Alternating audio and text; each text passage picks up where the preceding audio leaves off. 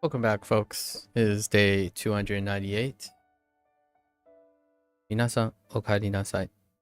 今日は298日目です。We are wrapping up Unit 78. This is probably going to be the last unit I'm going to do for a little bit because it's very close to day 300. And I'm gonna attempt to use around a couple of days around 300 to like summarize and review and kind of home and wrap up like the last 100 days. So this is probably the last in a bit of like novel exposure. So we're gonna switch over to practice mode to spend the time in this time slot to try to work up and go over all the stuff that we learned the last 100 or so days, right? Which is interesting because life kind of works out that way, huh? So there's this little glowy duo that's waving right now. So I wasn't aware of this, but honestly, that should have came across my mind when I was talking about Wanikani. So I can understand now why there are individuals who would buy the annual subscription because this show up. Apparently, they did this the last 2 years, which kind of lines up with also how Wanikani does things. So you can now here's something to keep in mind, right? Oftentimes when we think about marketing strategies, this is a percentage, right? So then you have to understand what is the rate with respect to. So it's with respect to the 12th month plan, which is 60% off of the original price of the 12-month plan, right? And I think this actually comes out to $60 USD, right? And $60, that would come up to five USDs per day, right? And honestly, my Japanese course still has 6 or 7 months plus or minus anything else that's going on, as well as whatever the Spanish course is.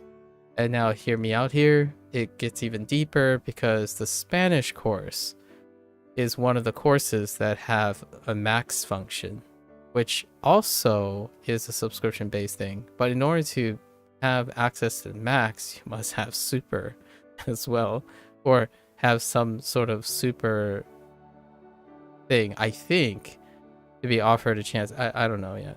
They're rolling out max right now, and the max functions and stuff are for Spanish and French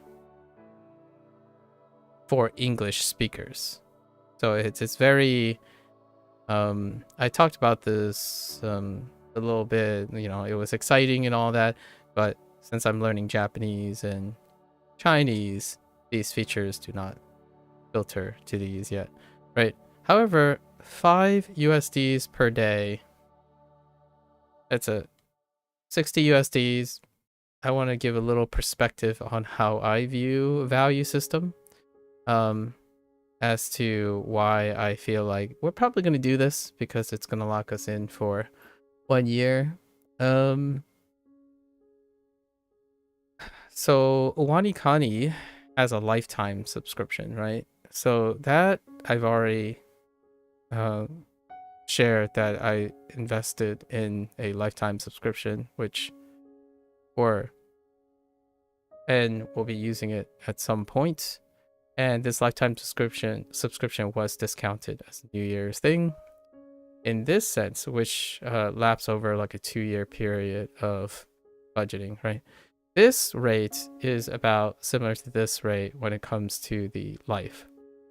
Now, when you think about $60 USD, I often think about how regular and what time and how often you invest in using the product. Well, now that I have over nearly a year, coincidentally, I have nearly a year usage of Duolingo. The question is, how much is that $60 value? For me, if I were to place a value on that from my particular things, right? For example, let's just talk about game expenses. A game expense, I often give the minimum requirement. It's a really high threshold, $1 per hour, right? From a game perspective. And that is one of the closest value that you can evaluate based on the time frame. So for example, like a Dragon Pirate Yakuza, which I bought, is the only one that I'm buying on launch. It's the reason why I picked up language learning at the end of the day. It is 80, right? And oftentimes, like a Dragon game averages about 3x that in hours, right? So if I were asking myself, do I get the baseline $1 per hour in Duolingo? Well, it's no secret or anything. Over this past almost 300 days, I would say we're over 2,000 hours plus, right? So less than a year. So will I get 2,000 hours more over the next year? Well, the odds are probably 99.9% likely, right? So consider this my approval and investment, because I really do believe, and it's a coincidence because I was tackling this question about how do I get to test whatever they're doing with Max, right? And then all the other things. Kind of worked out. Really interesting. We'll probably start this when I start reviewing tomorrow and whatnot, just as a disclaimer. I'm more saying this stuff to myself than anyone else, but in case anyone was interested on me making a financial decision, that's one of the more common relevance when it comes to a voluntary usage, especially when it comes to app usage or technology usage. When things are subscription based, I do a rough estimate on where my thresholds are, and I tend to put it at, right, $1 per hour. It's actually much. This threshold is something from a pre-internet era. I feel that many nowadays do not have this requirement. It's a lot more than this. Like, if they spend, like, for example, a video game, if they bought a game at launch for, like, say $70, right? $70. Oftentimes the expectations are compared to like a freemium product. Yeah, I know, apples and oranges. They're a freemium product. So when they think what that $70 pays for is at least until they are bored. That's kind of like the decision making situation.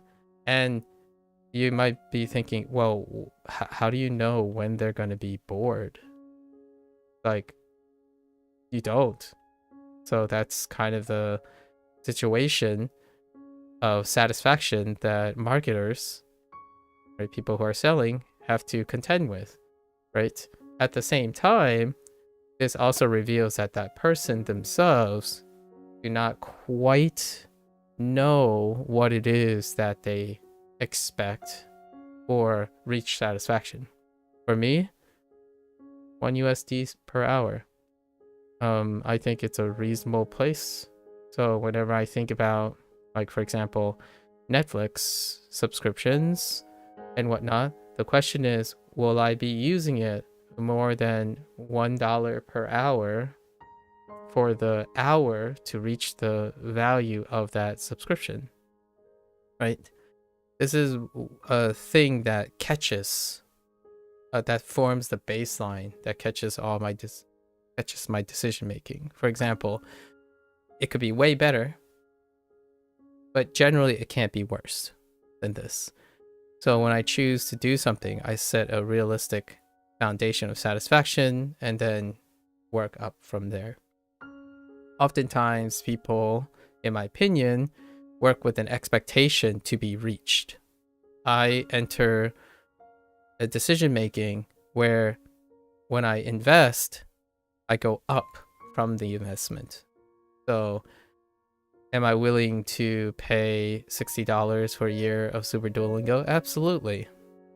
In this context. So I don't want to, I'm saying this because I do get a lot of questions about this, and it's quite relevant. Did I pay for premium?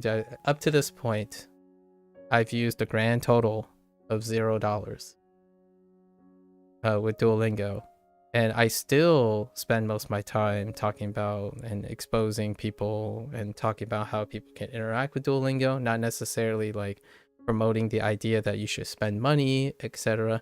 However, I like what they're doing, and honestly, I wasn't expecting this at all, so that's kind of a pleasant surprise.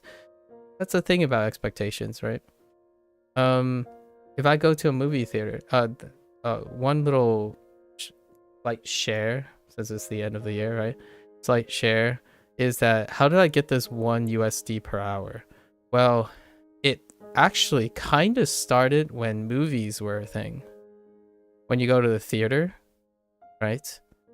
And even after the theater, it was like a bowling thing. So oftentimes when you're doing an activity, you're wondering, how much is the value of your time? And when you're satisfied during that time. So if you go to a movies, back in my day, movie tickets are about, in matinee time, about $5. $5, right? So when you go to watch a fantastic movie, they're usually less than 2 hours. We'll just round up to 2 hours. So if you're doing $5, that's 2.5 USDs per hour, right? Now we have to account for the value of this dollar in today's time.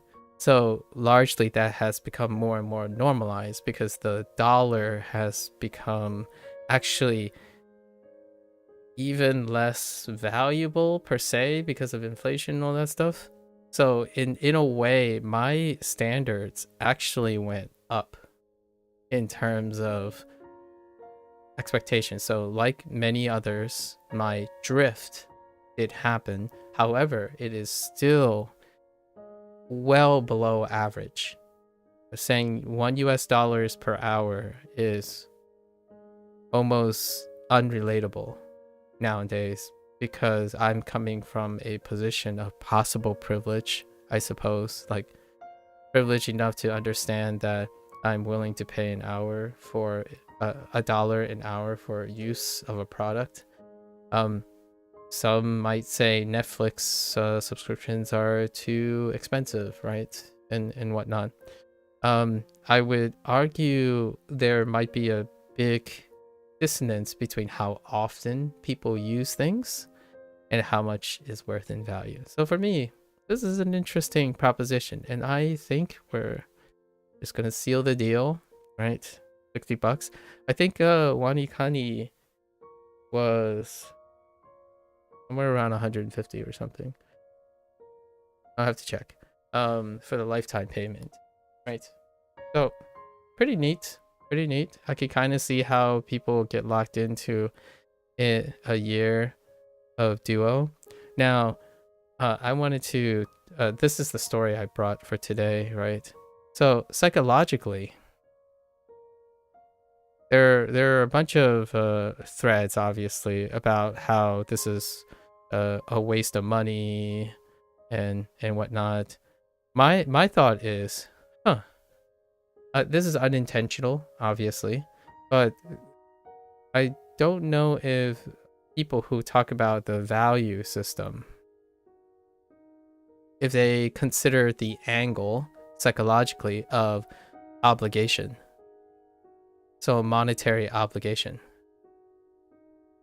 Right. Now, I know this doesn't change the experience. It doesn't, Super doesn't dramatically change the experience at the moment. Like if I was being incredibly forward about this. However, there's something different about monetary obligation. So I almost argue it would be really interesting to think about it from a different angle. And this angle would be that if you bought this, right? If you buy this now, it's discounted. You get the feeling, the nice feeling that you saved 60% off if you were to subscribe every month, right? The price of every month to month is $13 a month, right? That is where that 60% comes from. This comes down to $5 a month. So that is 60% of the monthly month-to-month subscription. The idea is, well, now we're talking about a situation where when someone says, I'm going to buy a year, there is a monetary obligation to use a product, right? Oftentimes, when you use a product, it is very much dependent on what content is available, per se. Like, if I subscribe, I don't know if you can or not, but if you subscribe to like Netflix for a year, what are the guarantees that in that year's time you would consume products, right?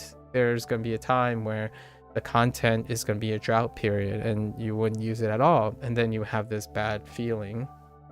So you kind of try to obligate yourself to try to find something interesting. Well, here's an interesting thing to consider when it comes to Duolingo. Now you're in the process of learning, right? And when you think about learning, minus the expectations, the idea is the more you use it, the likely you're supposed to have a net positive change, right? In like learning, you learn something. So use is proportional to how obligated you are to using the product.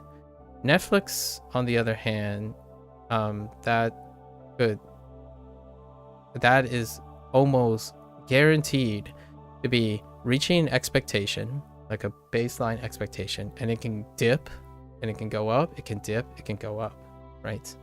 And your idea was that if you to guarantee the value, you're expecting that it always goes up in terms of your expectations. Like you're getting a value to match whatever value inputted.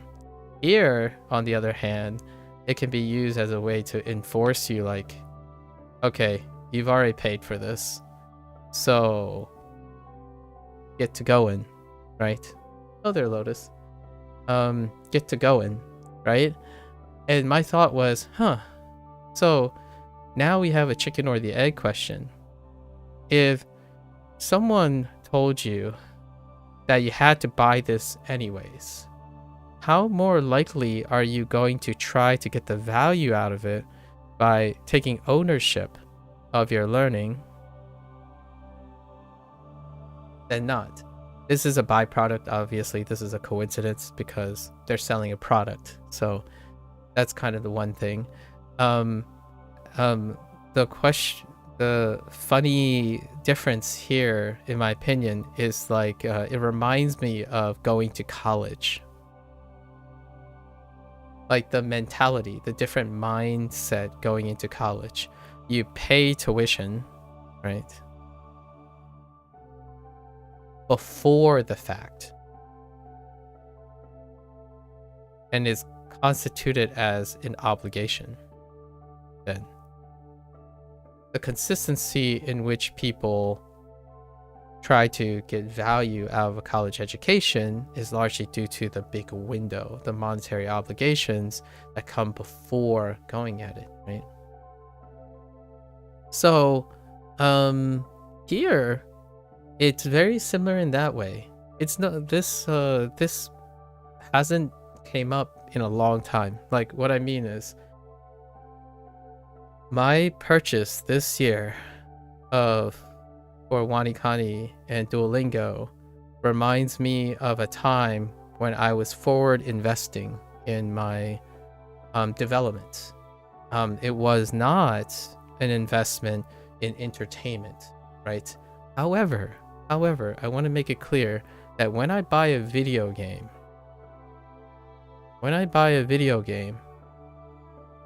I still, to a lot of great extent, consider it a forward investment. When I play a video game nowadays, I have ideas of constructively making it into something that is going to be part of me. It's not strictly to pass time or for enjoyment.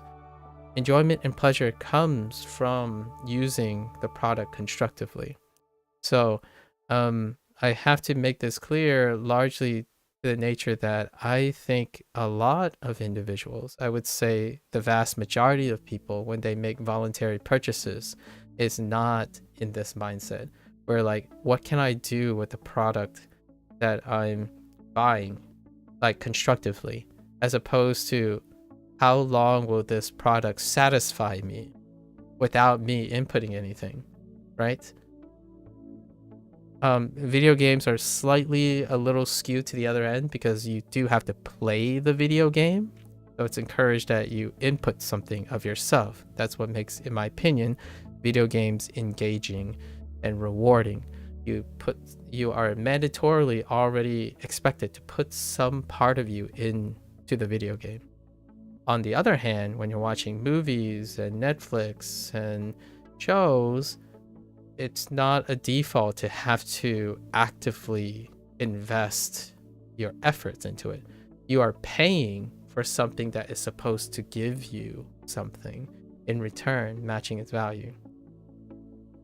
Duolingo, WaniKani, and those things, the expectation of getting the value also involves you inputting effort, right?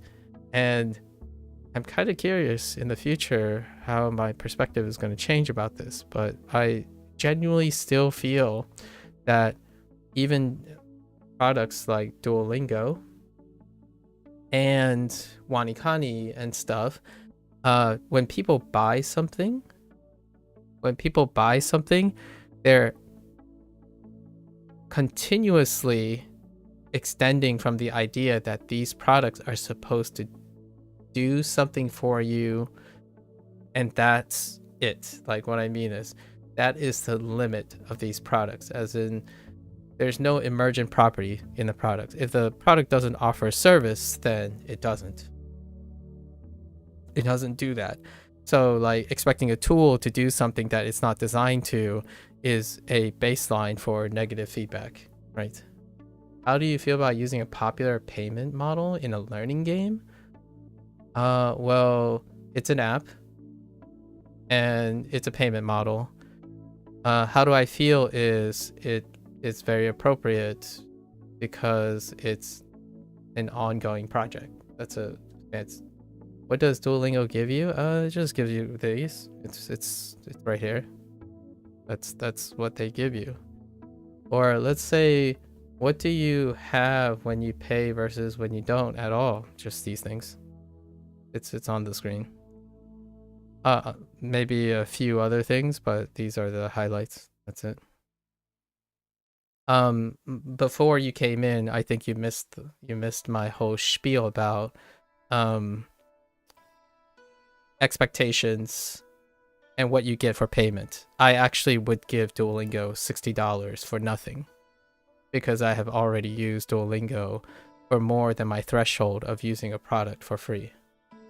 So that kind of, basically your question illustrates exactly my point of how people make product decisions, right? My spiel here that lead into is, I was thinking, well, by default, it will take me more than a year before I complete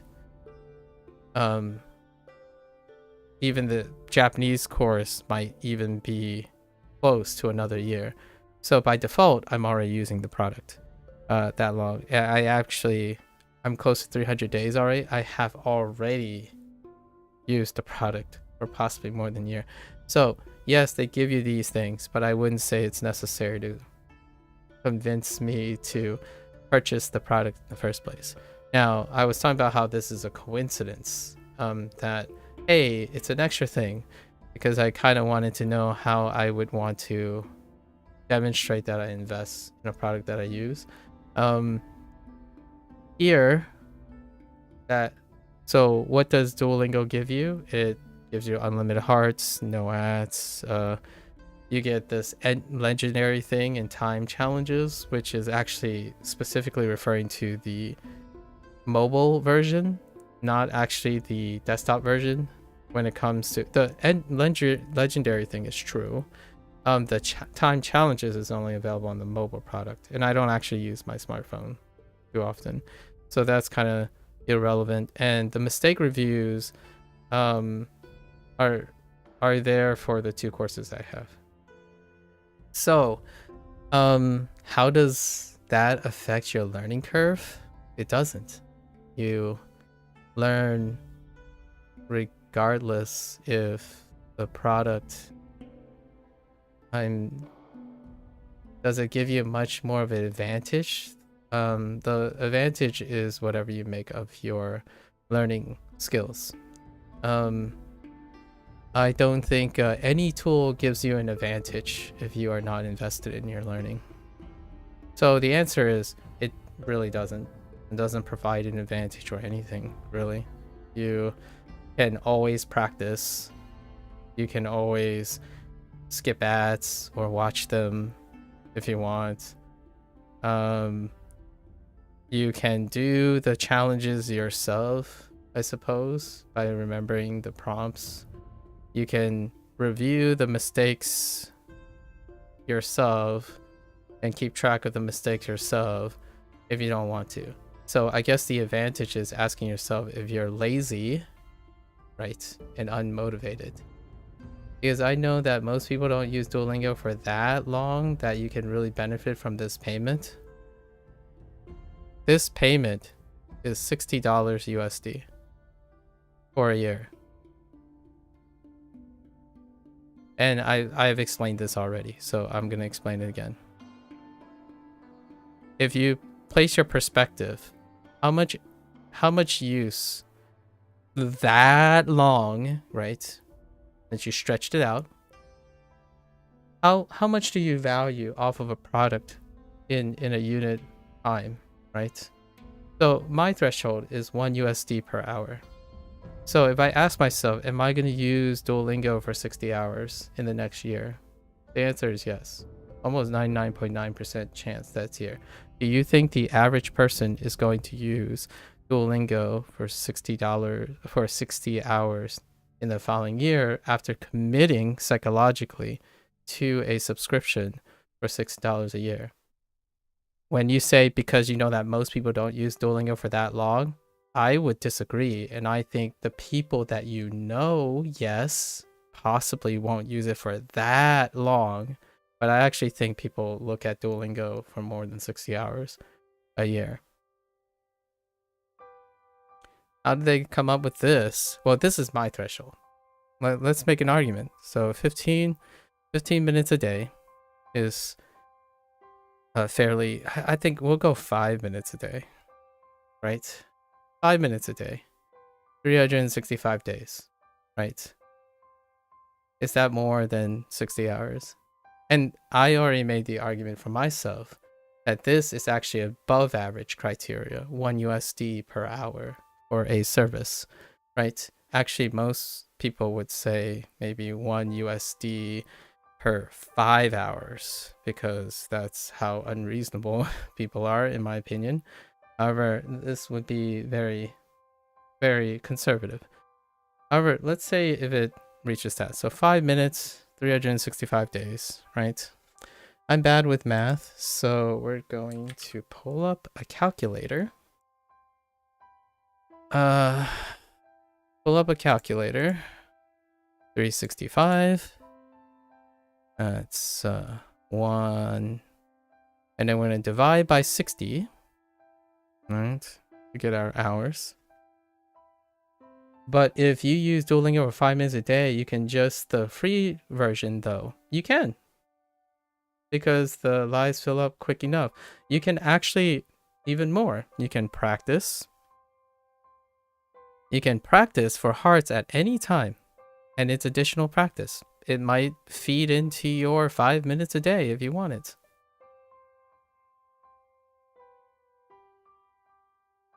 Yeah. So what are you paying for?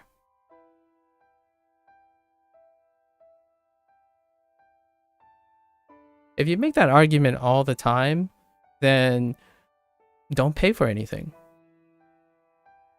You're asking what this payment can give you, right? And I was talking about psychological motivation. You can have these things if you're paying for that, or you cannot have those things. So basically paying for it when you use it that less, let's be clear here, Lotus. You literally said how long someone would use to benefit from this payment, right? So the criteria you're using is length of time.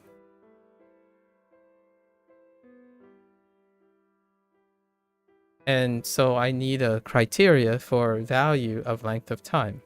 So 1 USD per day. And now the question is, the thing you paid for, no ads, unlimited hearts, free entry, time challenges, review your mistakes, are those in fact in effect for the length of time that I was specifying, which is, oh, not per day, per hour, right? The answer is yes. I would argue that.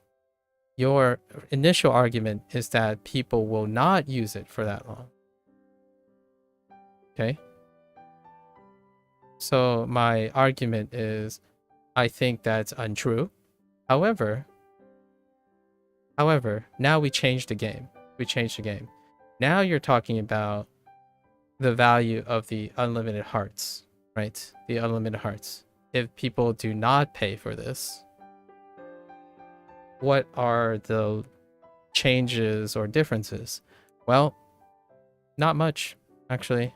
Not much. Because the hearts fill up passively if they're doing 5 minutes a day.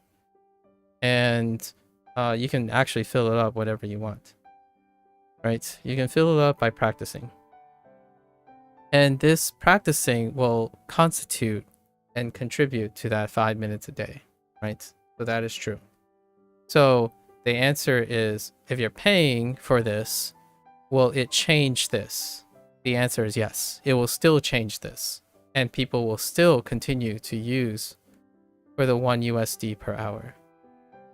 Now, the question is that less or more? Well, it's more, right? Because the features are active. Now, here's an even bigger thing. You can even turn this off. Those things will start being beneficial when you actually have an advantage of the free over the free version. Those benefits will actually, well, it's not about advantage. You are asking what you are paying for. You take advantage of it based on you. So you have decided it is not advantageous. What you're paying for exists the entire time. So it is your expectation of an advantage. The feature that you're paying for exists the entire time. Like, there's no question when you pay this, you get this, you get this, you get this, you get this. Your value system is based on if you can take advantage of it. And I do not necessarily make purchase decisions based on that. Okay, but let's look at it from this perspective. Okay, go on. I mean, even though you're refusing to look at it from my perspective, I will entertain your perspective.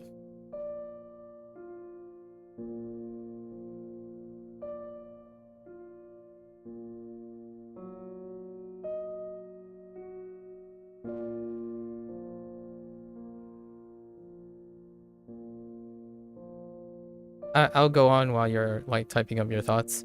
How many hearts do you have when you don't pay, and how fast they fill up? Okay, so I'll give you those information. You have 5 hearts. It's capped at 5 hearts. The timer is 5 hours to restore a heart. And the average practice, so you can practice at any time to get a heart back. And the average practice is about 5 minutes for 1 heart. Here's the information. Okay. There you go. That's the information you have to work on. How do you lose hearts? Any errors? Now, I can give you an anecdotal. The comprehensive rate for Duolingo is approximately 95%. So you can argue that, let's actually make it easier and say 90%. So that means when you do prompts, 9 out of 10 prompts, you'll probably get a right answer. And then 1 out of 10 prompts, you'll probably get a wrong answer. And what is the average number of prompts per lesson? Like 1 lesson, right? 1 lesson. I would say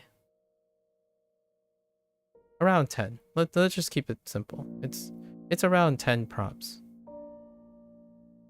Now, what these prompts contain kind of varies, so let's not go too hard. So you might lose one heart on average per lesson, and each lesson, it's approximately 5 minutes. I would say it's probably this is for me, it's probably 10 minutes. 10 minutes a lesson. This is for people who are like really strictly restricted to 5 minutes.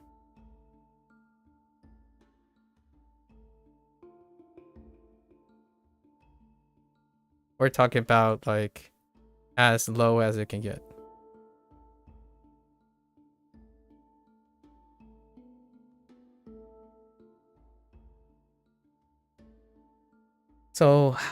So we can say you get an estimate of 25-minute practice on the free version a day. Yes. 25 minutes a day on free version.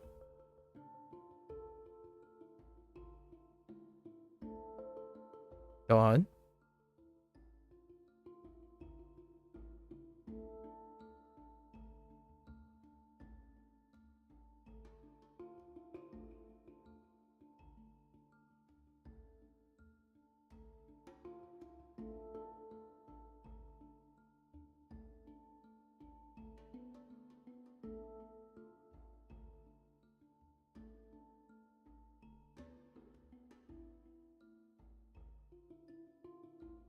So the paid model will start being beneficial for you as soon as you get more practice in those 25 minutes per day. Possibly.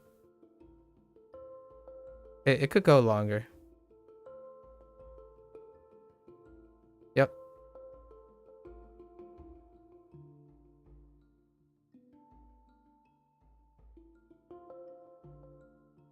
I can use your perspective.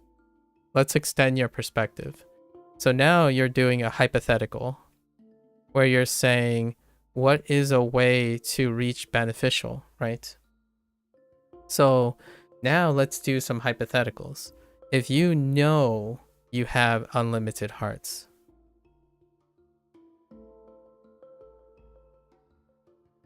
what is the propensity of someone going greater than 25 minutes a day? So your model, your perspective is now presuming something about the user's behavior when purchasing into a model, because you did ask me, how does this affect your learning curve? What advantages and disadvantages you have? Well, if we're talking about assuming what the person is going to behave theoretically, I am assuming I will behave at minimum the way I'm already currently behaving, and that is why that's what the model is going to be applied to. Now, if we have a hypothetical person who has already do this, so you're assuming this person will behave the same when they buy this model, theoretically, this is how much it would require to get an advantage, right? The question is now then, what is the advantage of knowing you have unlimited hearts? I don't really think of it this way. I'm entertaining your perspective, right? You're talking about hypothetical behavior before or not, like after purchasing and not purchasing. And that is very difficult to predict. So when someone buys something and know that they have unlimited hearts, does that affect their duration in which they play? Not talking about the literal math behind it. Certainly you can tell yourself 25 minutes a day is how much I need to get done to get the advantage, right? So here you go. Now imagine this. This is the psychology that, hold on, I get my turn too, right?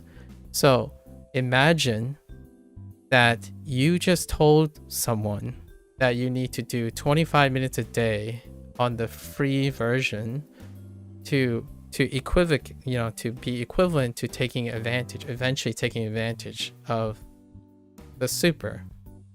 Now the person has to ask themselves, do they have 25 minutes a day to take advantage of this, right? At least a rational person would. Like, if I'm buying this, do I have 25 minutes a day? Now the question is, if you were using the free version, you're saying, oh, well, I can do 5 minutes a day because I don't need to obligate myself to take advantage of anything. And then you know that if you buy this, you're going to have to do 25 days. So your commitment is, so maybe I'll do 30 or 40 minutes. Let's see if I can make time for that. If I can't, I'm not going to buy super. If I can, I'll buy super, and I will be doing more than 5 minutes a day because I bought super. Psychologically, that would be advantageous. Monetarily, that would be disadvantageous. As in, like, you'd be paying for a service that you otherwise wouldn't use. Fair enough. So when I was talking about this earlier, before you decided to like make a lot of conditions, which I have counter arguments for, I was talking about the two sides of making a purchasing decision: the psychological obligation and the monetary obligation. So I did cover the monetary obligation. It's pretty much what you say. I'm in total agreement that if you, the user, do not use what you pay for, there are no advantages to be gained at all. So when you go buy your car and you leave it in the lot for the rest of your life, there is no value, no advantage, the disadvantage is you lost your money, right? The money is sitting in the lot. right? So a subscription service will always depreciate over time because the less you use it, the less value you get out of it. If we're talking about strictly the objective nature of measuring time. Now the question is, what was the point I was trying to make was the psychological part and the behavioral part of buying something like this. Now you can go if you want. So the paid model will start being beneficial per day. So we would actually need all the user data to feed your perspective and get further into it. Yes, you would. And I would too. Not only that, you have to make a decision on buying something without all the quote unquote data. However, I want to keep in mind that my perspective is not dependent on the data itself, but on the perspective of the buyer. You are making an argument that you can distill people's behavior based on rational data. As in, if you can convince someone that they have to do 25 minutes a day, and what happens is that you treat the person as though they do not have subjective emotions, right? And I totally find that incredibly attractive, but it can use both, right? A subjective way of making decisions and an objective way to make decisions. So without saying too much, I probably, even if we have all the data, all the user data, I probably agree with you in a monetary standpoint that there is absolutely no monetary gain for buying super. I actually said that way before. I haven't spent any money on Duolingo, by the way, up to this point. And I've talked about this quite a bit. The super feature, in fact, most of the super features of this is really regarding the mobile app, which I don't use very often. I only used it once or twice in the year because I was away. Like traveling, right? Most of this actually doesn't even apply to the like inconveniences of the desktop, right? So that is fair game. The question is, I was asking myself, what happens when someone buys into this, right? So we have to also consider that there is data that you can't predict. I mean, they have data too, so that's actually a really good question. It would be a great question to ask the developers if they disclose that kind of thing. Like the one stat that they gave. Here's the one stat that they gave, and it's an advertisement stat, and obviously it's filtered, right? It's filtered is to make Duolingo look advantageous. Okay, so the one stat they do, and it has like no magnitude or raw data to it, right? They say Duolingo super users are 4.2 times more likely to complete their lesson, right? So yes, this sounds like a favorable thing, but what the heck does 4.2 times what mean? Like, is it one lesson? Like a 4.2 times one lesson, that could be huge. Largely due to the other option is 0 lessons, right? Or is it like 15 lessons? Unfortunately, that's marketing, right? Like using percentages and multipliers. So yeah, I'm very apprehensive about this. But that is one thing that they do share openly when it comes to advertising super. I guess people are more likely to complete it. Fair enough. I mean, they'll have some sort of data and they do the offers to attract more people. Yes, exactly. And they do offers based on how that would happen. And our pricing is probably based on those metrics. I agree. However, they're not the one making the decision to buy the product, right? But they do, and actually the CEO in their interviews And I mean, we also didn't talk about the option that when you only learn on weekends for hours and hours, yeah. Mm-hmm. It's a behavioral question. So the behavioral question is that when you make a decision, do you consider your behavior or do you consider monetary gains and expectations? There are a lot of people doing that, including you. Yes, for sure. So here's my thought.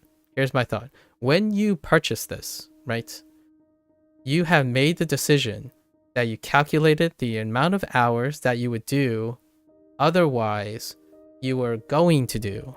So you're basically asking yourself and assuming that your behavioral pattern will persistently be the same when you purchase this product, right? Or any product for that matter. We're basically using Duolingo subscription model, like payment model, because you mentioned popular payment model. So you're probably referring to like Netflix and all the other types of, I don't expect my behavioral pattern to stay the same, right?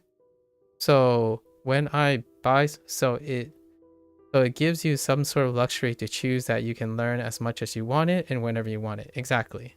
So that I ask myself, is that worth it, Lotus? So I think you made an excellent point. So my question is that worth it? And that's a great question. So that would be a question that I would find I have to ask myself, like, how much of the thing would demotivate me? How do I leverage this? So it's again up to the user. Yeah, exactly. So when you ask me how does this affect me, it's not advantageous. It's not that advantageous. I'm already doing most of these things myself when I was using the free version. Now I have to ask myself, well, what happens if I don't need to do this anymore? As in, how much time did I already spend doing this? And then what are the pros and cons of not doing it myself? Like reviewing mistakes. Does that save me time? Yes, it does save me time. Does it help my learning? And this was a big one because I talk about this all the time. Due to the nature that pretty much everyone likes to correct me every single time and every single day because it's like a habit formation here. Like usually tools are responsible for guiding your mistakes and reviewing your weak points, right? This is a convenience. So for me, it saves time if I don't have to keep track of my mistakes. So what can I do with that extra time? I could do more lessons in a shorter amount of time, right? Or I could do something else with the mistakes. So now that they track my mistakes, I could use a different method to further engage with the mistakes, right? So what I see here are ways to liberate and change the way I'm learning, right? Ads, it's insignificant, it's negligible, so I can't really, you hit the enter key. I hit the space or the enter key like one extra time. That's not really disruptive. Free entry to legendary, I might do something with that, possibly. That would change up my behavioral pattern, right? Maybe one day, like this coming day, I need to review all my stuff for my big review that I'm doing about Duolingo's last 100 days. I could do legendaries across all the things that I have done. That would be something I don't actually do at all in the literal sense. However, it's no different than challenging yourself, in my opinion, active recalling this stuff and constructing your own things. It might be a little bit more than that, actually. Time challenges are irrelevant to me because I don't use the mobile app. Time challenges are only available on the mobile app.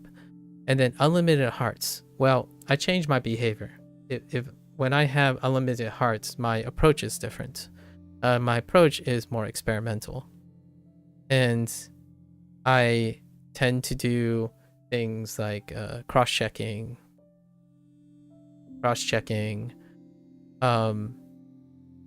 low, like alternative solutions and stuff, you know, things that deal with it, right? When I have limited hearts, then my behavioral pattern will be adjusted accordingly. So what do I gain from this is tailored to me. So as opposed to making a statement, right? Like when you were making a statement, I think you were referring to more than like you're referring to a general audience. I'm not making a recommendation to any general audience. Those statements that I made were things that I consider, right? So if it suits you and it kind of fits whatever you're thinking about, then it might be relevant. Describing what I consider is very different than recommending something. So my perspective are those in mind. Oftentimes when someone suggests that these are more important or these are important, I agree with you most of the time. Whether they are relevant to me or not, it's worth discussing. So when it comes to buying this from my perspective, I'm actually paying back. So here's my kind of differing opinion. These subscription models, especially for Duo, you make an argument that when you buy something, like for example for Duo, you start from a value system of 0, right? So when you buy something, it has to meet the value. That's what the graph I was drawing, the value you purchase, right? So $60 USD. I totally understand though. I really totally understand this type of perspective. When you're buying something at this very point, right? At this very point in your time,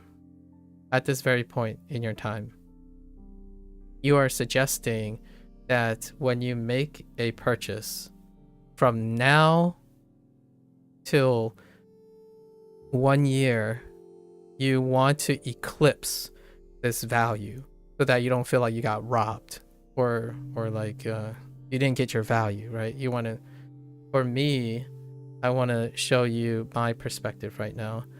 I started at 0 and I am at 300 days. So my starting point is right here at 300 days. So when someone asks me, what is the value, my perceived value right now, my perceived value is here. And then this purchase of super, right? This purchase of super, when I buy it, it's starting here. So where is the value of $60 right now? Well, I know that I will use hearts and time as a measure because those are kind of important to our discussion. Hearts, I probably lost 10% hearts multiplied by probably 5 minutes, right? Or that's a bad idea. 1 heart. 1 heart per 5 minutes. This is all dividing my 2,000 hours. Or not 2,000. It's 2,000. It's technically 2,000 hours times 60 minutes. So I approximately have lost this amount of hearts, right?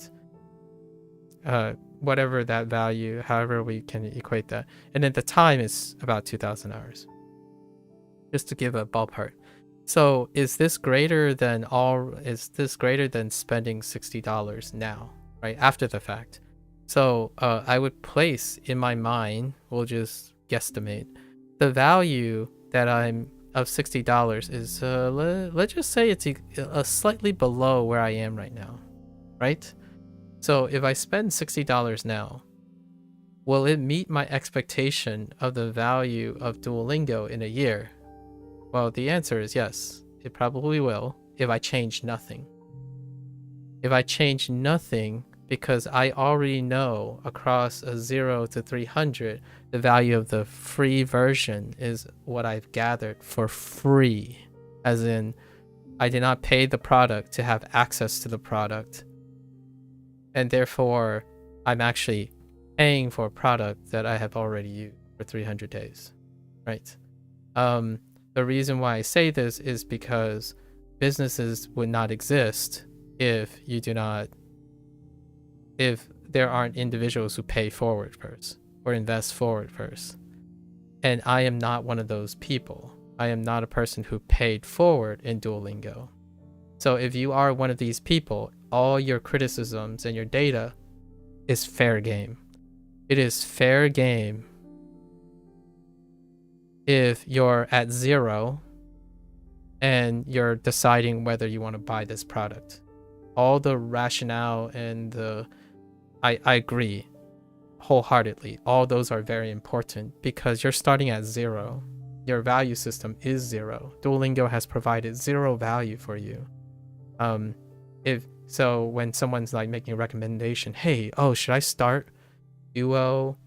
Should I start Duo now and buy this and start Duo? The value is 0. So the sky's the limit. The pits is the bottom limit. You have no idea if Duolingo is useful to you or not because it's very heavily dependent on the user's ability, right?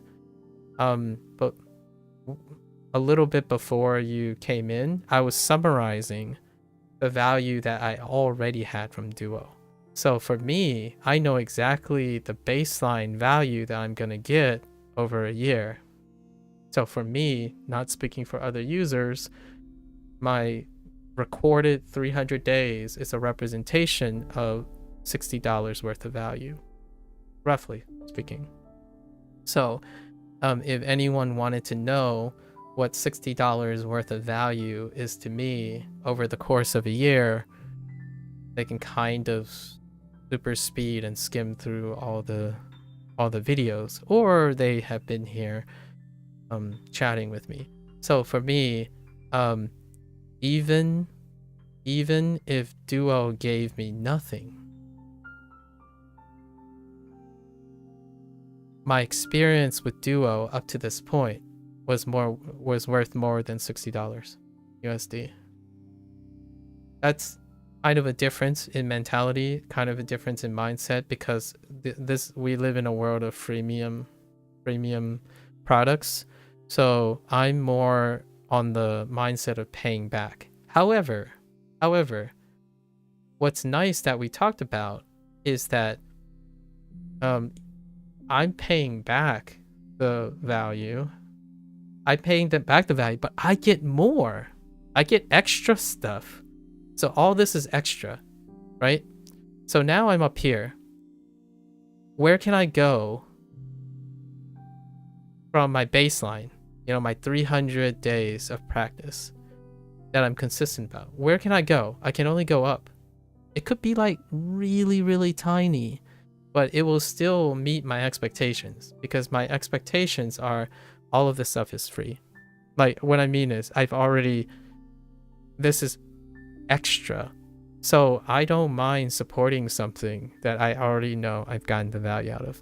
That's kind of how I approach live service models, right?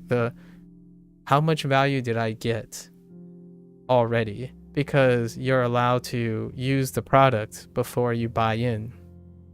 This is the future. This is like the popular business model. They convince you that in the future based on your prior experience. With that said, though, it doesn't always work very well because the vast majority of people, which I agree with you, go back to proposition 0. As in, at this very moment, when you're looking at the screen, you're saying, what do I have to gain from this? Without any consideration of what you have done before, right? Because this product, when you say free, the free version, and everything you know about the free version, that is not someone who's at 0. That is someone who used the free version to figure out what they have to gain. Now, if we're really solely taking it from the perspective of someone who's at 0, then they would be saying, I have no idea. How can I inform my decision? So then you do go to data, right? You ask someone else, and then they would have to explain their prior experience and then what they have to gain in their experience. And that's what I'm explaining here. So the hypothetical that I would really love to know is, what would Duo look like if it wasn't free? Right? And my thought was, maybe we should ask the WaniKani devs.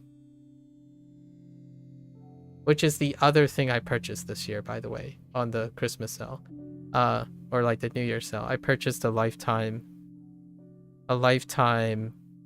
payment. And guess what?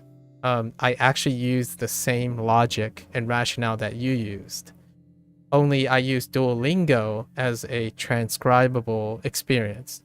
So in WaniKani, I have 0 experience with WaniKani. No experience whatsoever. No personal experience. I might have seen a screenshot or two, and then like some other people mention WaniKani that kind of describe what it's useful for them. I literally bought a lifetime subscription. And then it's some arbitrary value up here, right? Because I have no experience. So the question is, does it ever get up there? And how long would it take to like get that value, right? And then we have to keep in mind the time I spent also subtracts from the value, because your time has value as well, right? We must not forget that our time on this planet and our mortal lives have value. So does the time eclipse the amount of value of your time? Yeah. Well, if it's a lifetime screen, that's very hard to say. I know, right? Exactly. So even from the zero, it ends up becoming dependent on the user. And for me, how do I use what I know about that? Well, I have some Duolingo data. I also have a lifetime experience so far, maybe like we're gonna say 20 years of experience with formal education. So then we have to extrapolate from a formal education. Even if you start 6 years later, you can get a value from it. Exactly. Now, we're not talking about if you can get value. We're talking about if you reach the value of your purchase, right? So I use the same logic that you used, where you ask yourself, okay, so how much time you're willing to commit? In that time, what do users get from it? How do I get to this value within a committed time? And then can I commit to that time? So yes, I have laid most of this out. So for WaniKani's project, I laid out the project for WaniKani in order to navigate at least a minimal requirement to reach the value of, I think it's the $150 USD. So it's a great mental exercise when it comes to decision making. To see if you reach the value is just comparing products that are similar to each other. Yes, and I have Duolingo experience.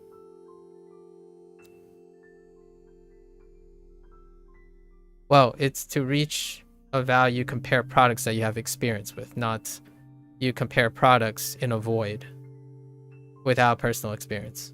Because then you're going back to the whole idea of eliminating the user condition again. That's like kind of buying That's like kind of buying into a popular model because you decided not to think about it yourself.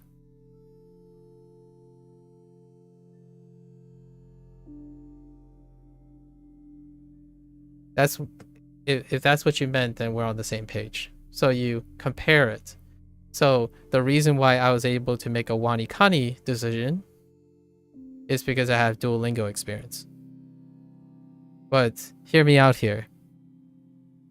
Oftentimes, decisions are not made this way. I feel like you're a very logical person, a very rational person. You wouldn't still be here if you aren't, right? In my opinion, because this can be exhausting and laborious. And then you use both service and to see which better is for you. Yes, exactly. And here's a bonus. Here's a bonus. Now, I already mentioned that it's a 0 value, right? It's a 0 starting value for Wanikani, right? And then, but technically, if I use my 300 value, this might be a higher starting point. We'll just say like, we'll give it like a 10-day half start, right? Because the value is higher largely due to the influence of using a different product, right? Now, when I think of both services, you're suggesting my purpose is to find out which one is better for me. My perspective, so let's swap the perspective. My perspective, which is the way I treat learning in general, which most people keep saying they believe in, but they don't make decisions based on that, is that now I have a graph of Duo plus Wanikani. And now the value system is a combination of both of them. And because it's Duo and Wanikani, the value system actually starts higher. And now I'm eclipsing the delta of both of them combined. And the question is, what I do with the both of them combined? It's not the same as treating Duo and Wanikani separately and then comparing them in that way. That's not the intent, but you can definitely do that. You can definitely do that as an experiment, right? If you're a content creator, you can most definitely try to compartmentalize the two. My ultimate goal is I like to support products. My goal is to accumulate experiences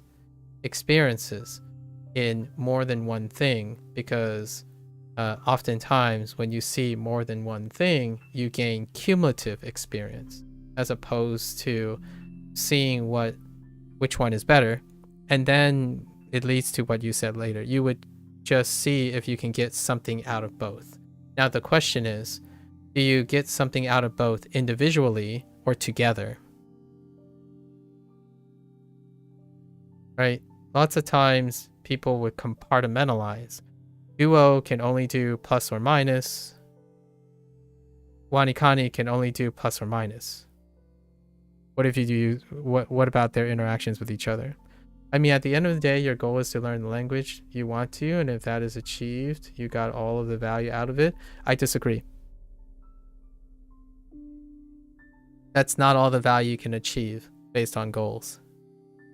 You can achieve goals that you don't even know yet.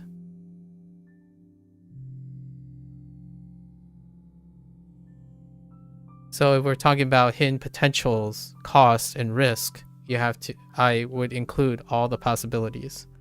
For example, you learn Japanese and you're like, oh yeah, I really like Japanese, but because I use Duo and Wanikani and Duo has Chinese, it makes me want to learn Chinese. And then I ended up learning Chinese in addition.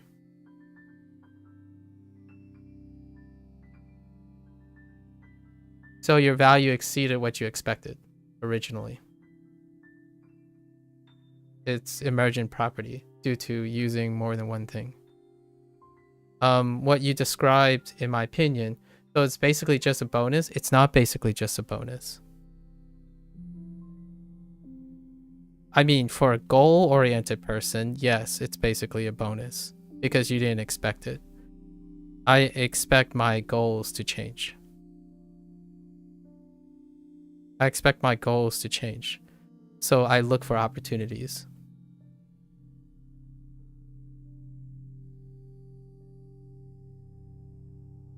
So it's even better scenario than what I just mentioned. Exactly. But hear me out. When you are goal oriented, like long distance goal oriented in terms of value proposition, most of the time it can only be this good. Largely because if you're constantly reaching your goal, the nice thing about learning the language is that it's a nebulous goal, so it can accommodate a lot of things. So in this case, it's not it's fine, it's negligible, right? What I like to think is that yes, the goals are great, but I expect to be more competent and more successful as I'm going, because I can't possibly know everything I'm going to encounter. It can be worse too. Don't get me wrong. It can actually be worse. Now, you might be thinking, what is worse than the goal? You fail the goal. Now, the question is, does failure mean loss in value? Well, it would be for someone who only focuses on goal-oriented and goal-oriented propositions. It wouldn't be for someone who's always looking for opportunities to make it worth your while. Failing is if you give up? No, I would disagree, but failing is giving up when you don't want to. It isn't failing if you know when to give up and why you gave up or something else. When you change directions, it can be seen as either giving up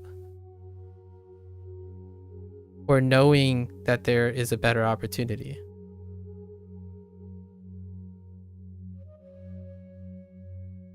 I mean, you can't fail if you don't give up. Well, that's true, but you can't. That's like, I don't see how that's relevant to this. In both cases, okay. I agree with you. That's like a absolute statement. If you can't fail if you don't give up, but you're assuming that people don't give up. People do give up, but they can give up in different ways.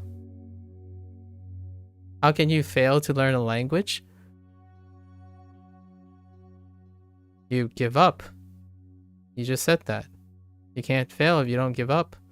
Well, if you give up, you fail to learn a language according to goals. Are you telling me that people don't feel like they failed to learn, quote unquote, learn a language? I would probably argue that people feel that they fail to learn a language all the time.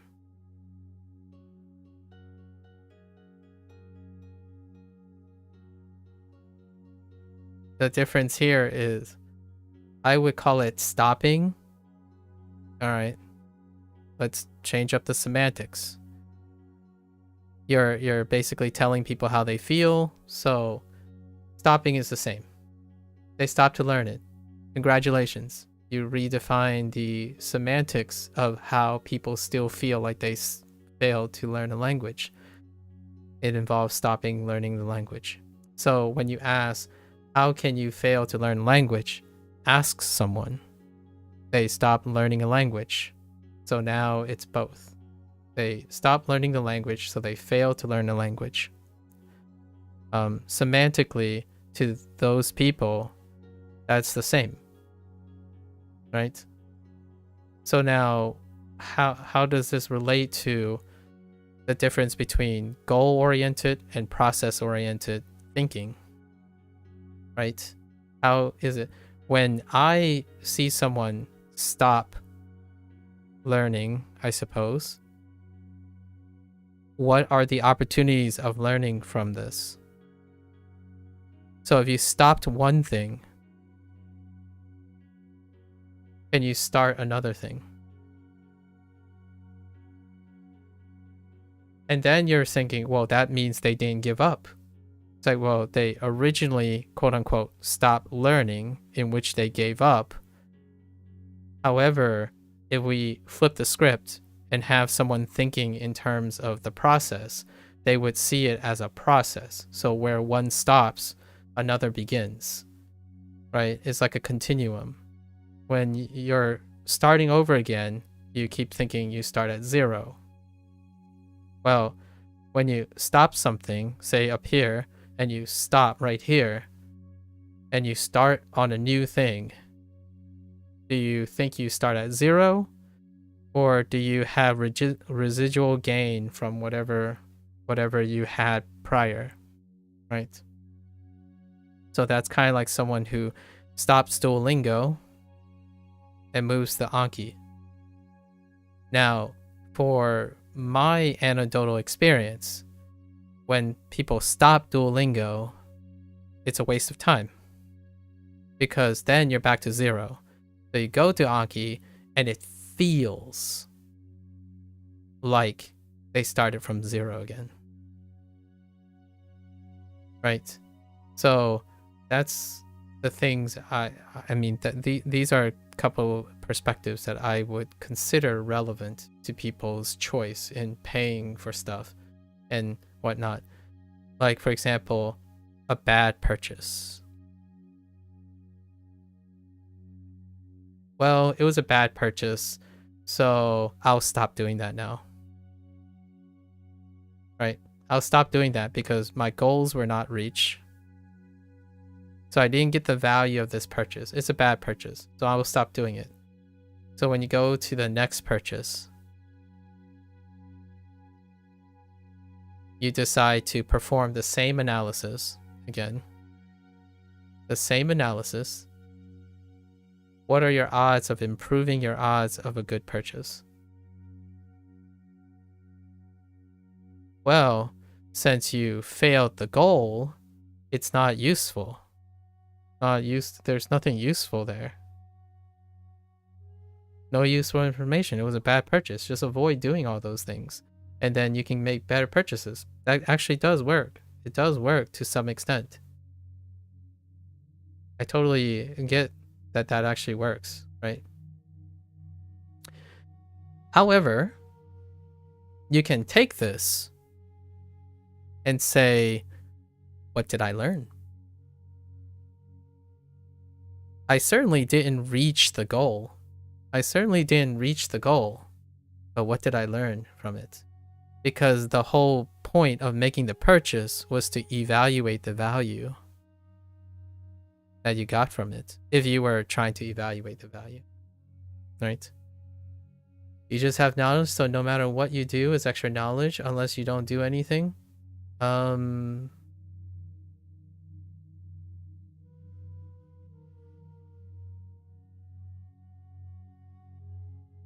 can see that.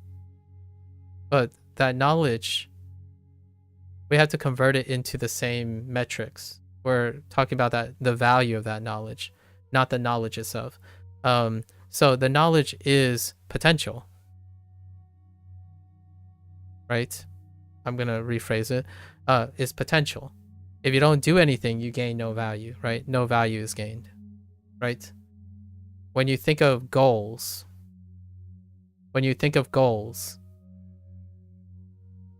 and or the process, both of them has knowledge gained, right? And both of them have convertible value. My other perspective is to tell you that, well, both. When you said that the comment was, even if you start 6 years later, you can get a value from it. So to see if you reached a value, it's just comparing. And then you said something about I mean, at the end of the day, right, your goal is to learn the language you want to. If that is achieved, you get all the value out of it. I disagree. You can get more value out of it. So I wanted to, that's the point I was making. Not all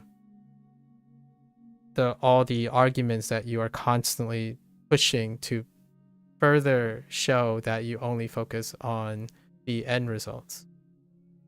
Like life decision could also potentially be a factor. Yeah, sure. We're talking about all of it. I'm talking about goal-oriented and process-oriented thinking. In fact, you are less, I would even argue, if you're goal-oriented, you are less likely to factor in life factors along the way than being process-oriented. So if your value system, when you make comments like, oh, as long as you learn the language, then you get the value out of it. It's like, well, yes, but what happens when you don't reach that goal?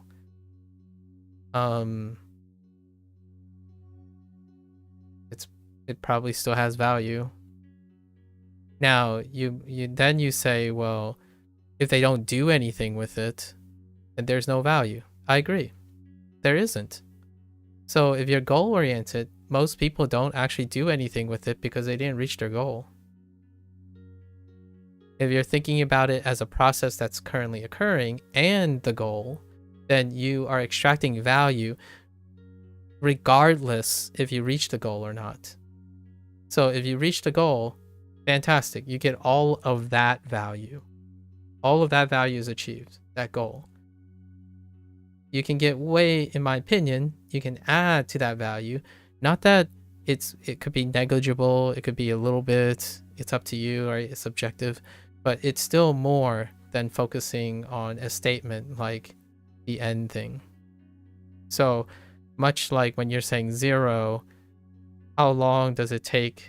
What is the delta t to get to your value? Like, okay, but in the meantime, all this is value, right? If your eyes, if you're eyeing this point the whole time, then you're keeping your eye off the ball all the way along the way. So when someone says something like, I will do 5 minutes every single day in order to reach a value, that's assuming you stay the same the entire time. And I don't expect to stay the same the whole time. So when I'm buying 60, buying into something blindly, my orientation in my mindset is to maximize the value regardless of the product that I'm placing, because it doesn't change the fact that I've already spent the money. So now when I spent the money, yeah, you calculated all the potential values. That's great. You set your goal. Now, how do you maximize it? By inputting the user, right? How do you maximize value with the knowledge you purchased? Basically, you purchased the knowledge. How do you gain access to it? And how do you use it? The whole time, you're constantly changing your process while trying to reach the value you originally got. So by the time you get to this value, you have accrued many other things along the way. So what have I learned from Duolingo while using a free version, right?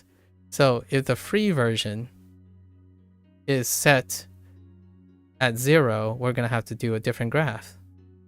So this is our graph. Did you stay here for 300 days? I stayed here. I went this way. Sometimes like it dips, right? Oops. But it's accruing. It's accruing even though it's free. So I have value accruing. In order to get to the mindset where you're at this point, you spent some time with the free version because you know a lot about the free version, right? And you're saying that you gain 0 value. That's goal oriented. As in, you looked at the end products. So if I'm gonna start and stop at a place, it's always zero and a destination, right? Then even free stuff will have zero value until you have to input value and or spend or output. I mean, you output value at the end when you consume the product. We're only talking about input value here. So that's kind of like my favorite business model, my favorite business trick, I suppose, the misconception. The idea that when you produce a product, right? When you produce a product, it is only measured by what the product is worth and not what it took to make the product. It doesn't include what it took to make the product. Or another model would be if you used energy, and as long as you return the energy, the cost is zero. The example, one interesting example would be if you dig up fossil fuels, it's free.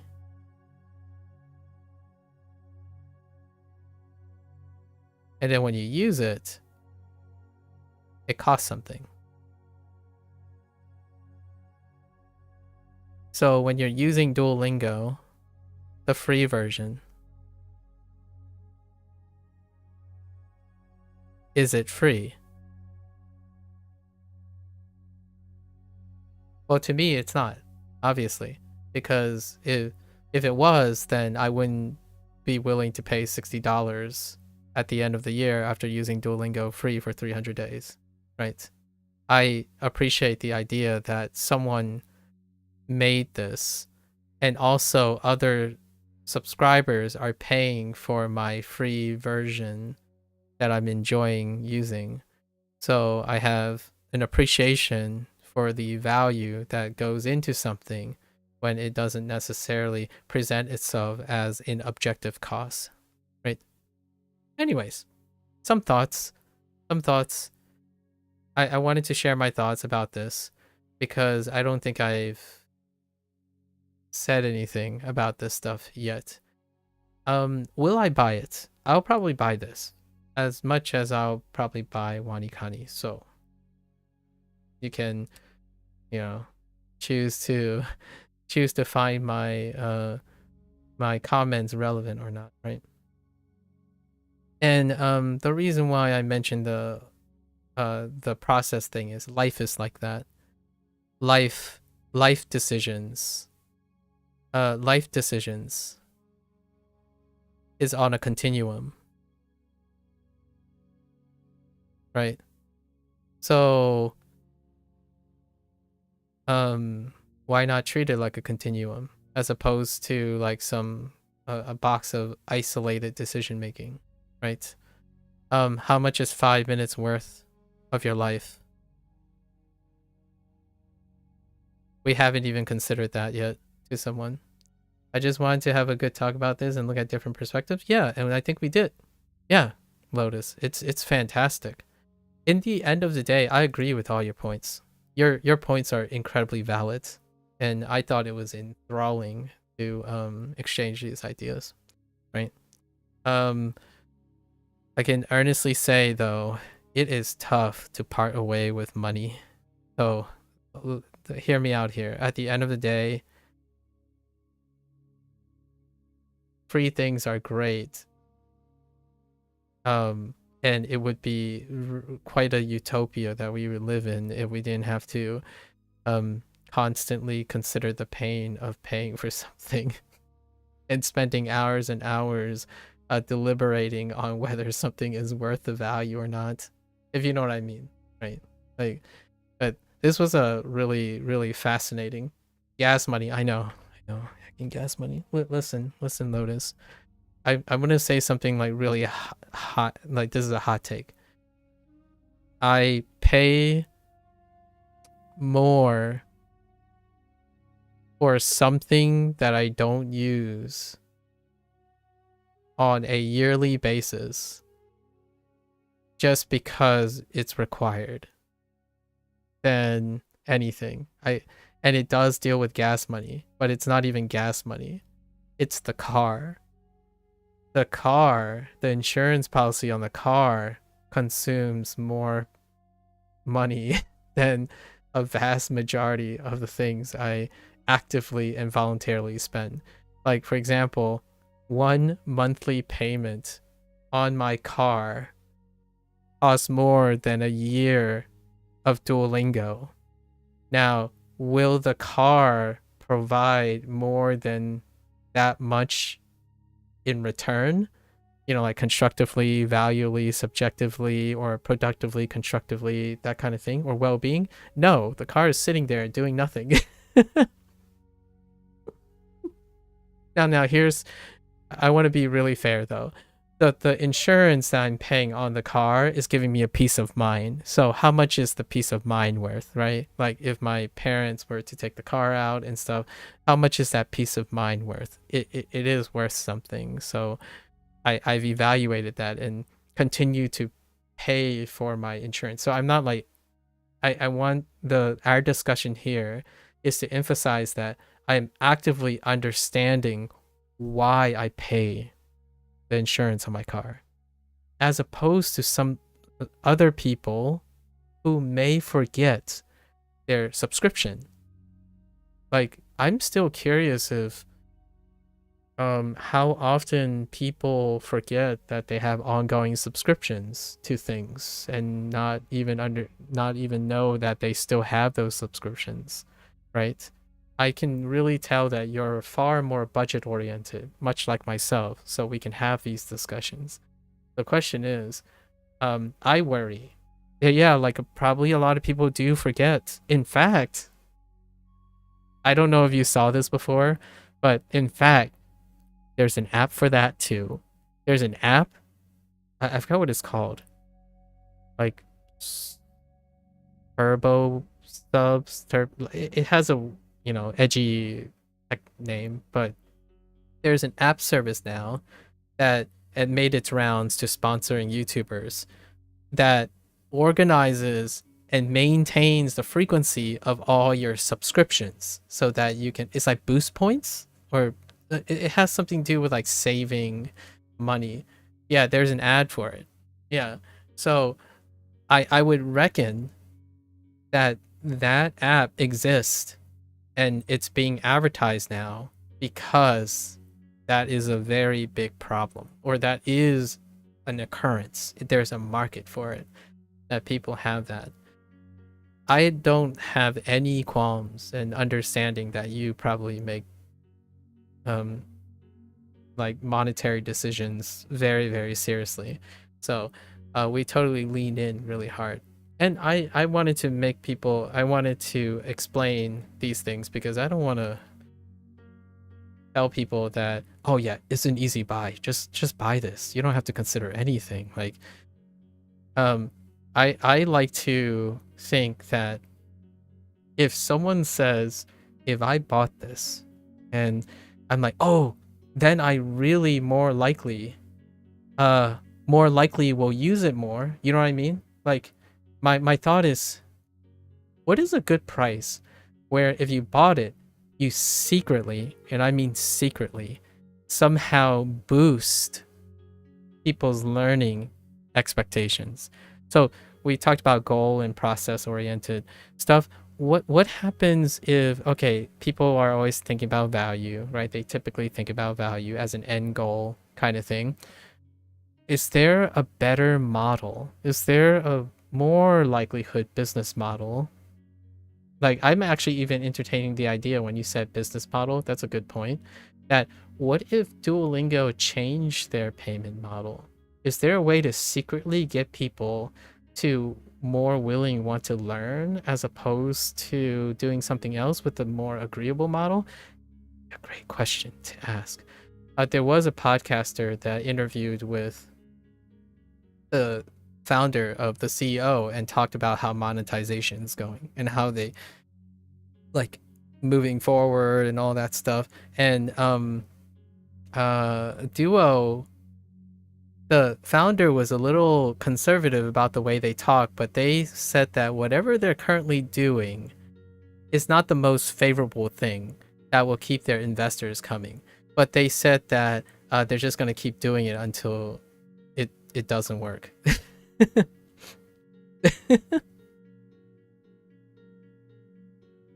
Like it was one of my favorite parts of the podcast when the founder was like, well, they literally used the word value, by the way. The podcaster was talking about something that's hard to evaluate, right? It's hard to manage in terms of being a publicly traded company that deals with learning. How do you measure value? So the founder said like, oh, we do like these metrics and we do these metrics, and then we kind of double check, and it goes through me and goes through like what suggestions that ever come to you as a CEO, because it can go all the way up to the CEO. And he went around and it came down to this really funny little comment about, well, we kind of fill it out, but eventually we'll probably hit a wall somewhere and then investors will be really angry, so we'll get to that point. We'll continue. I mean, you have to look out for what exactly. You could get canceled and hit rock bottom. Yeah. So what I mean by that is I'm actually doing the opposite. I think the way he spoke, he was genuinely wanting to share more, but you can kind of see that it's a genuine attempt to share a bit more, but not to bridge the problems with disclosing specific type of information. So it's very different. It's very different from someone who don't make the attempt. Lotus. Like that's probably what I'm saying here. I enjoyed the podcast because that person sounds like they are coming from a place of passion more than a place of strict financial professionalism. Perhaps that's also a PR stunt or whatnot, but I really appreciate the interviews and whatnot. It was interesting though when they were suggesting that. It was like, well, all right, I'm sold, sort of. And Wanikani, I don't think I watched the interview with the Wanikani devs. I'm not even sure if the Wanikani devs do interviews. I know that Tofuku started as a blog well before I did. And then the Tofuku person was one of the ones that spearheaded the Wanikani project like over 10 years ago, right? It's actually relatively old. I think it's like 2013 or something. So Wanikani was fairly actually not that far behind Duolingo. Duolingo is 2011. Actually, let me double check first. This is so fascinating. Sorry, I thought about this stuff for a lot now. I haven't got an opportunity to talk about it because people they're not interested in business, they're interested in language learning, right? When did Tofuku start at Wanikani?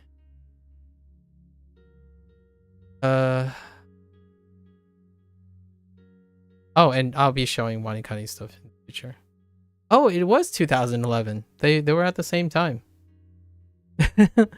Wanikani and Duolingo were established at the same time, or in the same year, anyways. I thought it might have been 2013, but that is 2011. Yeah, both Wanikani and Duolingo. Is it a coincidence? I have no idea. It's a conspiracy, I tell you. No, they're very different people, but still. Anyways, thanks for the chat though. I really enjoyed this chat. This stuff gets me going all the time. Like no slouch. I'm not sure how often you think about this stuff, but it's like every day. I look at money and I'm like, okay, let's think about this for a moment. I had over 2,000 hours to think about this. We could chat for days about this. I know, right? But let's settle down and try to accomplish some language learning. If we were to break stuff more precise, I would, yes. We were like blitzing. We were moving very fast. Like I was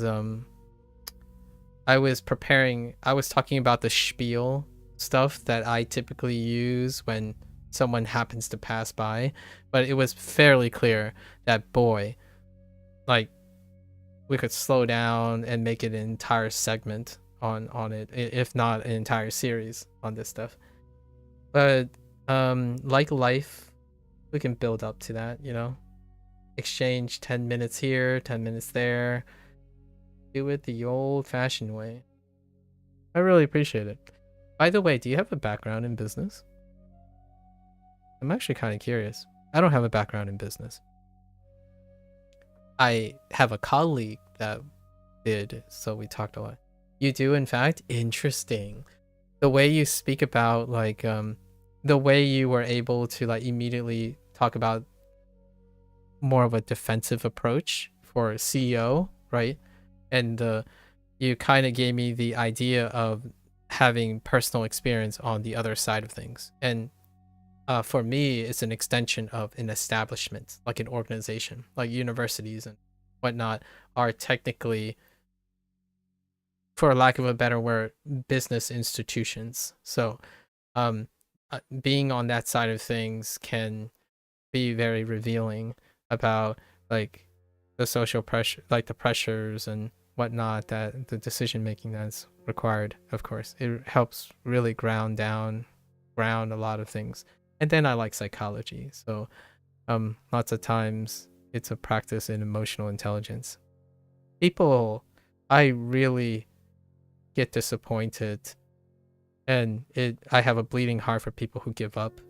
So if there's any form of way where I can twist and bend and try to impress upon people that the end is when you're dead, so if you're still breathing, you can make value of the decisions you make. And then as a way to improve your business decisions and or any other type of decisions is to view life as a process with goals.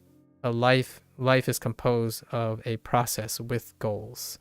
And that process is untapped learning potential. Like if you make a poor decision, if you make a poor purchase decision, use it. Use the process in which it was poor, analyze it, use it to inform your future. A poor business purchase can be an investment for your future better purchase, right? So as opposed to doing the thing where like you figuratively give up and therefore you isolate it away, right? I agree with you about the stopping thing.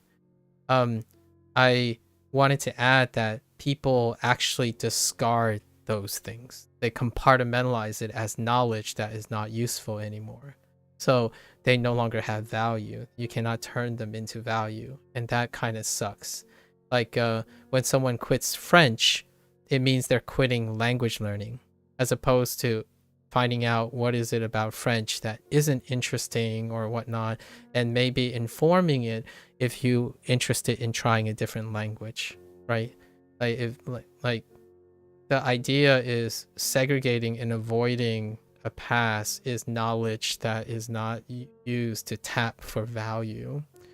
So oftentimes learning experience is no longer a possible return on investment. Like decision making, you can't consolidate value. There's no humans don't consolidate semantic skills and value anymore. So when you play a video games, when you beat a video game, it no longer has value to future video games. That's discarded, expended. It's like spent fuel, right? It's spent fuel. You spend the fuel, you paid for it, and it's done. It's a perishable, right? You eat the apple and the apple is gone. The apple can no longer provide value for you. Did you enjoy the apple? Did the type of apple? Like, what did you notice about the apple? Can you make an even more informed Apple decision? We're not talking about Microsoft and Apple here, but that was a coincidence I chose an Apple. That kind of thing. And I think viewing life by applying business principles is fantastic, on top of psychological principles and whatnot.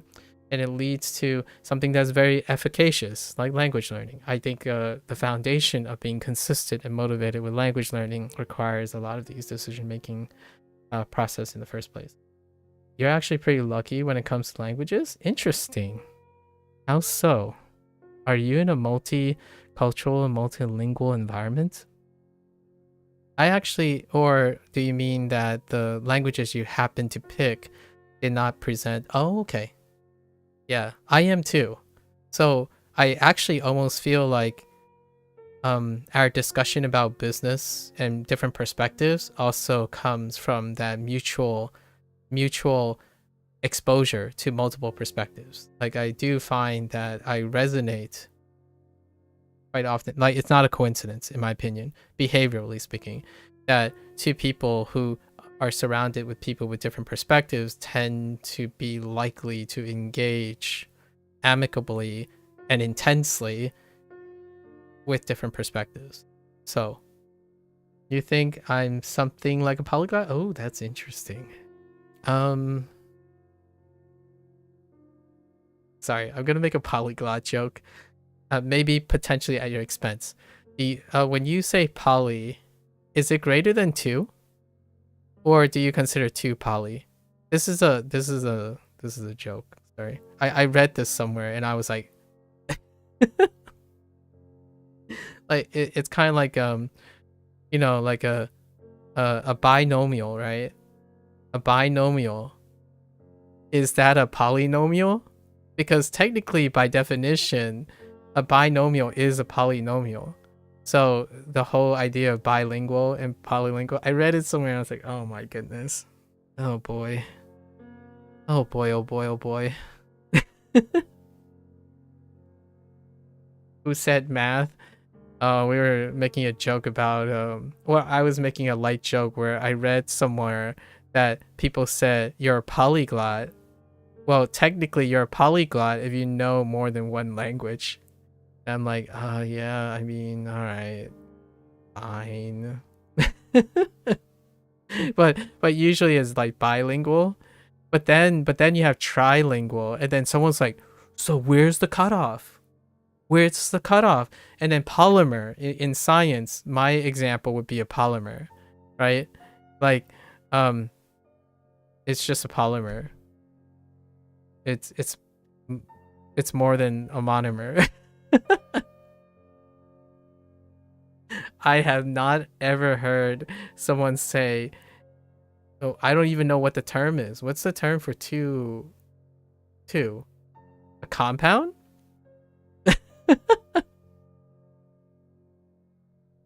Like, so I thought it was really funny in terms of language, since we're talking about language. It hits so hard. I mean, this hits so hard. Like, hello there, Kozu. What's up, Kozu man? And anyways, language is probably referred to. Yeah, so you know more than 3 languages, huh? That's pretty sweet. I hope one day I could say the same with like conservative feelings. I personally am a guy that would say I don't think I know English very well. What's the crack, bro? Kozu this, Kozu that, right? I've been talking about you, bro. Okay. Now we talked about money, business the whole time. Your country has 4 national languages. Malaysia? Or somewhere in the Arabic variety?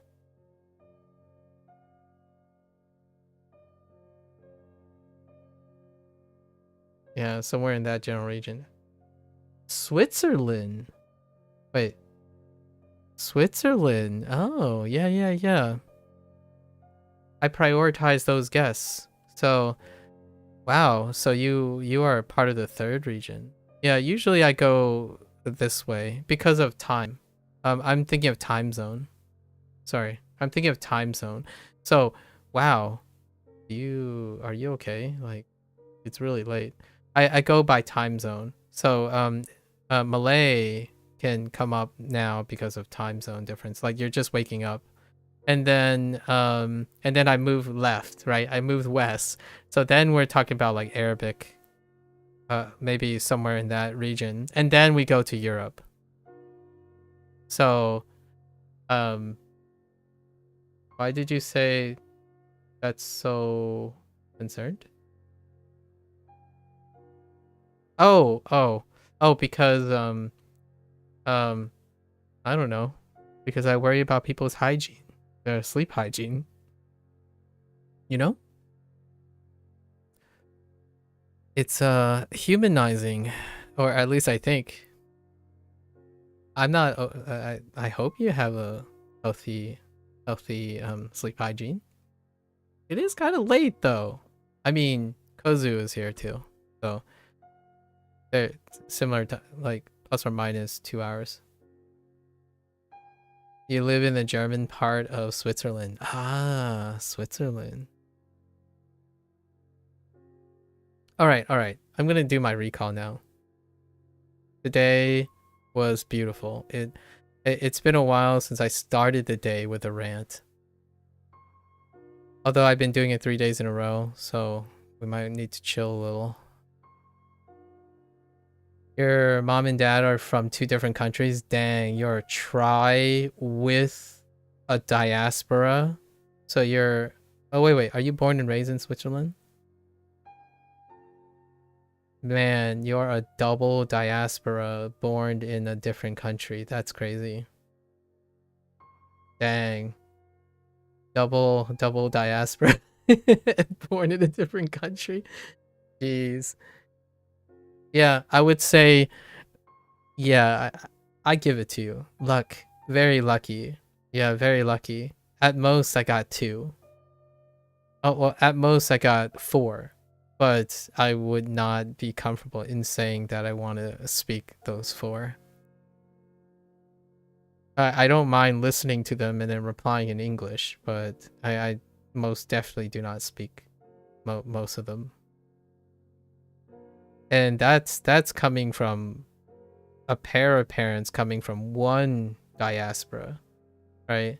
Like one far removed diaspora. Only both my parents came from the same place and then raised in a different country, which happens to be in a region that has lots of other languages.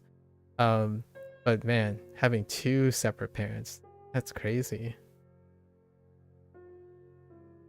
I can see why you're far more, yeah, I stand by it. I can see why you're so far more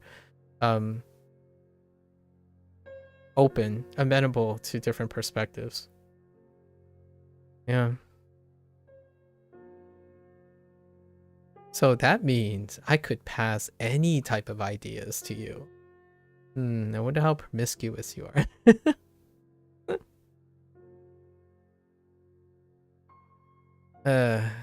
We have a lot to discuss in the future. Perspective is fun, yes.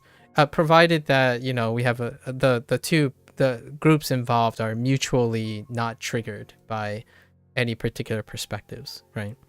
I think it goes without saying. You probably, if we can relate on this, I'm being a little presumptuous here. It goes without saying that when you're born and raised in a multicultural environment, it feels very safe and expected to be the one that is making accommodations to other people's perspective.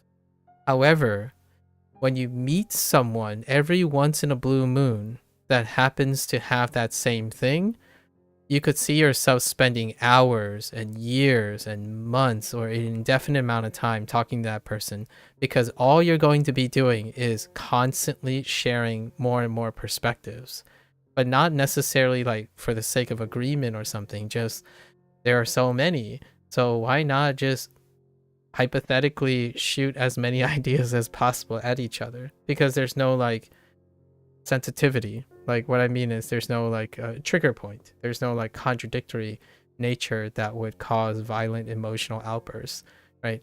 Because of selective pressure to adhere to a dogma, which I really appreciate. So keep those people close. At least I feel like the friends that I have are exceptionally like that. No question.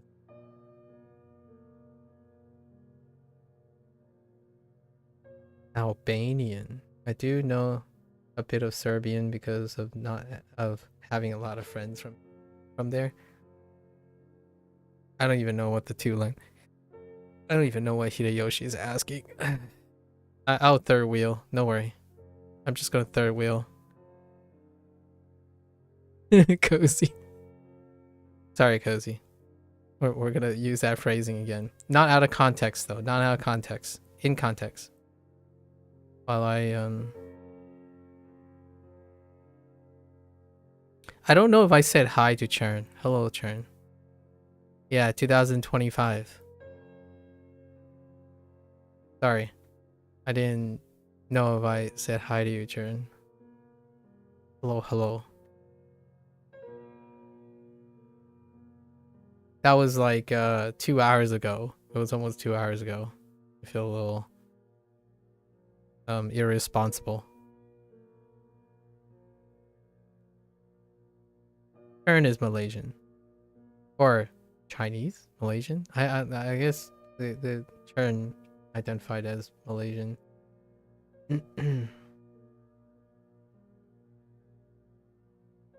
Fourth wheel? Oh yeah, fourth wheeling now. Yeah, we got some fourth wheel action. Now we can go and assemble a car, you know? Got some fourth wheel action. Okay, okay, let's do this unit. Who will be the engine? That's a good question. Who will be the fuel? We're gonna have to find more bodies, man. We're gonna need to find more bodies, you know? Who's gonna be the cabin? Who's gonna be the stick shift? I'm kidding. All right, this is hold up. We're PG-13, guys. Keep this. We need to keep this clean, or you know, family friendly entertainment. Peggy 18.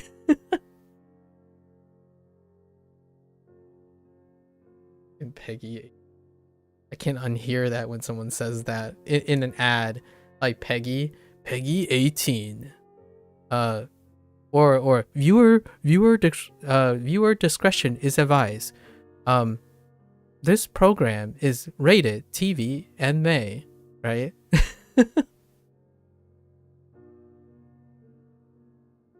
Or like, viewer discretion is advised. The following program has been performed by professionals. Do not, do not attempt this at home. I'm like, okay. Yep.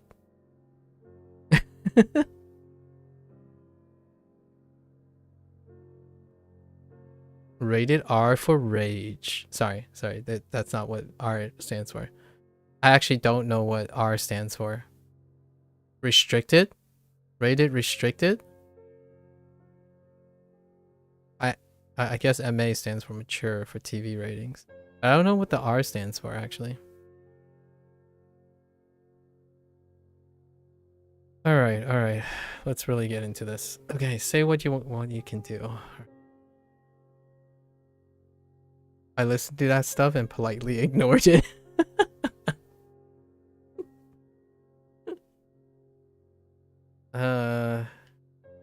I would have to say I was not someone who followed TV ratings.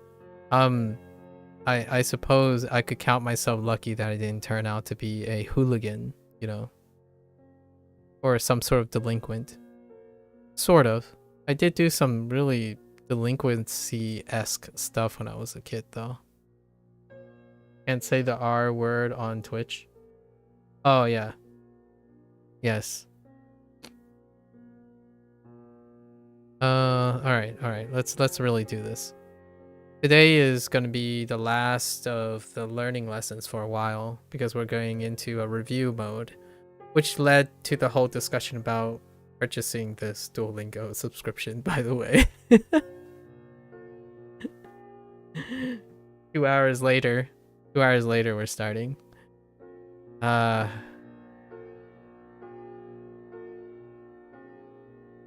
You have to understand, like, I don't know if it's very apparent, but I wouldn't trade this for the world. Like having conversations like this is something that you don't get from the internet anymore. Like very often. Like I know the irony here is that we are using the internet and stuff, but what I mean is sometimes I think in the future there will be a public for like a platform that would be able to do this in a different way where it's like on equivalent, like a more of a receptive, normalized way, like, oh yeah, there's decorum and demeanor and, you know, standards, and then because of that standards, two people can randomly meet up and speak and chat and share their public things because the stranger interaction has become different. For now, though, it's a mixed bag.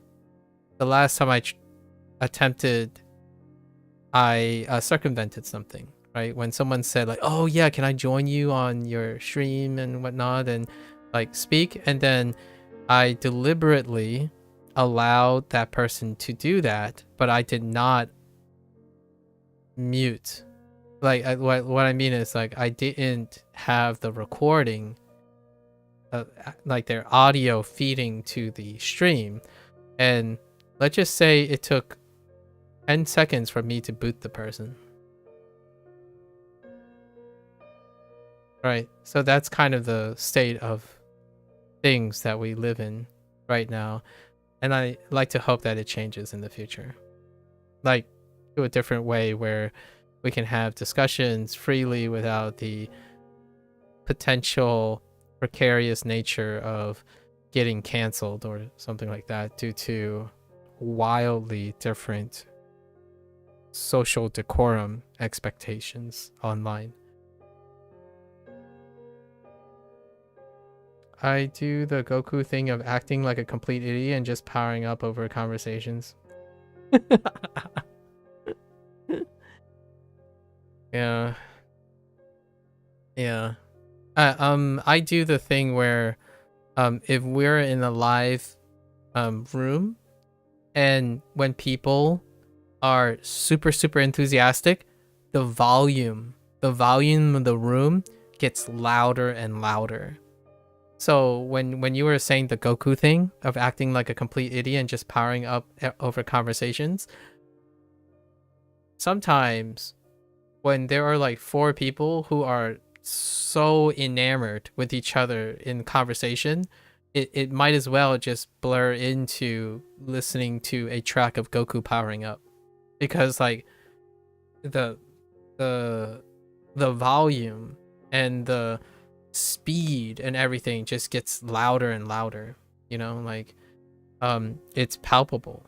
The energy is incredibly palpable when you have a heated discussions in a room with people, you know, like with populated by people with nonverbal cues and dynamics, while not being hostile, you know, but it's not hostile.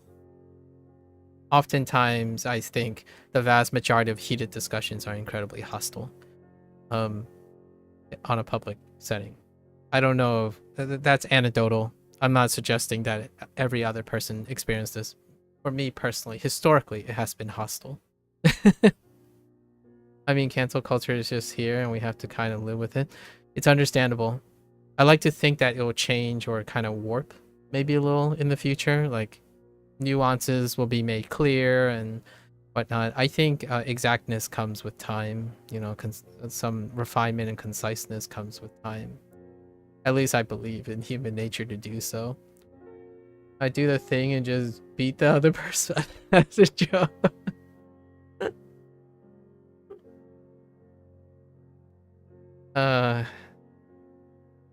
I virtually slap people. You know, the virtual slap. You just type a you just type a GIF, or you pull out a picture and it'd be like a flip book. A flip book of an emote slapping someone. You know, dude, I would totally do that if I still teach a class. Like, if I was in a university setting, I would totally draw flip books. And just so that it would leave an impression on the students. So, you know what this is? Or like pull down the screen and you say, you know what this is? It's a this. And it would be like a emote of Pepego or something. To relate, to break the ice, right? That kind of thing. I'm kind of edgy. I used to talk about League of Legends during my lab sessions with the students. It's a way to engage them. I feel like if you're used to interacting in an environment, you can reach the people you're talking to a lot more like naturally, as opposed to like I kid about being a boomer a lot of times, but most of the time I'm being a boomer ironically in order to make it be funny. But generally speaking, when you're interacting with kids and teaching people from a different generation and whatnot, it's kind of a nice utility when you understand how to connect with them. So I would do weird things like that. It sounds weird, but it's quite effective. It's quite effective. Like nowadays I could see my PowerPoint being deliberately stylized. So I would use like my drawing skills in order to make my PowerPoint stylized so that it looks maybe like we probably do a hybrid system using maybe an AI powered generate to help me do the backgrounds and whatnot, but more in a styling of, I don't know, a comic book or something. That's probably what I would say I would go about. There are so many wonderful ideas. You could probably engage students without like losing them, right? Losing their attention.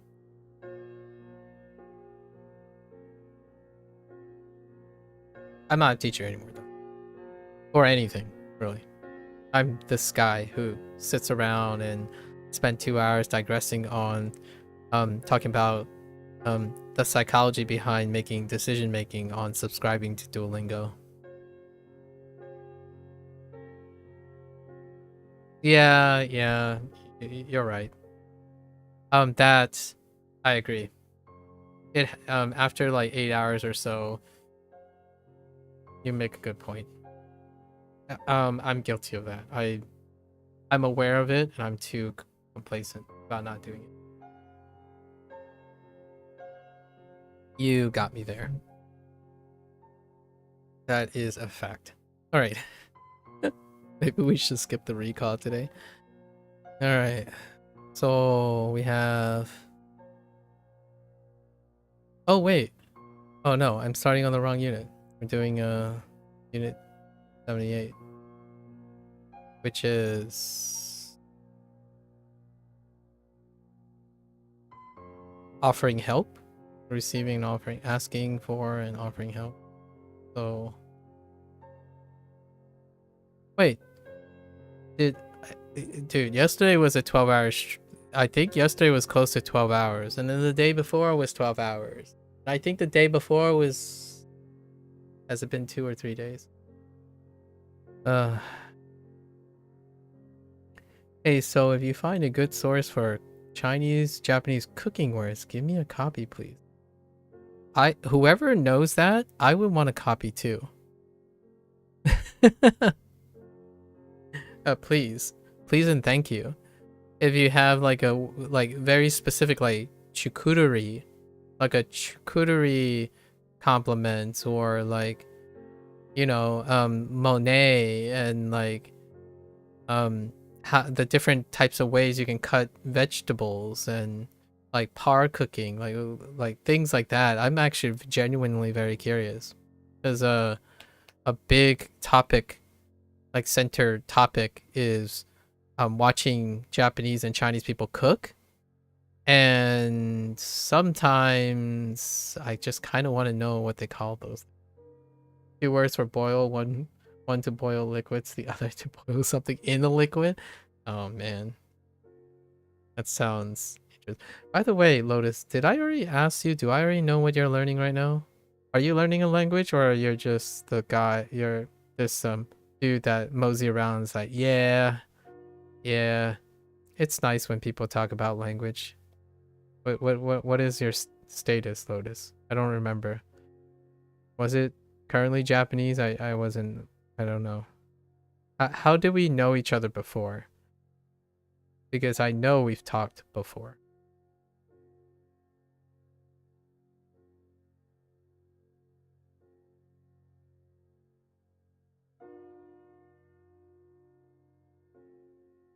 Mizurashi. I promise I'm gonna do my lesson. Oh, that's right. Oh, that's the last thing we. Right. Those. Man. I led to some good combos. Ah, Os. Interesting. Yeah, I haven't played that in a hot minute. It started with a rhythm game. What a way to start. Oh wait, are you language learning now? Even being a low-key conservative polyglot? Mizurashi. We have Yasashi. Second Yasashi. It's so dense.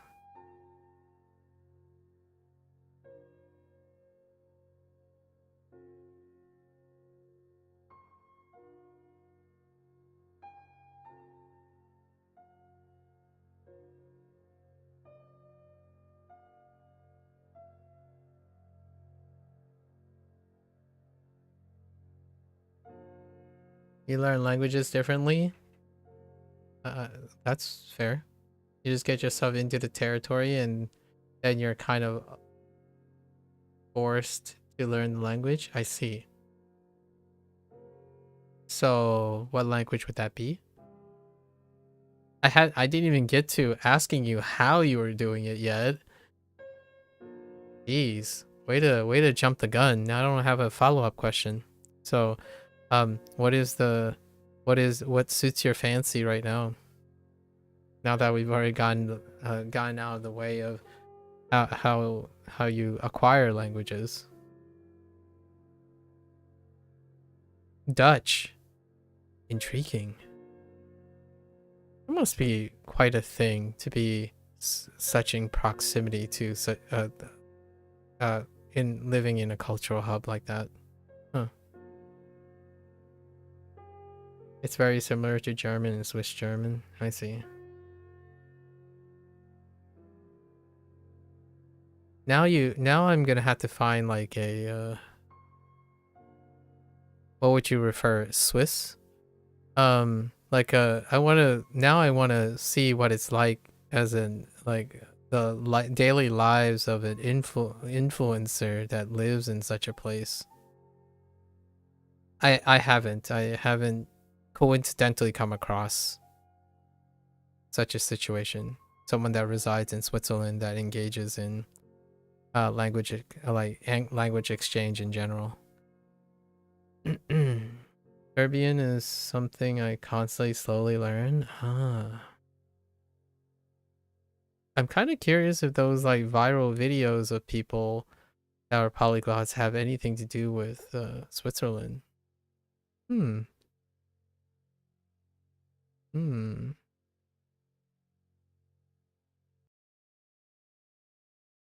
What about Japanese? And you wanted to start with Japanese, okay. Go on. You're basically answering the question that I'm going to ask before I ask it. So continue. Proceed. Uh, add some unrelated words.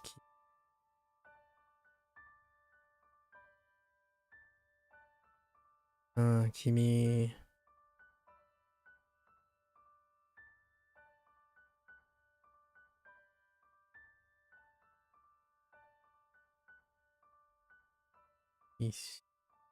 Aisha.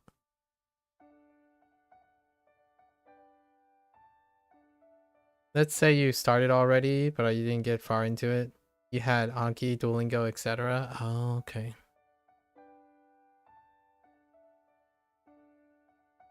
Intriguing. I wanted to hear about if you had have you broke down what is like, if you ever compared and broke down, compare and contrast between your mindsets and psychological approaches when it comes to acquiring a language when compared to even a bilingual person or a monolingual person.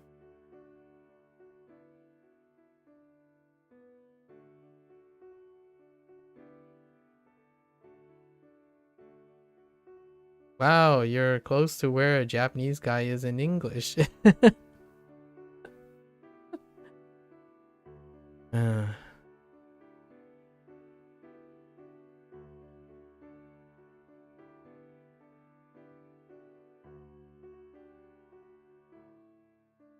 obviously as a response to the whole like Japanese.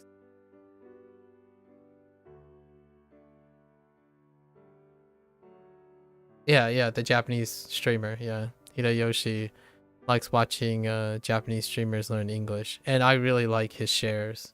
It's very insightful since I don't have right lately. I didn't have I didn't make time to engage in that. The problem about learning Japanese is lack of use. Relatable.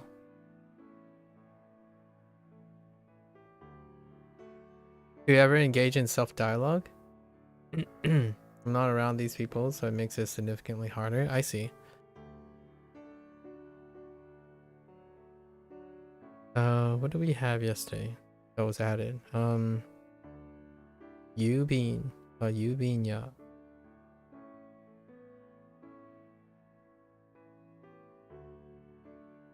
I'm drawing a complete blank.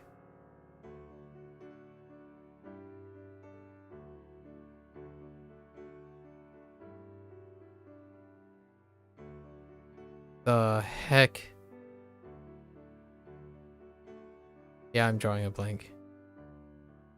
Oh, we'll leave it up for later, I suppose.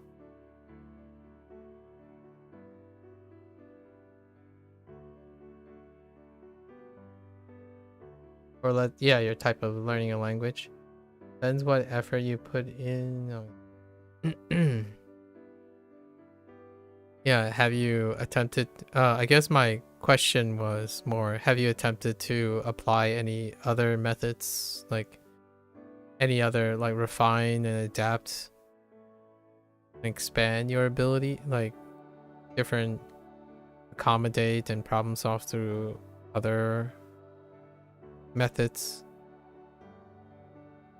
I know you're very predisposed to the environment that you have.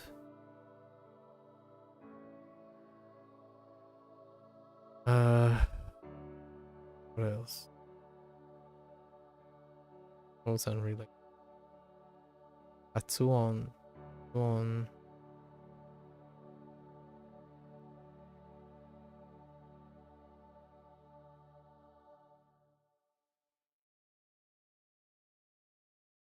Wasn't there another? That's not Hatsu. Hatsuon is.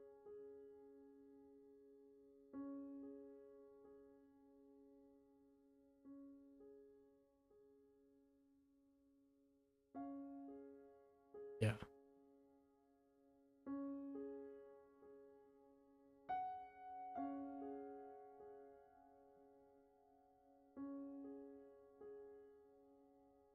by being around those people, they will inform you if there was something wrong with the way you said it. I mean, yeah, that certainly would be one of the outcomes.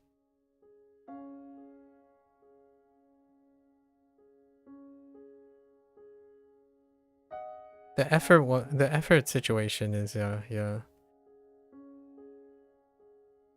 I'll let you I'll be a third wheel here. I think Cozy might have been around. We might actually had a discussion about this. I was pretty forward about the perception of effort when it comes to the acquisition of skills, or the ability to consistently encourage one to input effort. And I think it was a contentious point. Pretty sure it was Cozy and I had this conversation before. It's harder. It's definitely harder than a language that is around your area because of the yeah. We had a lot of discussions before Cozy. No worries. It like I can't keep a lot of them straight anymore. So I'm just spitballing. No intentional gaslighting here. I promise. Yeah, too many. We've been through the ringer.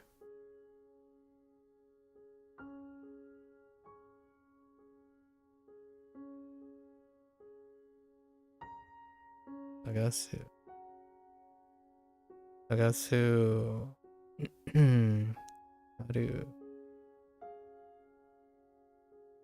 Yaru. It's Dao. No.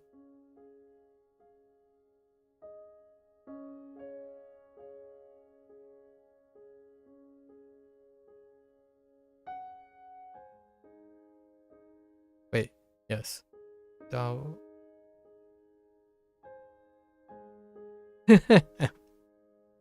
Better than just lighting you. That would hurt. Oh, true.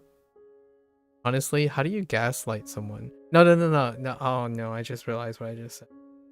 No. You know, how do you like gaslight someone? You know, like, do you just take a fog machine and just like blow it in front of their face? Is that how you gaslight someone?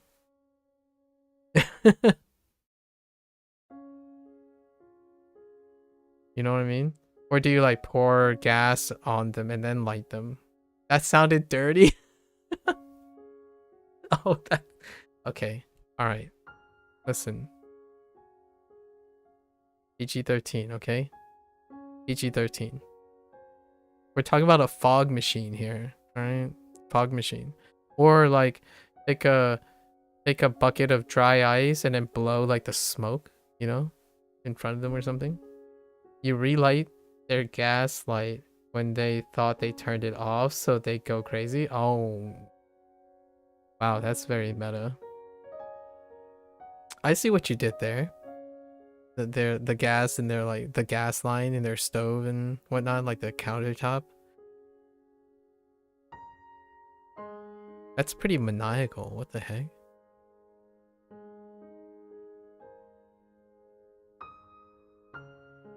That's like next level trolling.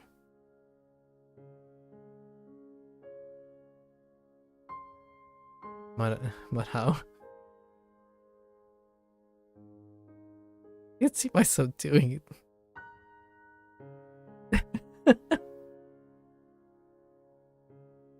my only thought was imagine you had a roommate, right? You had a roommate. They're looking at their countertop, right? You know, you have these knobs here, right? And your roommate's just staying on, and they're like turning this on, and it turns on. You know, they finish cooking and then they turn it off, right? And then you just randomly walk by and turn it back on, and then walk away, and just see what how your roommate reacts to it. And if they didn't see you, all the more better. It's quite literally gaslighting, because then they would question, wait, I thought I turned this off. You know, like, in a serious note, one of the examples of gaslighting is manipulating someone's perception of reality. So like that is next level. That is some next level meta right there, to make someone question their reality. Hideyoshi with the actual. I'm in another chat with someone who just brought this up too. I'm going literally insane. Wait, are you serious? Are they actually talking about gaslighting? Oh yeah, gaslight, the 19. This one's a good one. One's a good one. It reminds me of the Hitchcock days as well. Gaslight.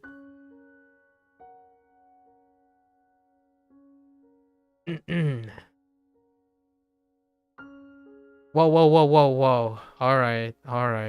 We need to calm down. Calm down. All right. Let's keep it. Let's use more euphemism, please.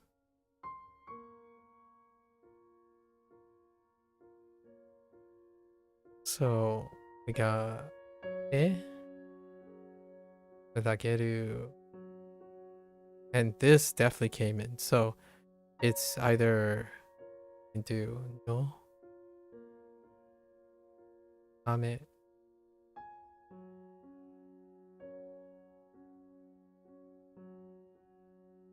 no tame no or ni examples, actually. So I remember today.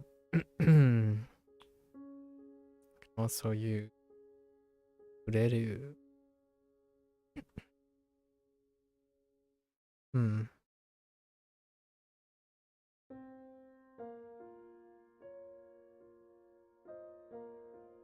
Yeah, kedo but and so no. Oh, what was it? It's kind of like would like situation. The would like situation comes off like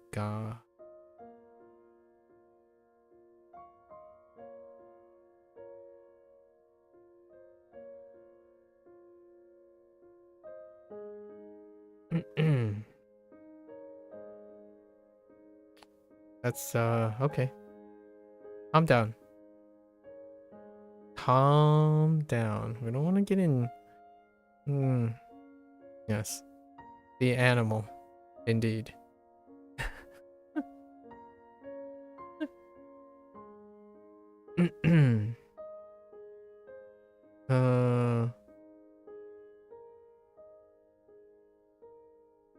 Yeah. それで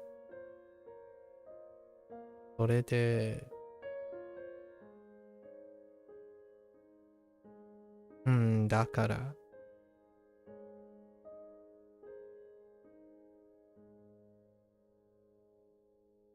and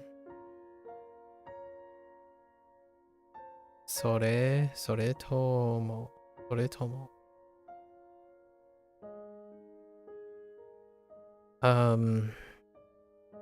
そうなんno そんな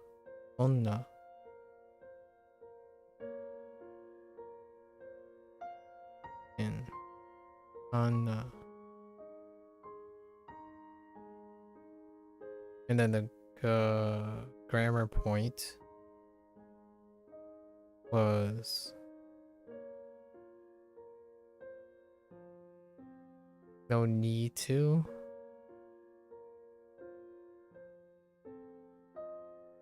Iku. Iku.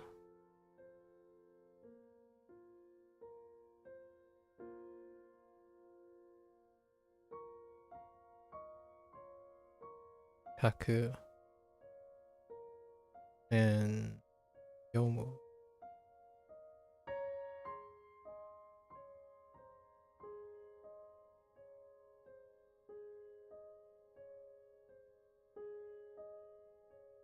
Basically converting it verb stem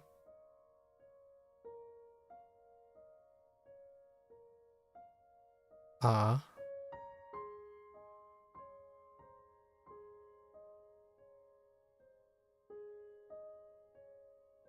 plus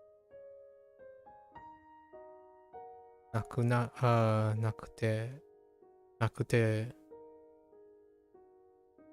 mo ii, nakute mo ii. Hello there, Vang. I'm doing fairly well. How are you lately? How were your holidays going? Hello there, Blair. Hello, hello. Hello, hello. We're just getting started today. Don't mind the timer.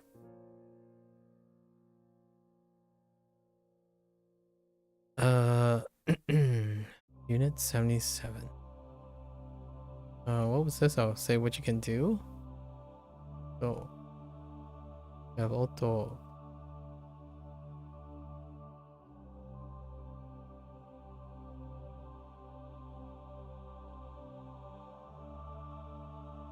Oh, yeah.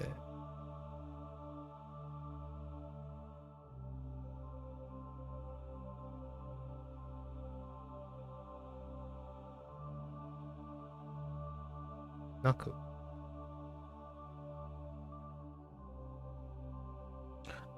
Oh, that's interesting. So you do the Christmas thing on the last day of December. Oh, that's kind of very pragmatic, actually. So do you do New Year's and Christmas just like back to back? The solar New Year's? Do you do a solar New Year's thing? Okay. Huh. Efficient. Also, do not have the excuse to extend the holidays across 3 months. I'm kidding.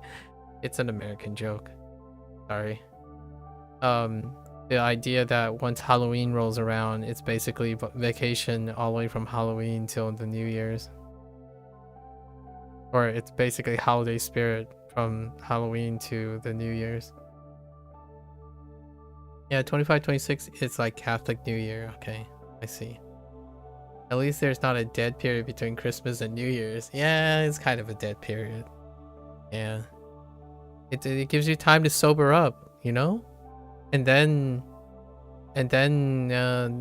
sober up again. In Slav 31 then is the real New Year. Ah, I see. Well, you know, if I had to throw in my 2 cents, the lunar New Year is typically when my parents do something. So, the Lunar New Year is not for another 2 months.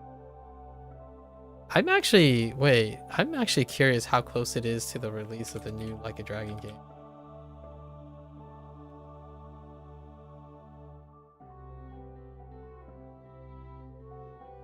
Oh, it's not close enough. Occasionally it could end up in like the first week of February, but not close enough. It's January 29th on the solar calendar.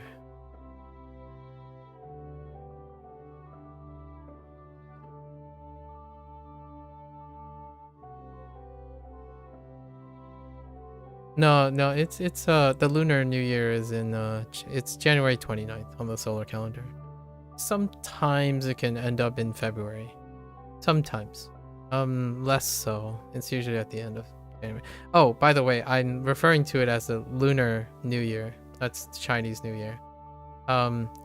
Oftentimes, yeah, it is Chinese New Year, but it's also Japanese thing too and all that stuff. So I usually just refer to it as the Lunar New Year, since the Asian cultures celebrate the lunar calendar.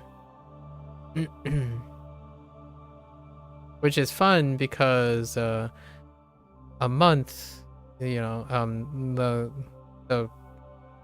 vocabulary that deals about dates and stuff kind of revolves around the moon most of the time. What am I looking for? Kikoe? Kikoeru. Yes, kikoeru.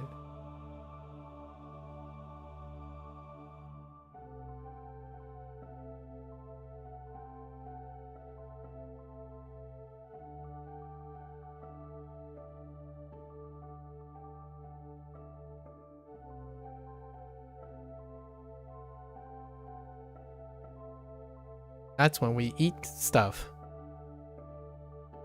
Eat stuff. I love eating. What do you do to celebrate? Eat? What do you do after eating? Eating? What do you do after eating? Eating? Sleep? What do you do after that? Eat? Did I mention there was eating involved?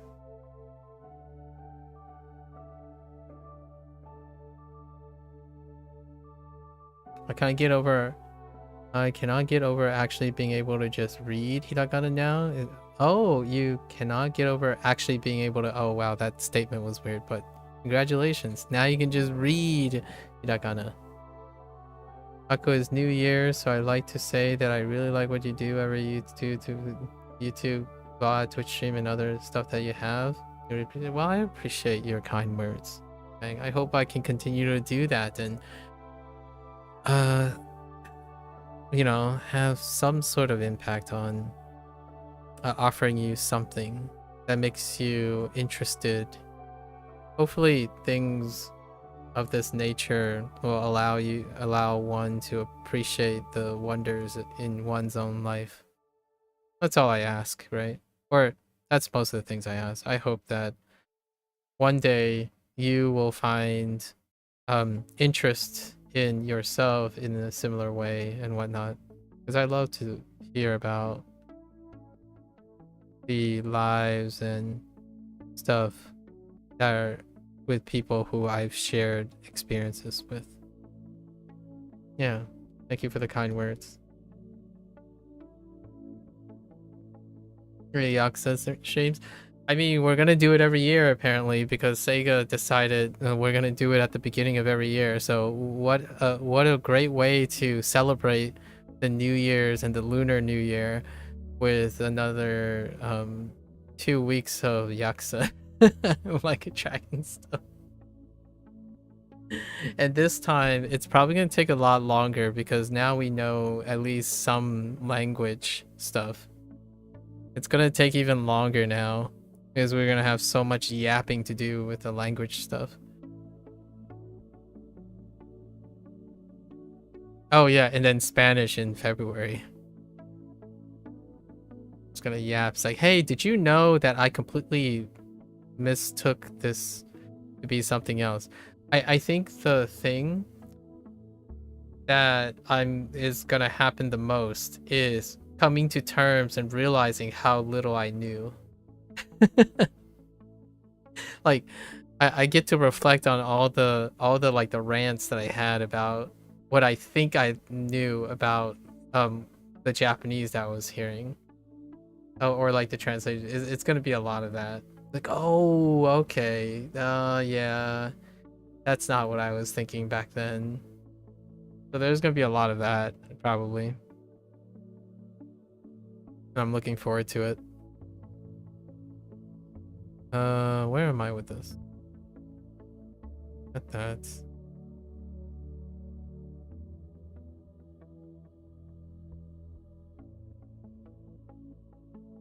How do...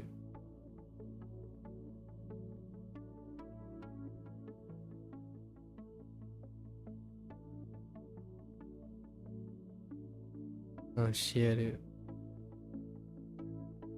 We are still gonna finish Infinite Wealth, though. I still have to finish Infinite Wealth and provide a review or like a summary or something about Infinite Wealth.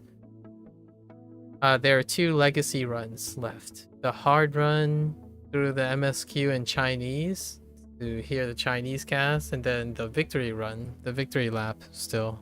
to complete it, to complete 100% on run through the story twice, see if we can pick up some nuances, practice what it's going to be like to work through the game in Chinese and Japanese so that I will be prepared like a pilot. It's like a pilot run for a pirate run.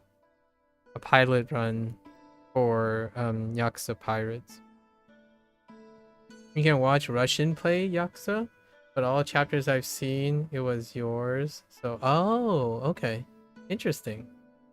You saw a Russian play Yakuza. I'm kind of curious what that's like. Huh. I think we might have talked about this a little bit. I still remember the time when we were talking about stuff when I was doing the mini game in the little clan creator mini game, and I was just bootstrapping, trying to get this one achievement. So I just sat there and constantly bootstrapped through the same mission over and over again, and it has like this audio problem, this audio balance problem in the one like victory, like the queuing scene, and it's just like bam, bam. That ear is just like okay. Because all the guys like spawn in at the same time, and there's a stacked sound effect when they spawned in. Like in Clan Creator.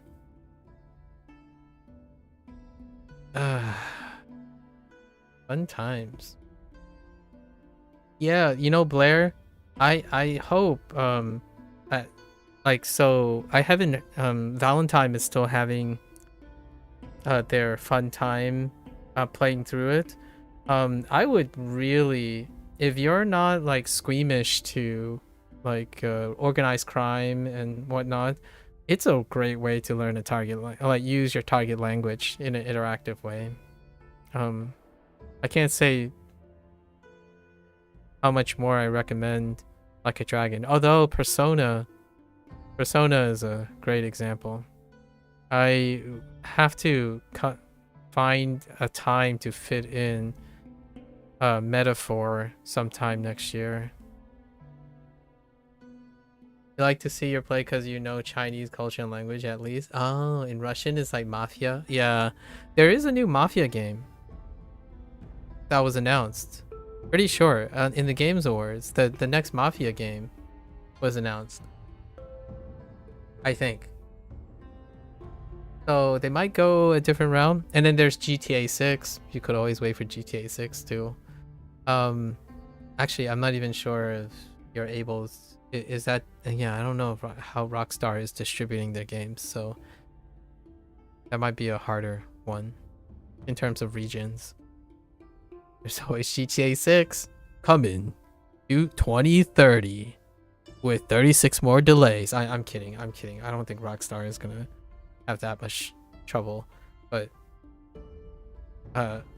soon. TM GTA 6 soon. I watch people play GTA. I don't play GTA myself, but I quite like watching people interact with GTA. You've got Kazakhstan and Turkey. It's okay. Oh, okay. I see. Yeah, we talked about this too. I remember we talked about like regions, right? Region accessibility and whatnot. So I look forward to talking about that in the future. Yeah. I understand. It's very understandable. It's become a recent, let's say, obstacle because my sister now resides in Japan, right? So that creates a accessibility problem as well when we're talking about like Steam clients and whatnot. So I can definitely understand accessibility things when it comes to regions. It hasn't been a thing before, largely because most of my family members and whatnot are in the same place, or my friends and family are in the same like country at least, right? So I can really appreciate, at least to some extent, the potential hoops and barriers.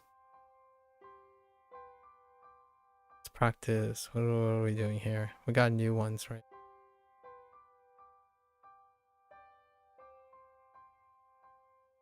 No, I'm not gonna go into my like digression about how I feel. Even if I wanted to learn more about the Chinese culture, it's very tough to do that too, largely due to region related things. No, so odoru.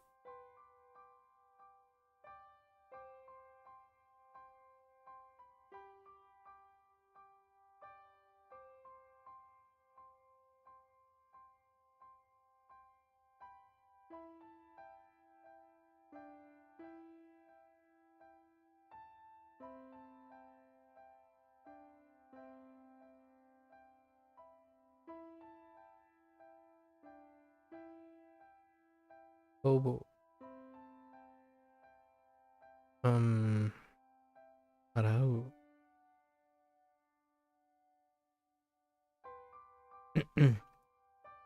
It's the only thing that I would say when I feel bad and angry. I'm coming to you, then I'm feeling good. Oh, well, that's nice. I'm glad that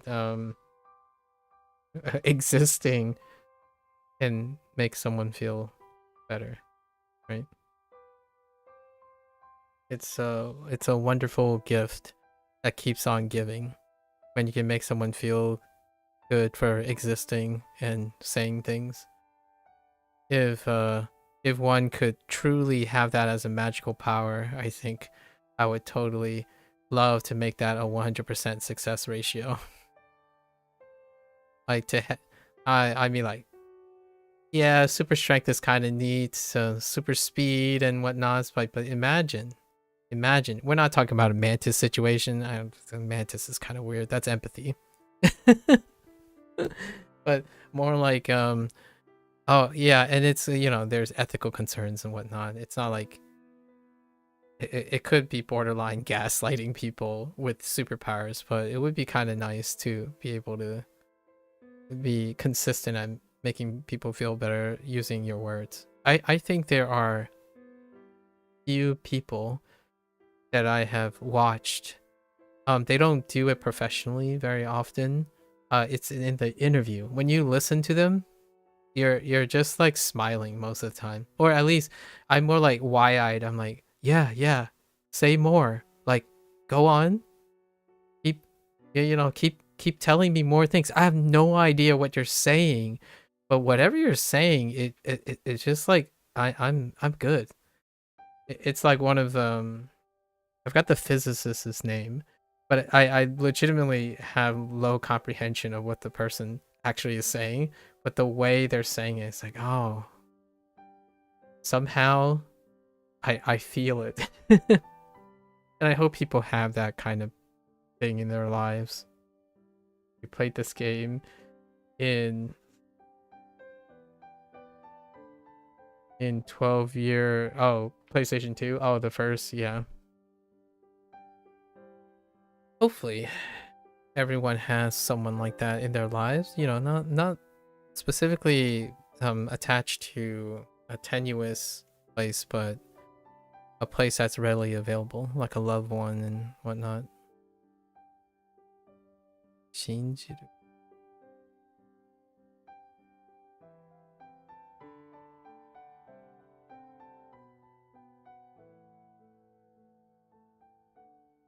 Then you.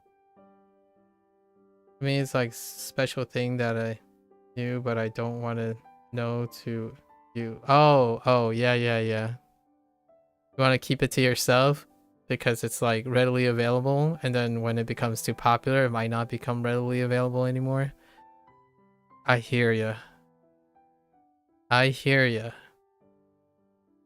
How you feel about Yaksa? Or like a dragon? How do you feel that, yeah, like a dragon is there is a possibility that in the next couple of years installment there's gonna be an influx of peeps newly discovering it.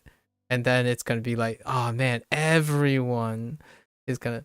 I'm okay with it. Obviously, I'm joking a little, to some extent. Not everyone's really open to that idea. When their special something becomes incredibly popular. Oh yeah, and sleeping dogs. Here's my take. Here's one thing that I would make a pitch if I were to pitch with the fewest word possible. I bring in a poster and I point to Watcher. And then I point to sleeping dogs. I'm like, what up, Square Enix? Sorry, not Watcher, Watch Dogs. I point to Watch Dogs and I'm like, this exists? Sleeping dogs. What's the deal, Square Enix? It's a little bit of a gag because Watch Dogs had like a like a roller coaster ride and whatnot. So if that exists from Ubisoft, like Square Enix, come on, give me number 2, right? Joke. Seem a wee bit of a joke. All right.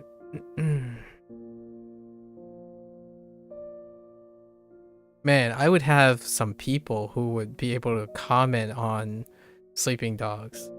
Like, I would be able to talk to people about sleeping dogs. Literally, people that live there. That would be so interesting. A modern sleeping dog still in Hong Kong. That's some privilege information. Like, I can't just call up my neighborhood Japanese friend to comment on Yakuza, but I can certainly start asking something about Hong Kong.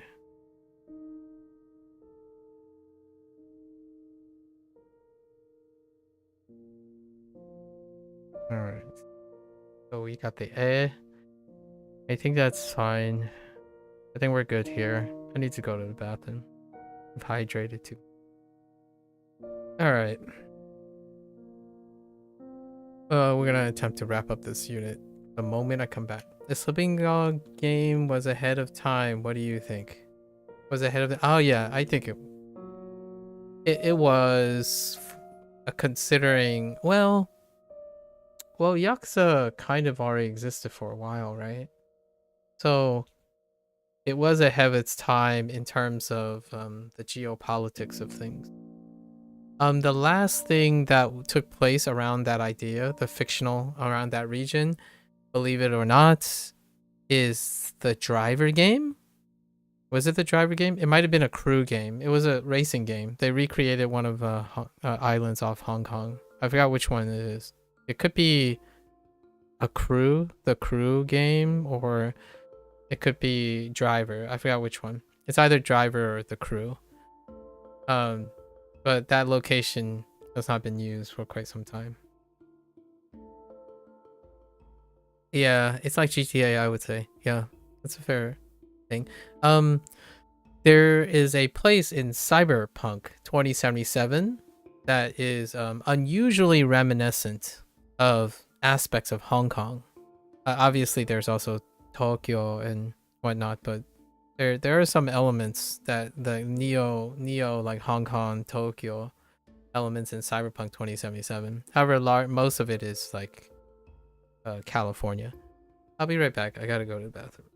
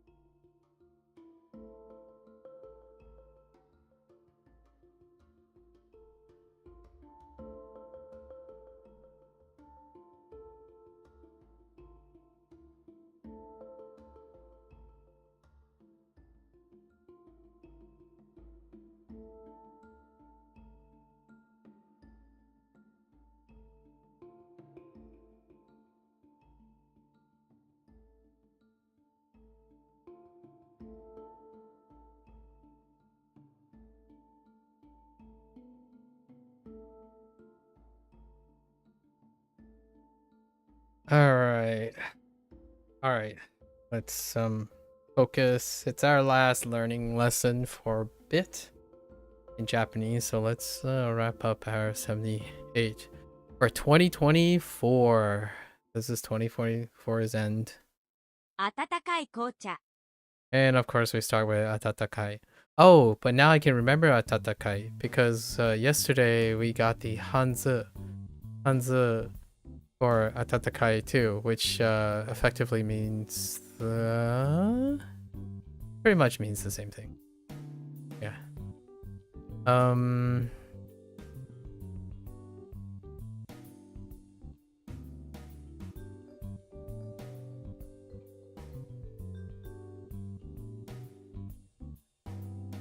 Oh no. I thought I might know this. The thing that I forget is this radical. Oh, what was up here? Oh, I remember now.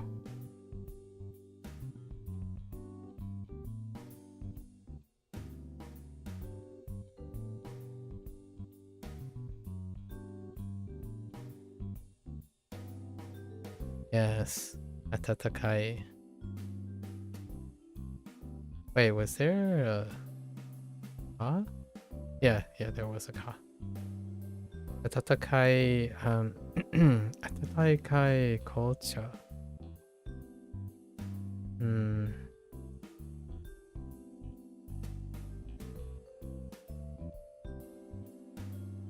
Wait. Wrong language.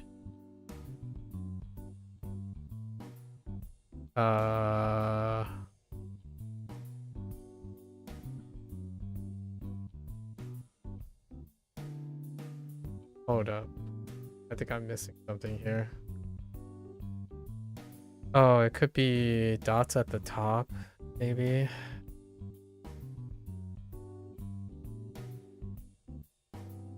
Oh, I'm not thinking of the correct one. Oh yeah, I am thinking of this. Right. Oh, I'm not thinking about the right color. I'm not thinking about the right color. Oh, that's such a Chinese thing. Oh no. Kocha. I was thinking black, like a black tea, but it's not black tea. It's red tea.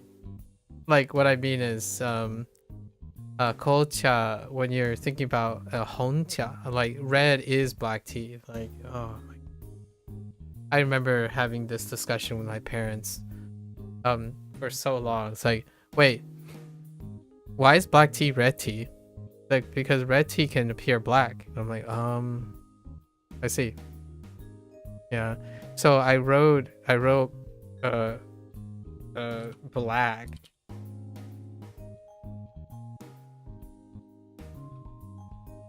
Right. Oh, I missed the fire though. I missed the fire. Kuro. I was attempting to write kuro. And I'm like, oh wait, that's the wrong color. Anyways. People will, I'm sure someone will be able to relate somewhere out there in the interverse, the internet verse.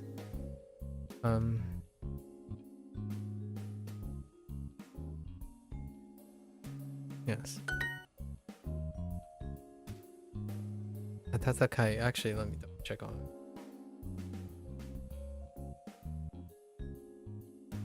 Yeah. 温かいね。コーヒー。コーヒーが飲みたいです。シャワーはぬるかったです。シャワーはぬるかったです。I don't remember we had ぬるかった。But did it use the same character? ぬるい. Did it use the same character? Oh no, it didn't. But now I can remember it even better too, because we also used this character yesterday. We have a Chinese connection too now. Not quite the same, but when, right? When. Oh, nurui.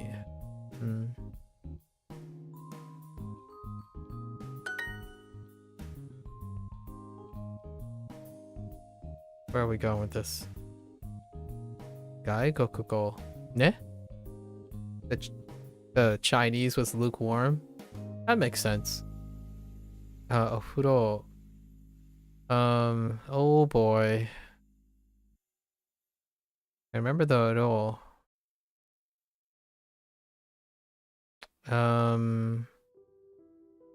Maybe something like this? That looks right. Yes. Ofuro. Okay. お風呂はぬるかったです。海さんは本当に楽しい人です。Kai-san, oh, I'm kind of curious if Kai is...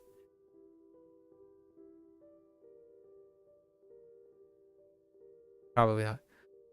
Kai-san wa hontou ni... We didn't ever get the kanji that they're referring to when they're saying Kai.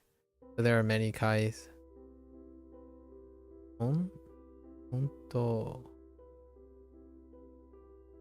Hontou ni tanoshii hito desu. Okay.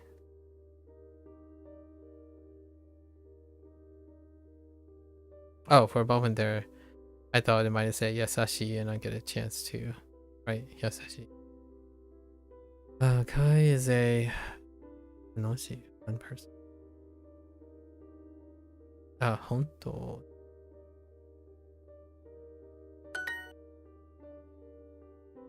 Ken-san to 楽しいパーティーに行きました。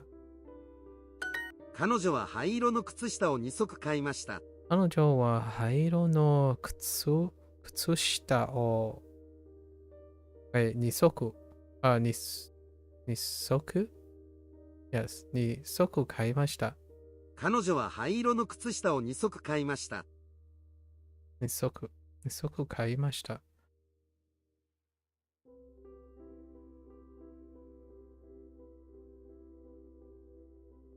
灰色。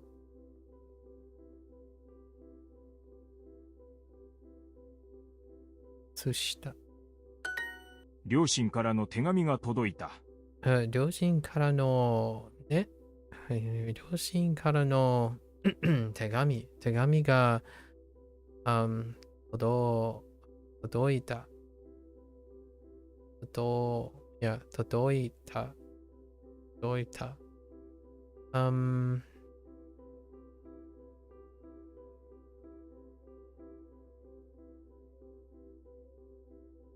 A letter. Oh.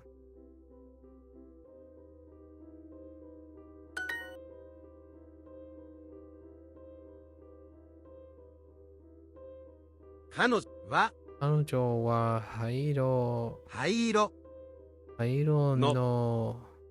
の靴下を2足買いました。この花を母に届ける。この花を母に届ける。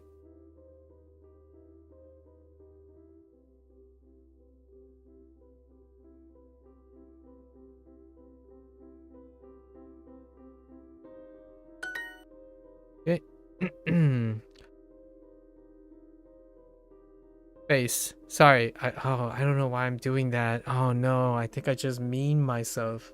Okay, sorry. What was this again? It was like seeing something like you don't see anything. Oh no, what was it? Saw this gesture before. What kind of clip was it? Where they do the put the hand in front of your face. It had something to do with like not being seen. Huh.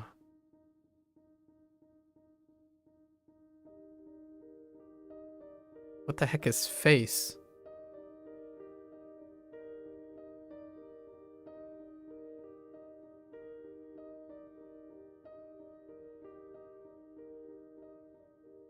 I keep going back to Chinese word for face.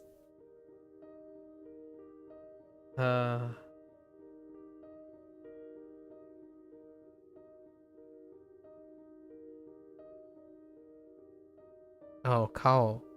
顔、 Oh, 住所、住所、運動、運動、と、耳、耳、届ける。届け。昨日のパーティーは楽しかったです。昨日のパーティーは楽しかったです。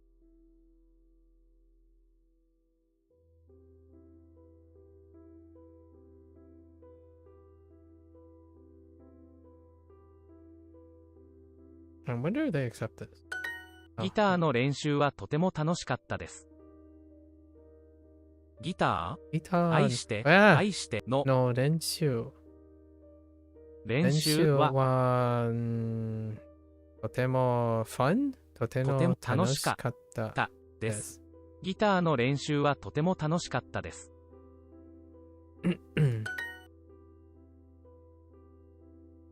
両親両親のの両親から手紙手紙が arrived 来ました。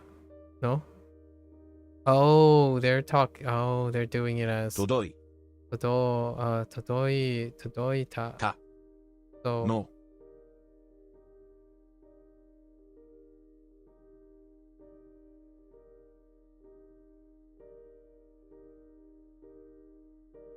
like that? 両親から手紙のが届いた。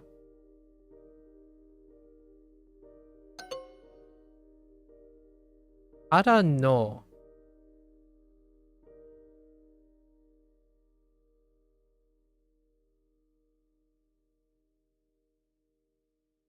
Okay, yeah, I can. Fair enough. I was using no as a nominalizer, like, you know, a letter, any type of letter. But I guess they're doing possessive because of my. So it's not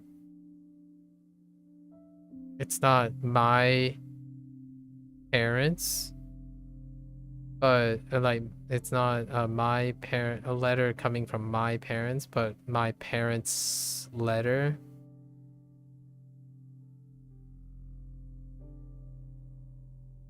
ギターはの練習は楽しかったです。 From my parents, right? あれの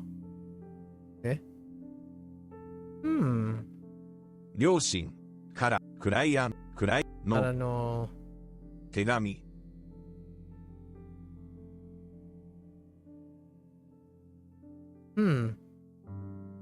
が届いた。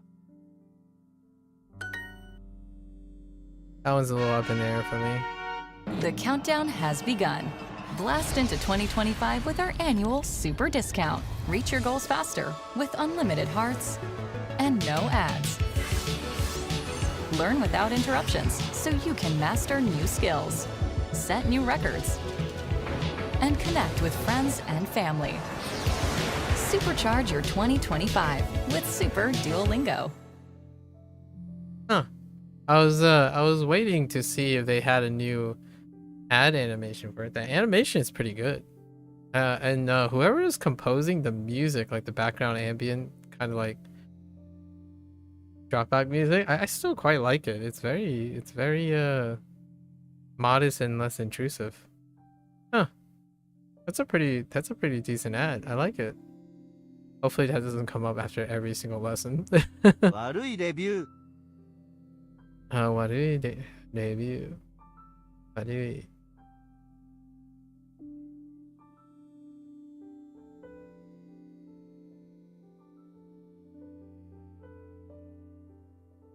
Pretty decent ad. Well done. 必ず悪いレビューをたくさん書きます。必ず。必ず。必ず。必ず。レビューをたくさん or ぬるくない。ぬるく。レビューをたくさん。ね。悪い。悪い。レビューをたくさん書きます。書きます。必ず悪いレビューをたくさん書きます。Not my jam. I don't prescribe this. 西。西。頭。壁。壁。No. I looked at what wall looks like. 壁。頭。Oh no. Oh no. I don't remember. Oh, you know what? I just recently had a... Oh, this character is related to another Chinese character. Oh, because it's simplified. Yeah, what was this character part of?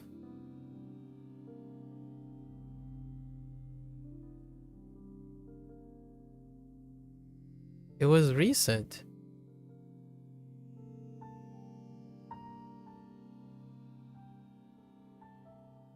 Or something very similar.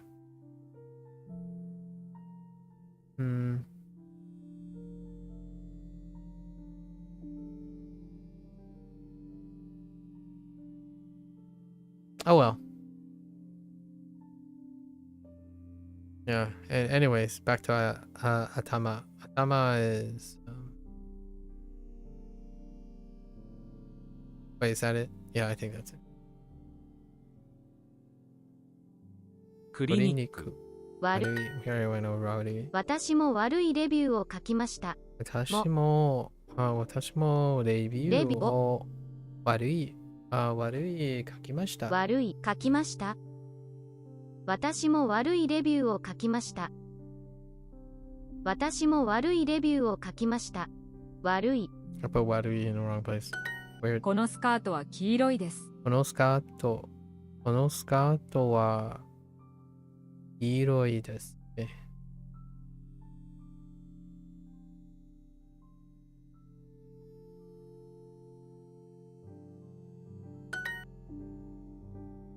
黄色い。シャツ。飛行機。映画。帽子。今日は早く家に帰ります。今日は早く家に帰ります。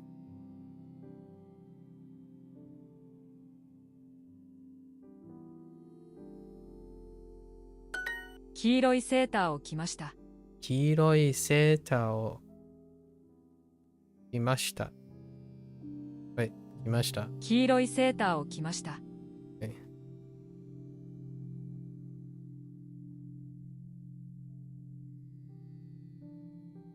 Imagine wearing a yellow sweater. It's been a while since I had anything. Yellow. 朝早く起きました。朝早く起きました。朝早く起きました。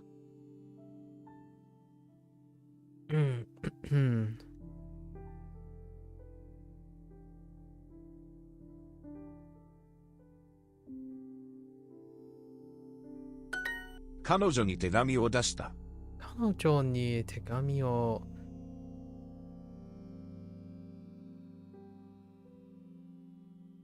出した。彼女に手紙を出した。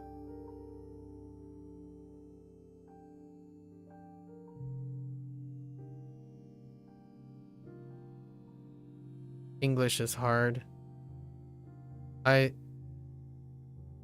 English, wait, sent out? Okay. Oh no, I don't remember this. Notice. Change. One is kakitome. Kakitome is probably change. Kakitome. Kakitome. Yusho.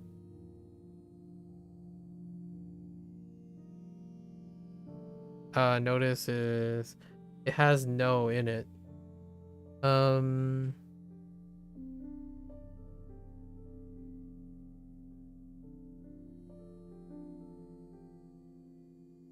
Something she? I don't. 通知 Oh, chi. Oh, tsu. Oh yeah, tsuchi. 通知 Old. Tsuchi. Yeah. Tsuchi. Nope. Lost on me. Oh, this is. How does this work now? So we're doing the change of address, right? So we do 住所 jusho no change. 書き留め So 住所の書き留めを通知通知する or maybe でした。出し I mean 出した。No, that 出 doesn't. し Wait. Oh no. Oh, we sent out. Never mind. た 出した。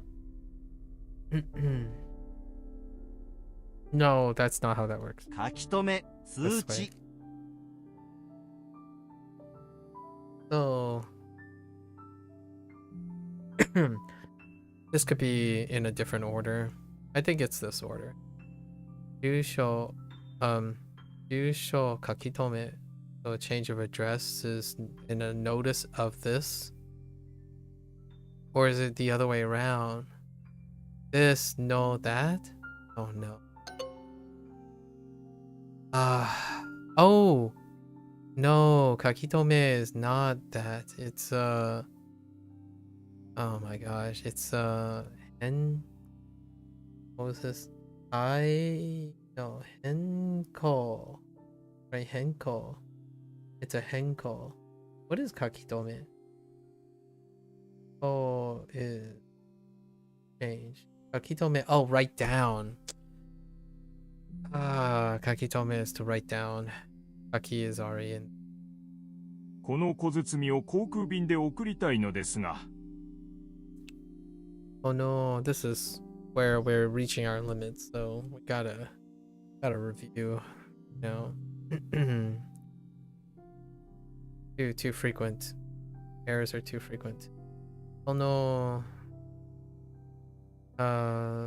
This kono tsutsumi. No. Kotsutsumi. Kono kotsutsumi o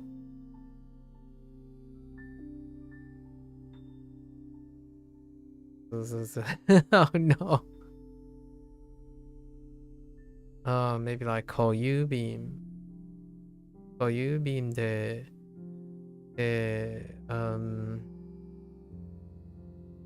send okuritai no desu ka?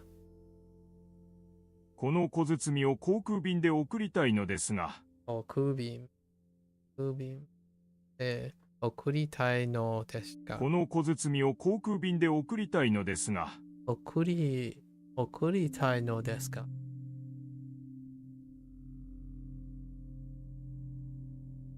この小包を航空便で送りたいのですが。この小包を国便で送りたいのですか?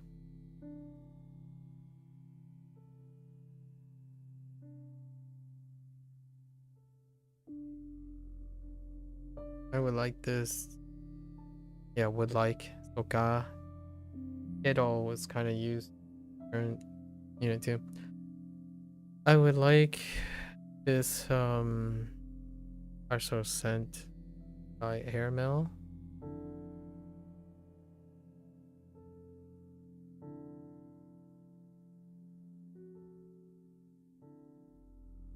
Right.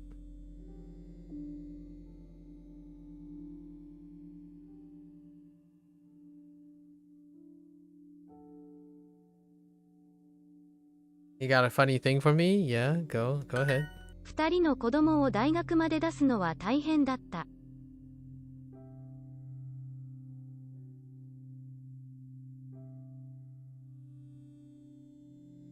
2人の子供を大学まで出すのは大変だった。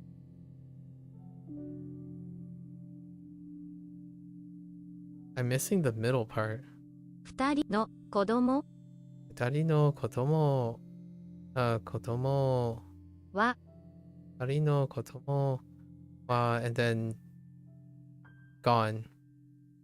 2人の子供を大学まで出すのは大変だった。は2人の子供を大学まで出すのは大変だった。お I'm stuck on one thing. You just went to the shop and said, everyone, good day, have fun. All Russians answer me same. That's kind of cool. 2人の子供を大学まで出すのは大変だった。2人の子供を大学まで出すのは大変だった。Oh. 大学まで大学までですだった。Oh, wait. What? 2人の子供を大学まで出すのは大変だった。出すのは大変だった。Oh, it's tough to send two kids to college. Oh yeah, I remember this. You're disappointed? I think they're gonna... Wait, what do you mean by... You're disappointed?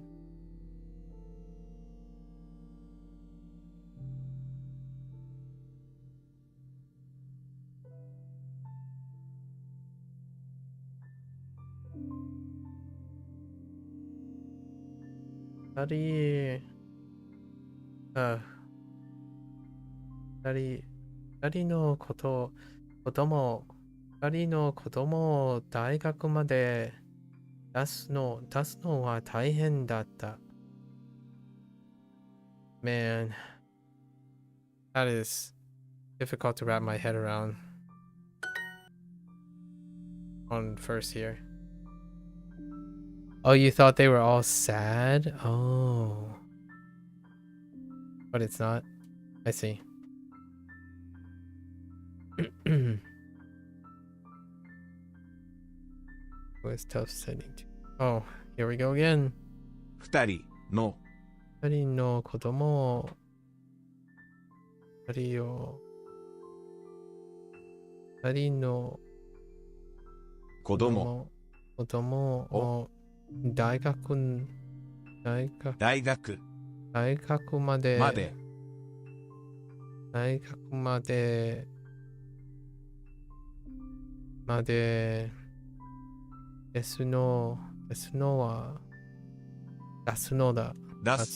出すのは大変だった。How's your beverage? You know, it's like, your country war, but you keep smiling. Oh, okay. Fair enough. Yeah. Yeah, that's understandable. Tension. Right, tension.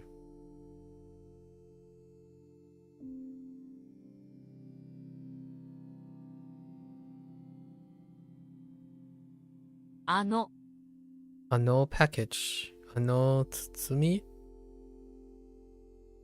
包み包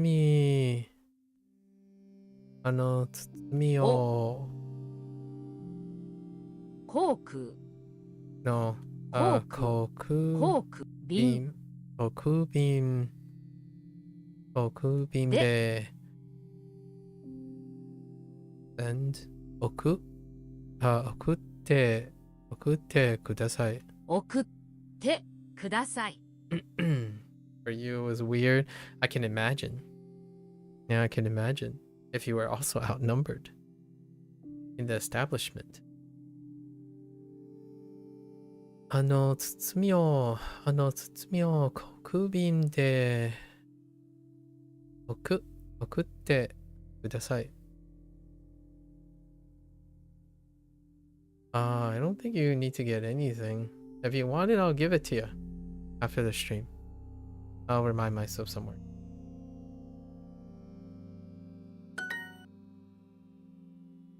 Now a change of how do I screw this up?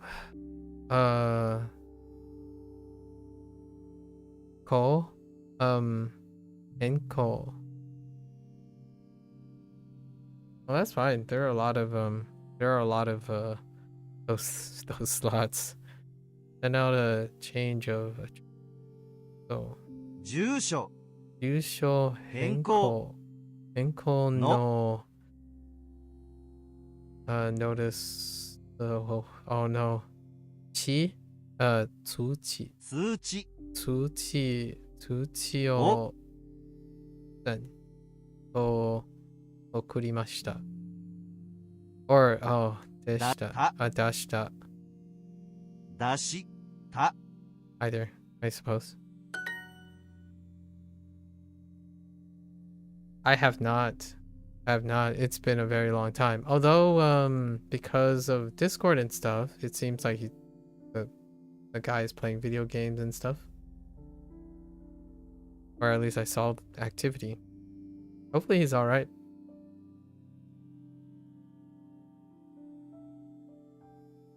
And everything's going well.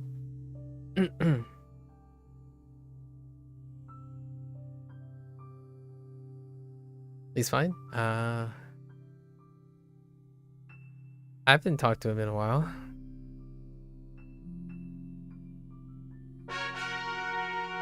The countdown has begun. Oh no, it might show up every single lesson. Oh no, that might be a little aggressive.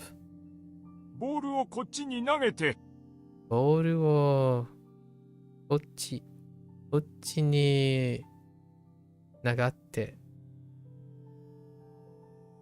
Oh, hey. I've used this character before too. Oh, but it's not related. What was this for? Investment? Oh, yeah, that's not even called. You saw him online too? He didn't talk to you? That's dude, that's unfortunate.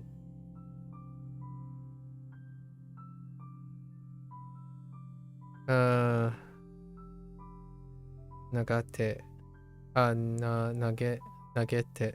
ボールをこっちに投げて。投げて。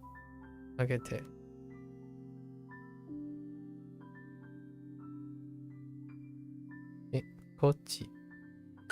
新しい彼氏は水泳が得意です。Oh, I can write 水泳。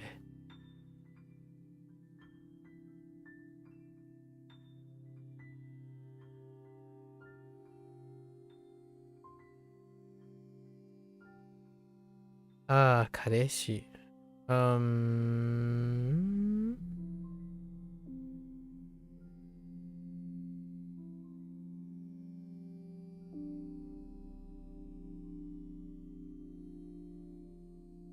水泳が Tokui. I can also... Oh no. What is Tokui?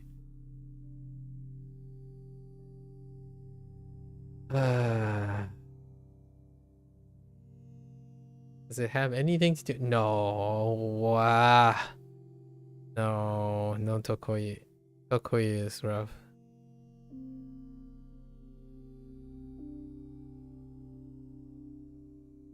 Tokui. Oh, that E.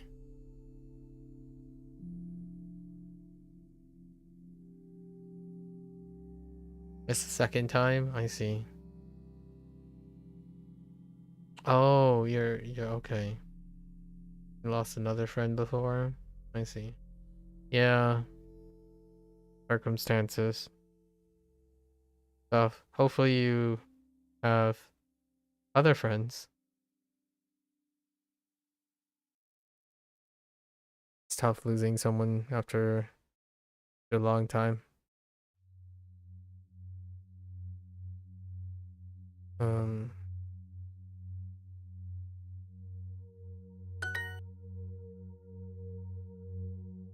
Ensan no Inu wa surfing ga tokui. The right tokui.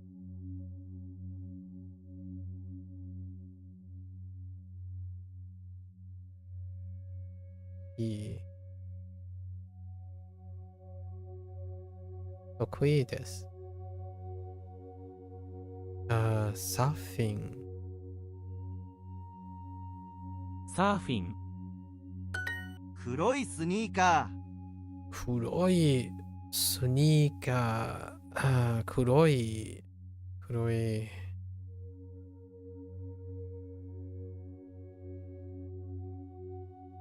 黒い。In 2013 year.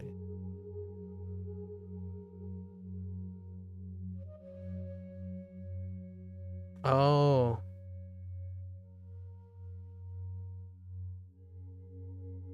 Oh, okay.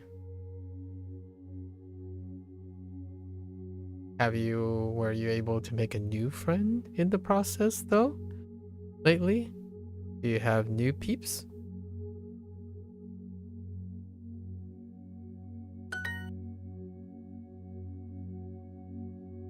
Ball. Any opportunities? Ball. Ball or こっちこっち。おにこっち Oh no. に Oh no. こっちに投げて花さんはいいスポーツ用品を使います。That sounds great. I mean, it's been a while since I've been throwing, it's been a while having long-term friends, like new long-term friends here as well. It's very relatable. One is one more, right? 花さんはいいスポーツ用品 I don't think so. 用品を使います。使う。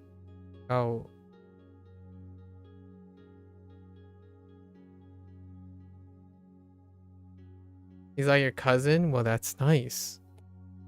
I'm glad to hear that you were able to make new friends. I feel that's a thing that it's quite a lot rarer these days than one might think. Especially one that feels like a cousin.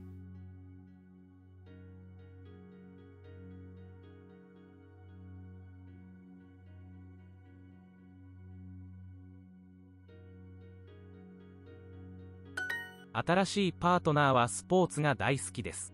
スポーツ用品をたくさん持っています。よくテレビでスポーツの試合を見ます。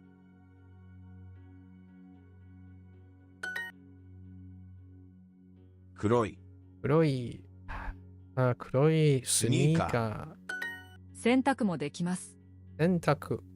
洗濯も、ね。洗濯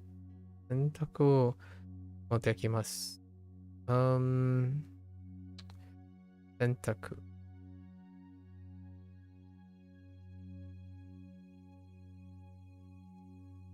That seems a little weird.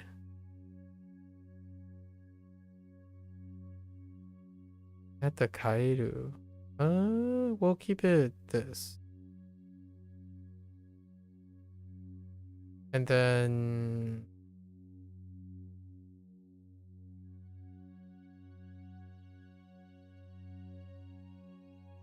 something like this. Oh boy. Oh no, wait. This is Sentaku. Well, I guess I might as well Soji just in case. I was writing Soji. Oh, the left radical is not correct. Oh, the bottom is not correct either. I was writing Soji though. Sentaku is fine. Oh, right. Right, that was the bottom radical. And this was the left radical. Soji. Sentaku is... Sentaku.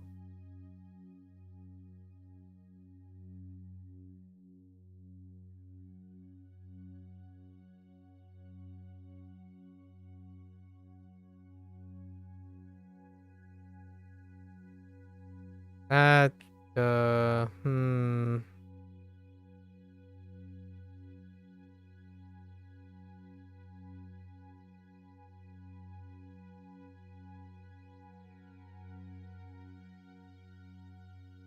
No, I think I got something. Oh no. Oh no, wait, that's it. Oh, I didn't even realize. I had suspicions when I flipped it. That's fine. Sentaku is it hard to learn Japanese for you? As Chinese, I mean? It's okay. I don't have anything to compare it to. Like the last time I learned language, it was in a classroom. So this is very different. So I don't have any like point of reference. The closest point of reference I can relate to is if it was like any other skill, like, you know, learning how to code, for example. I think the last time when dealing with language would be like learning Python or something. I don't think it's any less or more difficult. When learning Python, it's about that amount of time as well nowadays, actually.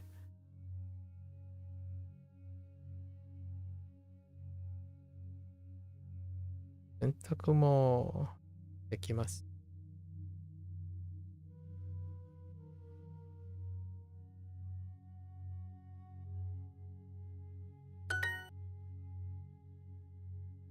It takes dedication like anything else. Soji. Oh, there's Soji. I guess we...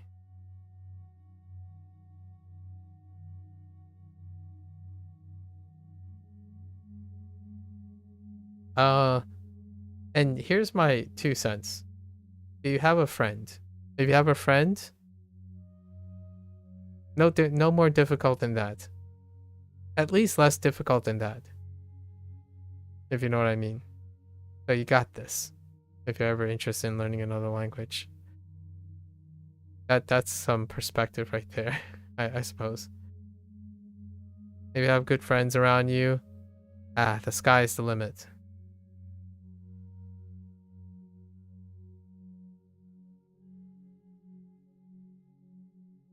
It takes a very special dedication and commitment to maintaining relationships. You might, one might argue, well, of course, right? It's very unfortunate that I would say this, but there are quite a lot of people who have loved language learning, but I would not be convinced that they have a lot of close friends. And what I mean by that is really close friends, but friends that are like joined at the hip, 10 years plus, because while their language is incredible, like they're very competent, they learn a lot about the language, using the language and talking about the language and talking to others about the language, that reveals to me, in my opinion, I hope they have some very special friends, because those behavior and the type of conversation skills that they have require a very specific type of friends. They don't, in my opinion, adhere statistically to a level of emotional intelligence that would resonate with a lot of people. Yeah, that's our daily bot to remind me that I'm live on Twitch. Yeah, it happens once every day. Maybe like occasionally we get a double, and then occasionally we get triple. We hit the jackpot when we get it, when we get three bots. Sentaku. And of course, it's not like I'm saying they're incapable of it, or they're the normalization a lot of times is that a large majority of people are looking for companionship through online interactions. So it's not uncommon to bump into people who are looking for companionship, and their avenue, to lower the social anxiety barrier and stuff. The interactions, the most common type of level of interactions they have are whatever is normal online, like making a commentary on a correction and speaking incredibly technical, and then making a statement like, oh well, I can't be emotionally intelligent because it's the system that restricts my ability to be emotionally intelligent. That to me is more of an excuse than it is demonstrating that there are very emotionally intelligent people online that are able to function that way. But that would be like picking cases that confirm my interest versus cases that go against. There are far more cases or anecdotal experience with individuals who have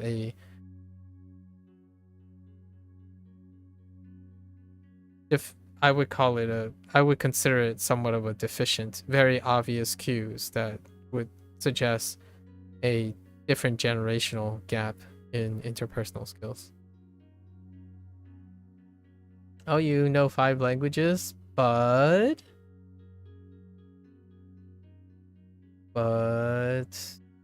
what's the but?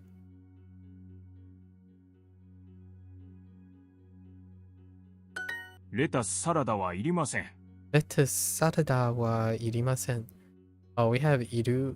We have iru. Yeah, we have iru.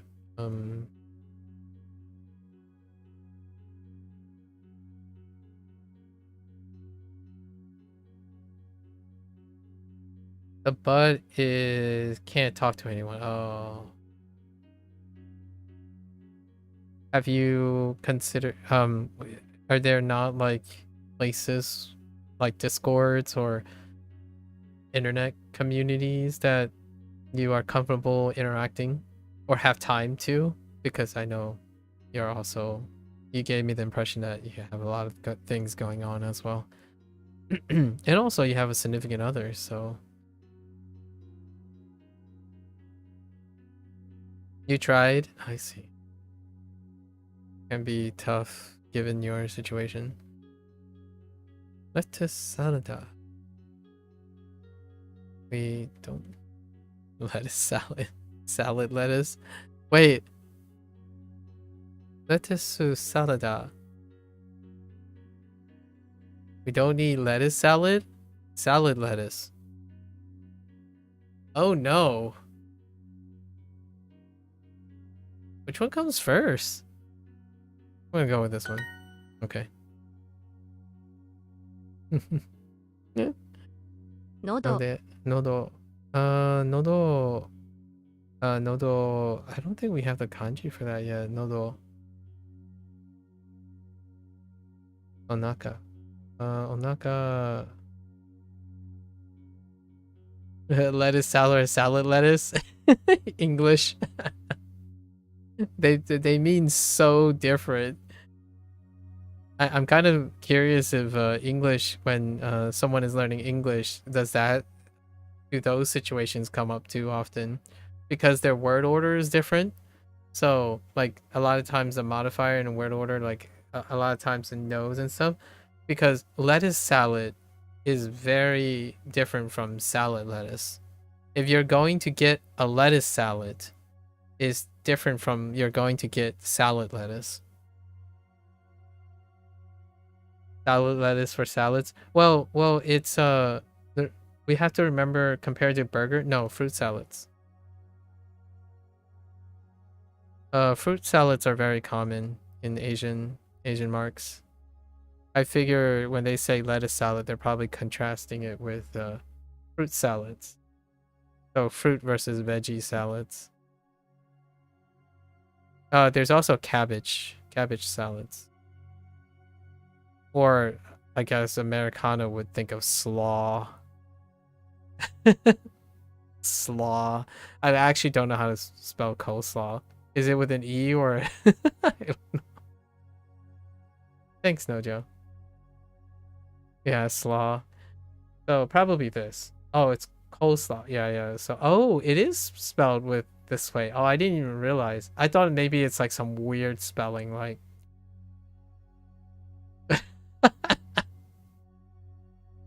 Sorry, this is why English is. Every time I go to spell something, I just think of pray for the people who are learning English. That's personally my take though. Like whenever I think of things like slaw, I'm like, oh no, how do you spell the aw part? Yeah, coleslaw. Coleslaw. If I'm coming from a foreign language perspective, I would probably say like, oh, this is laugh. Right? This is laugh. Then it's got to be slaff, right? Like, no, wait, why is this laugh? Because how did this produce the sound laughed?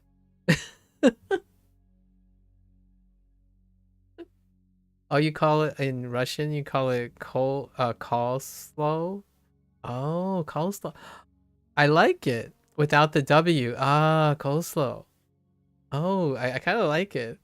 Yeah, see, like, and then you saying like, oh, well, it's just laugh with an S, and I'm like, no, sorry, that's not. It's like laugh.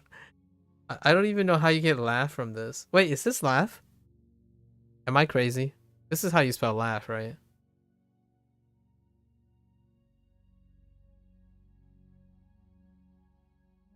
Yeah, like how the heck do you get laugh from this? Someone explain to me how this is laugh.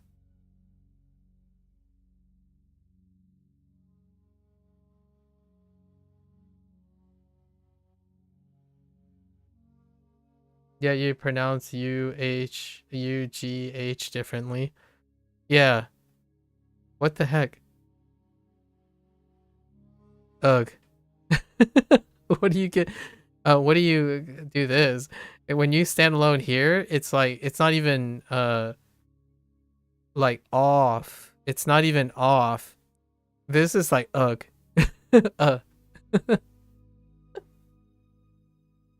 I don't phonetics is English.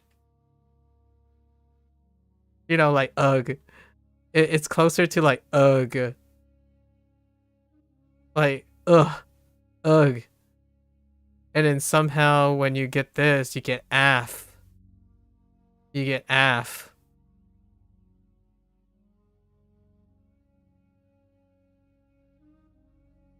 And sure. World's language. World's language, alright. お腹 Onaka.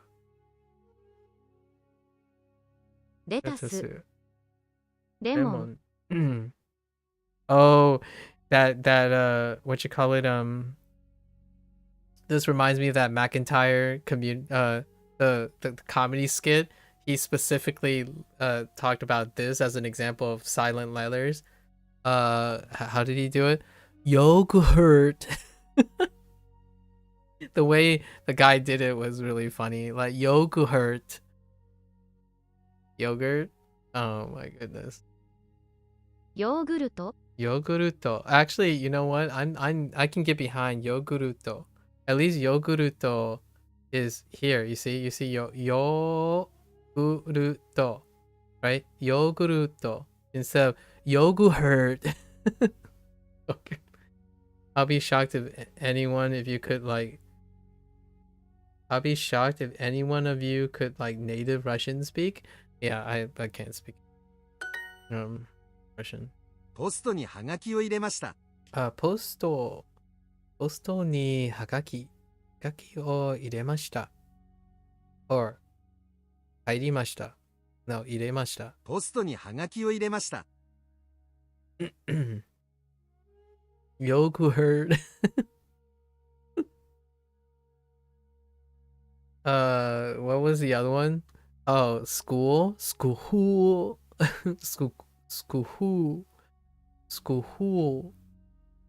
Like pool. But hool. School. In Russian, we got word. Oh, it's for yogurt. I see. At some point, you just know, and then you realize that even natives can't spell either. I know, right? I can't tell you how often. Well, okay. The real point is, I typically don't say these things out loud, right? You know, like native speak. If you're thinking about native speak, like, I don't say it out loud. But since I'm streaming, I want to say these things out loud because it's funny, right? Like, usually when someone says like, "Oh, hey, pacifist," I'm like, pacifist.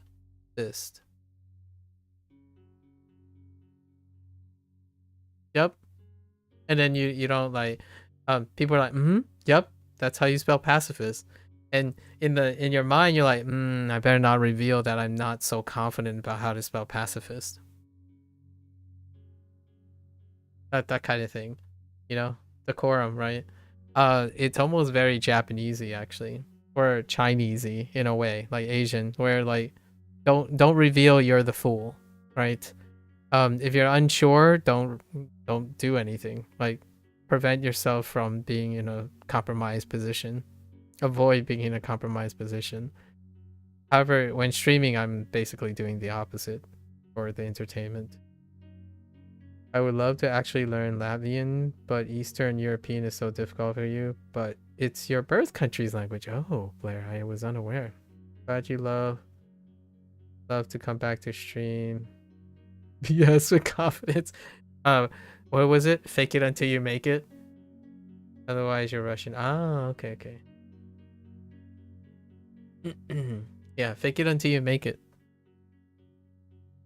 What's a word that I have problems spelling pretty consistently? Oh, reminisce.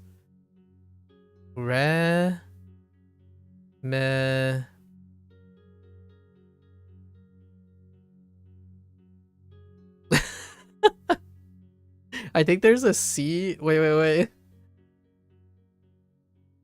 No. Is this an I?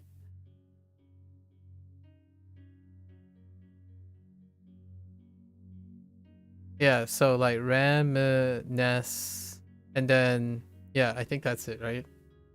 Yeah, see, this is a good example. This is an excellent example of like what face.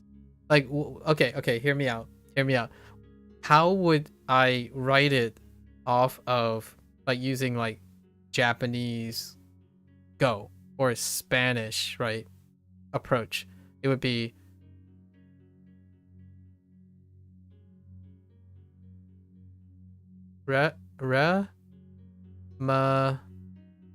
nest. Reminisced.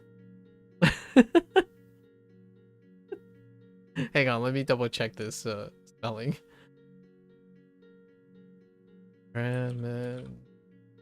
Yeah. Yes. I can reminisce. I like the word. The word is great, but every time I go to write it, I'm like, I have to pause for a little bit because of English. You got great words, like serendipity, right? Serendipity is like, oh, serendipity, right? Like, oh yeah, serendipity. That's awesome. Like all the letters are there, seren it right?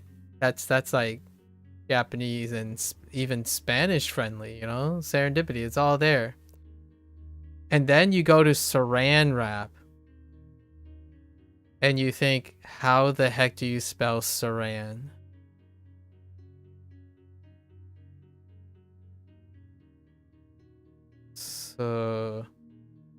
Saran?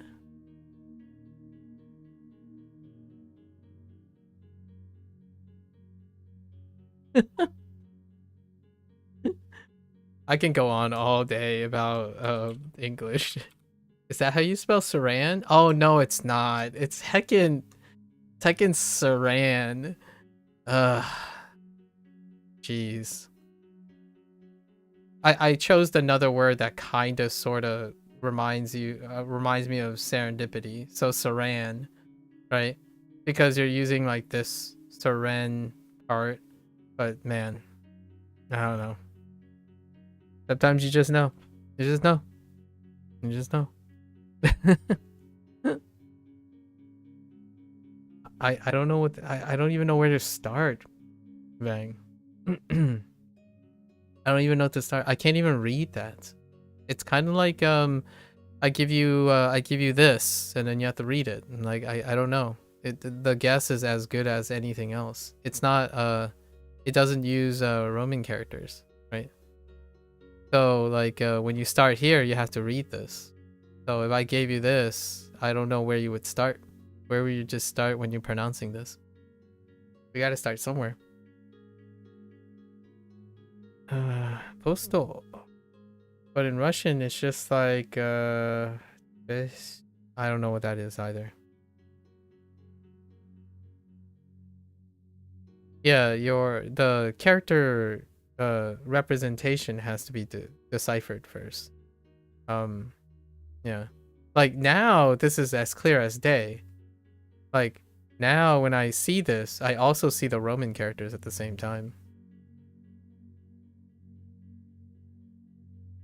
Right. Like I see both the Roman characters and the characters. I could try to pronounce it. There's no way I can pronounce it because there's no functional sound to any of the characters. So I could call it like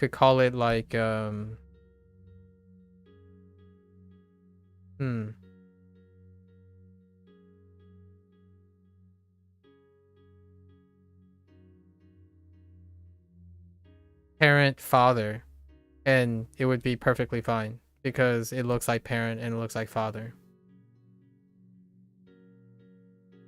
You're trying to elicit someone to try to pronounce it based on the shape and the tactility, but when you learn a different language with different depictions, in British English is like this. I see.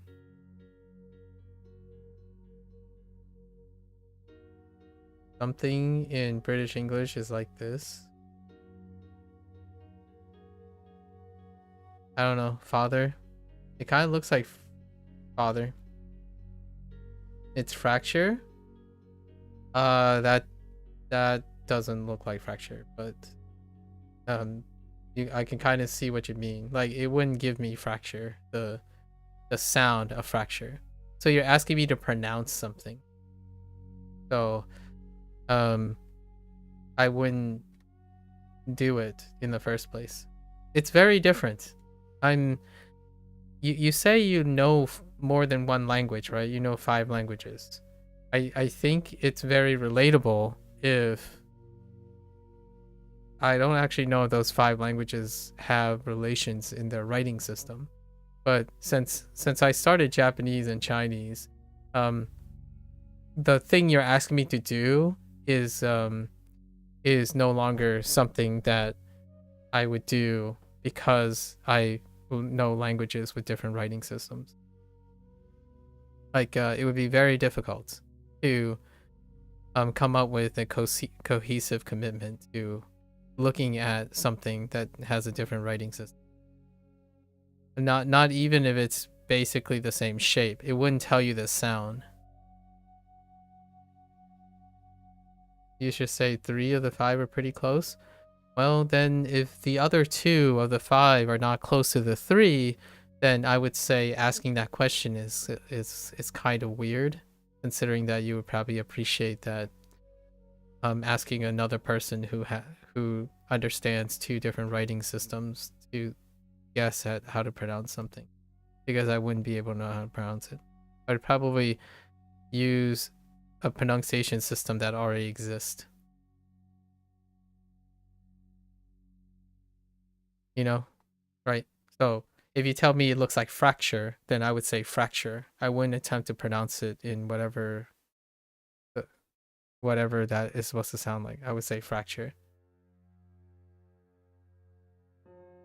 Like if I don't know the word for, I don't know, iremashita, I would probably just say put. Yeah, I would say like postal ni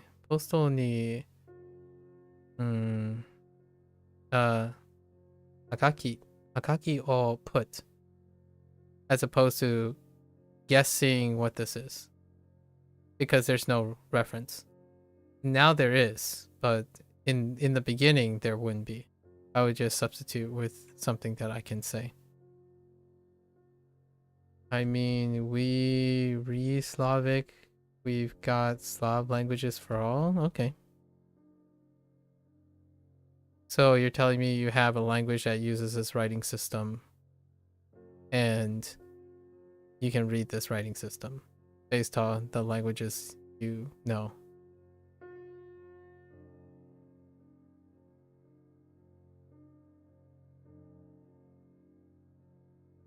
Put the postcard in your... Oh no. The post. Yeah? Well, that makes you unable to relate to me then. So, I was kind of saying no, but since you say yeah, then you can't relate to me anymore. So when you're asking a question, I'm explaining something you can't relate to anymore. If you think that your Slavic language for all somehow makes you be able to guess at sounds in a different writing system, right? I would not, since I'm not Slavic, or I do not have knowledge of Slavic languages yet. 薬 Suri. I don't plan on it, so sorry about that. There's only so much time to understand languages. I also have my 5 languages of choice as well. 薬 Suri. 運動 言葉。はがき Oh, はがき。国。国ポスト Post. Is it Slavic for you sounds weird? I don't know. I didn't really discern what is Slavic and what isn't. I think when it comes to sound, it's different from reading. I think sound sounds like music. Most things sound like music. When it comes to sound, I think of them as pitch and duration. Pitch, duration, volume. Pitch, duration, volume. So, if you gave me a language that I don't understand, then I discern it by pitch, volume, and duration. Like you would listen to musical instruments. So they don't sound weird. Largely because it's sound.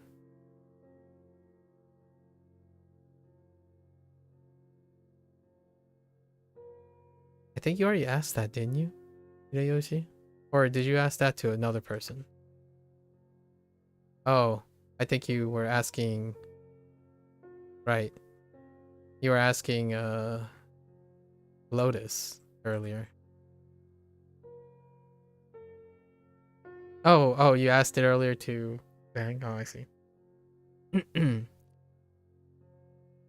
I already put that envelope in the mailbox. Okay. の Futo. 封筒 Futo. Oh, that's not. Futo. Ni? Oh, no.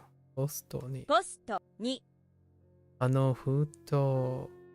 Futo wa. は封筒は Yes. Posto もう wa. Mo posto ni. Posto ni 届き todokita. No, todokimashita. また Oh, here.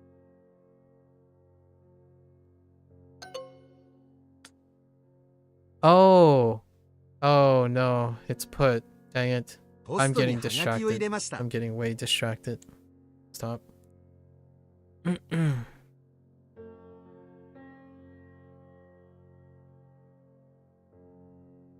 Oh, you got to pet a dog? Nice.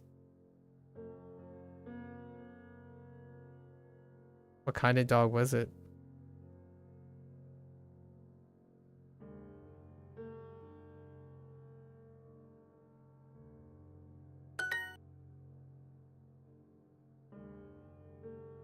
Oh no, I wasn't paying attention. の Oh, wait. Yeah. 封筒は Futo wa も mo ポストに posto ni hiremashita. ました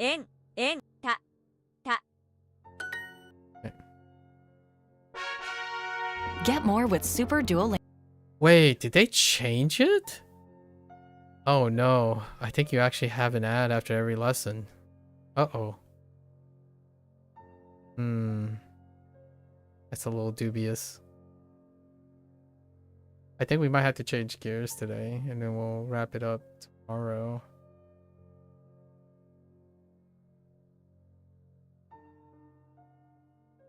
Yeah, let's wrap it up tomorrow. Tomorrow is the start of our review process. So I don't know how far this goes back. How far does this go back for the 100 days? Oh, it's got to be after like section 47. So 100 days, 3 days, that's about 37 back. I mean 34 back, which brings us up to about 47. Yeah, it's kind of close. It's around 47. Yeah, so we're gonna chill next time. We're gonna chill next time. It might actually be 54, unit 54. So what we're preparing from now on is that we're no longer learning things for the next couple days, like 3 or 4 days, as I prepare for doing my review session and talk about the things that I've changed and the things that I will probably be modifying in the next 100 days. Oh, it was a lot of things, Churn. We were joking about English. I think when JC came in, it was about. Oh, we were talking about.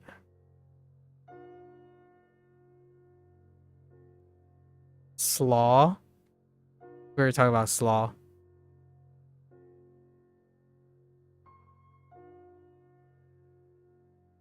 And then how slaw is related to slaw, which is not a word, by the way, but you could spell it this way, slaw. But the weird thing is slaw is not related to laugh, which is laugh. But laugh is not related to ugh.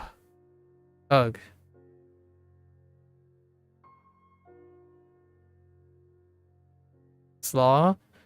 It's a cabbage cabbage and some like mixed vegetables with I guess mayo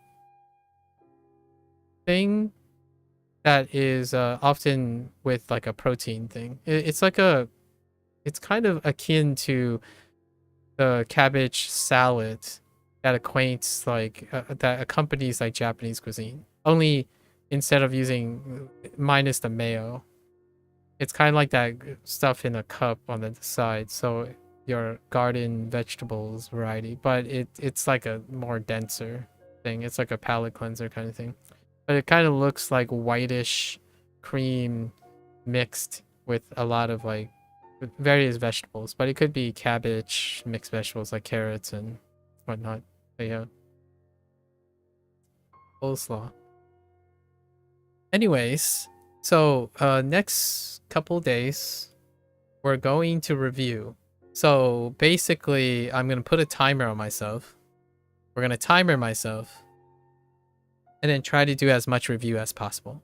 So we're going to go through, click on random things, try to sample, remind myself of all the things that I probably have spotty memory. There's so many things that over the course of this, I have so many things that I didn't manage to keep like consistent in terms of repetition. However, we're gonna try to do around for our 300th and maybe like third stream of Japanese is that we're going to spend a 2-day process attempting to recall all of them. So I think it goes all the way back to units, the last 100 days. It's somewhere here. So it's one of these units. Well, I'm going to have to look back. That's why we record these things. So we're going to look back on these and then we're going to try to do it in 2 days.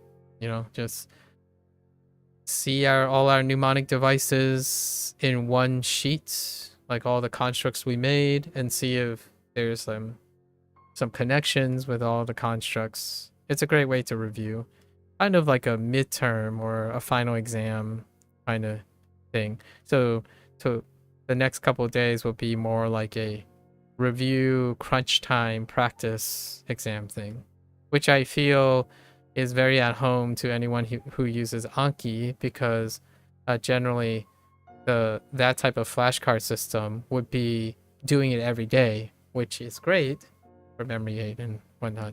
I happen to not do it that way most of the time. I review at the end by recalling all the things I construct along the way. So that could include flashcards. You're still in the Japanese section? I'm ending my Japanese session today now.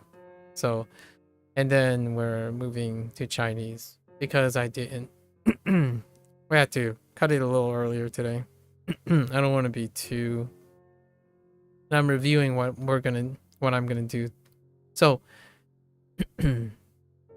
so for the next couple of days, we're gonna say the next week. There won't be learning in Japanese. We're now gonna try to review Japanese and then do like a progress report kind of thing. I haven't done this in a long while, and I don't think I've done this since I met you, turn. Before, when I started, I did a progress report at 25 days. Yeah, I already completed, yes. For today. I did a progress report at 25 days, around 50 days, 75, or actually not 75. Then I think I moved it up to at 100 days, 150. Oh, actually, yes, 150.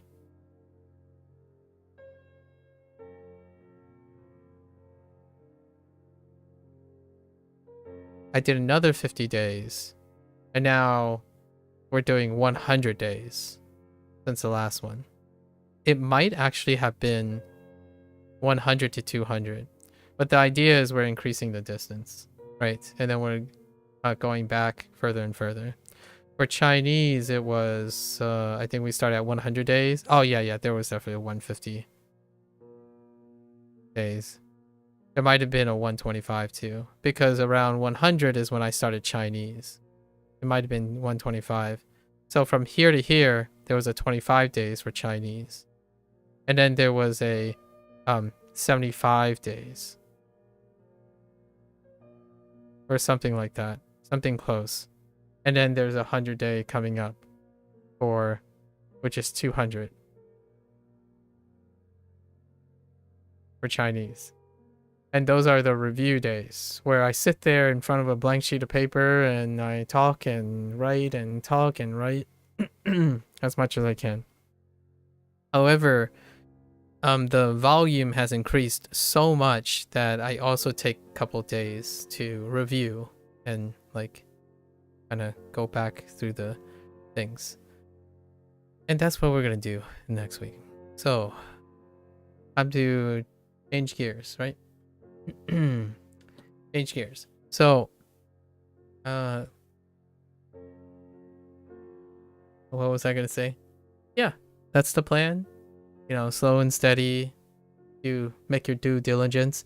It's probably the most exhausting thing to do, but it's also the most comforting thing to do, which is sit in front of a canvas and write whatever flows off your head. Right, regarding the things you studied.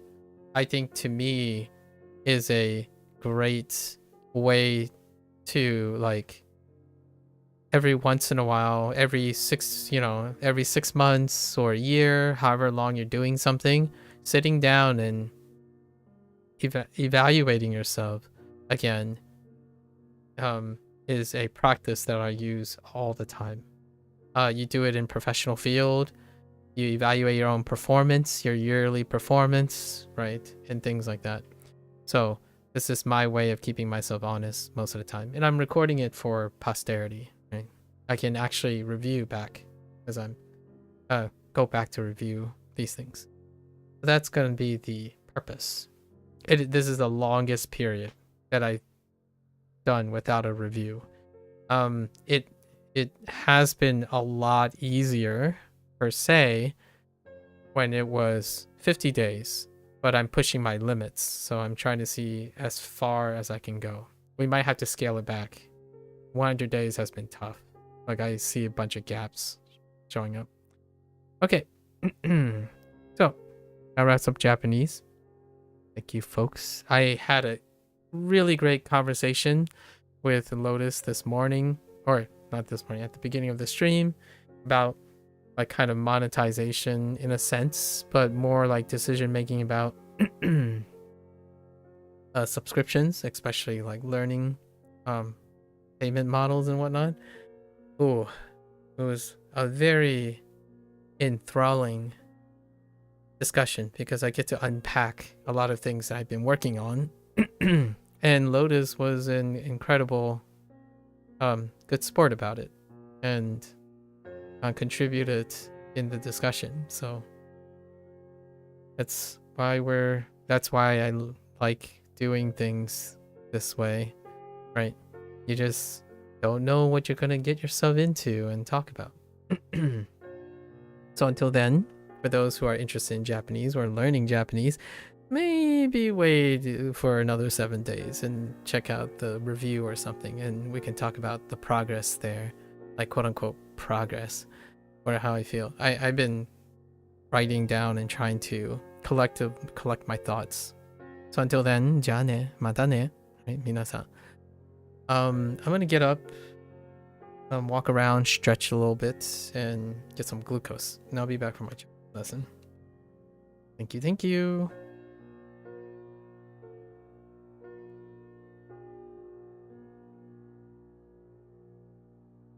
Also, feel free to continue having your conversations. I'm secretly looking over every once in a while.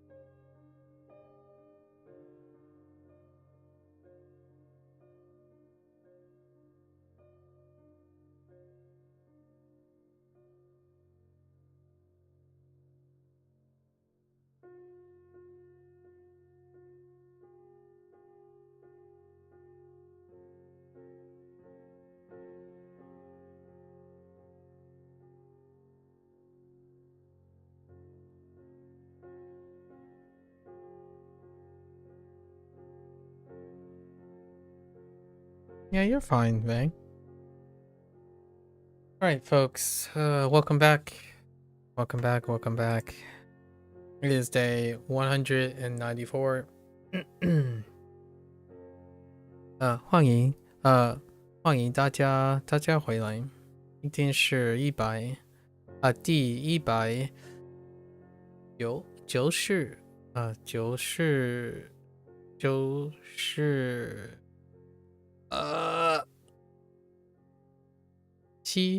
七天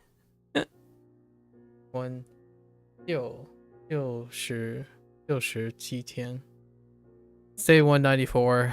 We are getting close to that 200 mark, right? And the 200 mark means we have our 100-day review to work towards. However, unlike Japanese, we are in the last unit actually. So, starting soon, and Duolingo will go into maintenance mode for the Chinese course. Earlier today, we talked pretty much about this thing, right? This is the recent development right here. This thing. And most of my digressions were about this. And we talked with another person, Lotus, about exchange some ideas and thoughts about the perspectives on this. We're not going to go over that again. But yes, there's currently a yearly sale on a year subscription in Duolingo, which lines up really well with my investment in Wanikani as well. So maybe I'll talk about it on and off here and there in the future, because I do get a lot of questions regarding decision making and how efficacious things are, or how do you make a monetary investment when it comes to these types of situations. So for now, we're going to try to stay vigilant, because it's already past midnight here, local time, and my stamina is waning, very quickly waning. Back-to-back days, 4 or 5 hours pass is can be a little tough. I haven't been able to do a lot of practice on the side where I do like some homework. I did do some homework though for the Chinese side of things. Yesterday I got into a very characteristic discussion about like communication in general. I was trying to make the communication very personal, yet the person is very like indirect, which is very relatable, or trying to be indirect. It started with something in Chinese though, and that was concerning the limitations of the pinyin system, right? And it's part of my unit today. So I looked into it, and I basically, your stamina's low because it's not Yakuza. Oh, there were some days on Yakuza, I was very tired too. So it was the limitation of the pinyin system. And I was very skeptical, is the word I would use, largely due to the nature of that person's comments, not necessarily whether it's true or not. So I did some research, right? And like most things, if I'm skeptical about very direct and tall statements personally, and the statement was that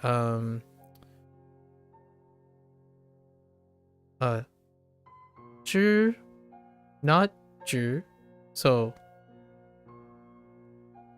zhi,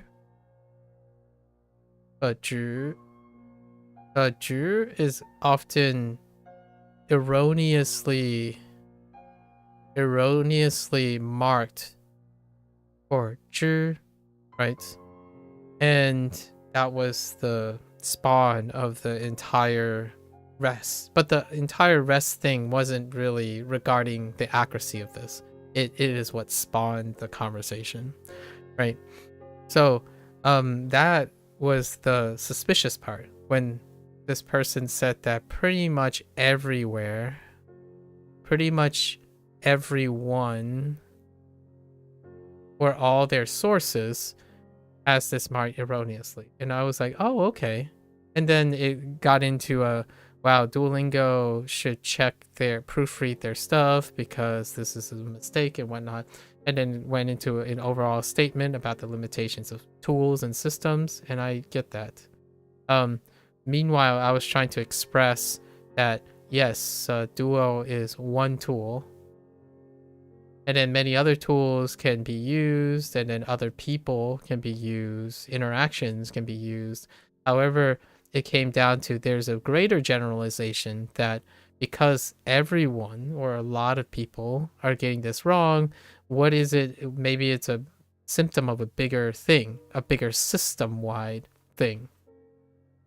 So that was suggesting that people make tools and technologies that created a systemic error in recognizing these two things. And I was like, okay, that's very bold. Curious, right? There comes a time when if everyone else, and I didn't get a chance to express this because I was more into the person's diction, the way they type and communicate, than anything else, because I like to get to know people as opposed to the depth of their knowledge. I think the human touch is getting to know the person. So if everyone makes this error, right?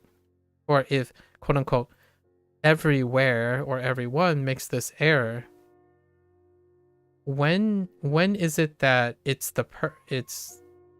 you and not everyone else, right? That was the thing that I was having trouble processing. Like, if everyone is making this supposed error, I'm kind of very curious, what's the deal with that? Like, it's really interesting when you don't commonly have these things happen, because oftentimes everyone tends to be the one that is most refined and consistent, right? It's one of those like conspiracy theories kind of things. It's difficult to prove a conspiracy theory if everyone else disagrees with you, right? And then everyone else agrees on something else. So I looked into it, at least in my opinion, and yeah, I actually agree with this person that said Duolingo marking this in the example. The prompt example was 这句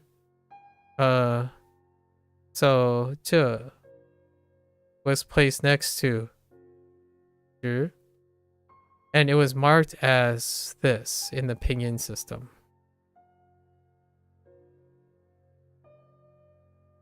And the person, right, straight up just said, it's always 句, it's always 句, no exceptions when it's a classifier. Like when it's a classifier. So it was used to classify a bird. So 这只可爱的, I think it was 鸟. It was referring to Duolingo. 猫头鹰, right? This is a very cute owl, right? And in that case, this is the classifier for bird. And the person made a comment about, oh yeah, it's the simplification that is causing this missing identity. And I found that to be the case, right? This person is introducing information that I don't know, but they were placing that correction as a way to save face or save frustration. Like, oh, if this is incorrect and you continue to repeat the incorrect thing, then it can be a future place of embarrassment. I was unable to communicate that it would not be a place of embarrassment for me, but a projection of your own embarrassment, because I see it as part of the learning process. So thank you for bringing this attention to me, but I want to tell you that there's no sense of urgency to have to worry about these things, because I will continue to learn from different sources. And then that person pressed further to say, but what if all the other sources are erroneous too, because they have extensive knowledge of online resources and they know this to be true? I'm like, okay, fair enough. I can't communicate that sentiment that people make errors, and if it's a systemic error, then at some point I will encounter systemic error. What if the systemic error becomes the norm? We don't know, because a lot of times natural languages adapt to the most widely used thing, not the most correct thing, right? So that's we didn't get to that point. So what I've discovered is part of the learning process is that 知 is a different character. It used to be a different character, and 知 used to be 3 separate characters, but they're related characters. And due to the simplification system, as in like simplified Chinese, they are lumped together into this character. And constitute as a low risk. So as in like in these situations, it's uncommon to confuse them for any other meaning. So in a way, yes, it was an example of simplification, but that depict the limitations of the pinyin system. That part I disagree with to some extent, because the confusion didn't come from the idea that the pinyin system is telling you something different. It is the character meaning two different things, right? So yes, the simplification of those two that person cited yesterday led to this. 知 is a different character, and 知 is a mix of different. So only, merely, just is this, right? And then birds, classifications, quantification of types of birds and other pairs is always this. No questions asked. Now, this person made a comment that this is erroneously marked. And I totally agree if the perspective is that this character is representing two different things, right? And this is a really special case. But in most cases, actually Duo decided that they would mark tone changes, right?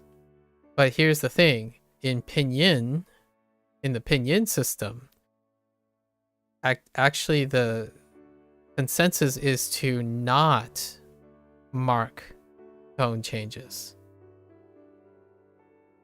And instead, the argument, at least what I gathered, this is only a night's evenings gather, so like I didn't spend years and months analyzing this.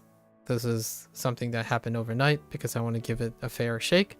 Is that they always, or they prefer to mark the original tone. And the original tone is to give you an inclination of what the original character was, so that you don't mix up what was the original tone. Is it a mark change or is it not a mark change? Because there's no notation for that. So instead, they default to marking the original tone at all times. Now that's where it gets tricky. Is this a limitation of pinyin system? Or is it that this character here represents two characters? So now I agree that in Duolingo, that example was incorrect. So it is an error. Is it a systemic error? Is it a systemic error like that person suggested? I would say maybe. Because the other example, right after that one, in that same video, they had 一只. So 一只, right? They had 一只. So this is the same character as the classifier, but they marked the tone change. So it is 知, not 知, right? 知. So 一只 was correct.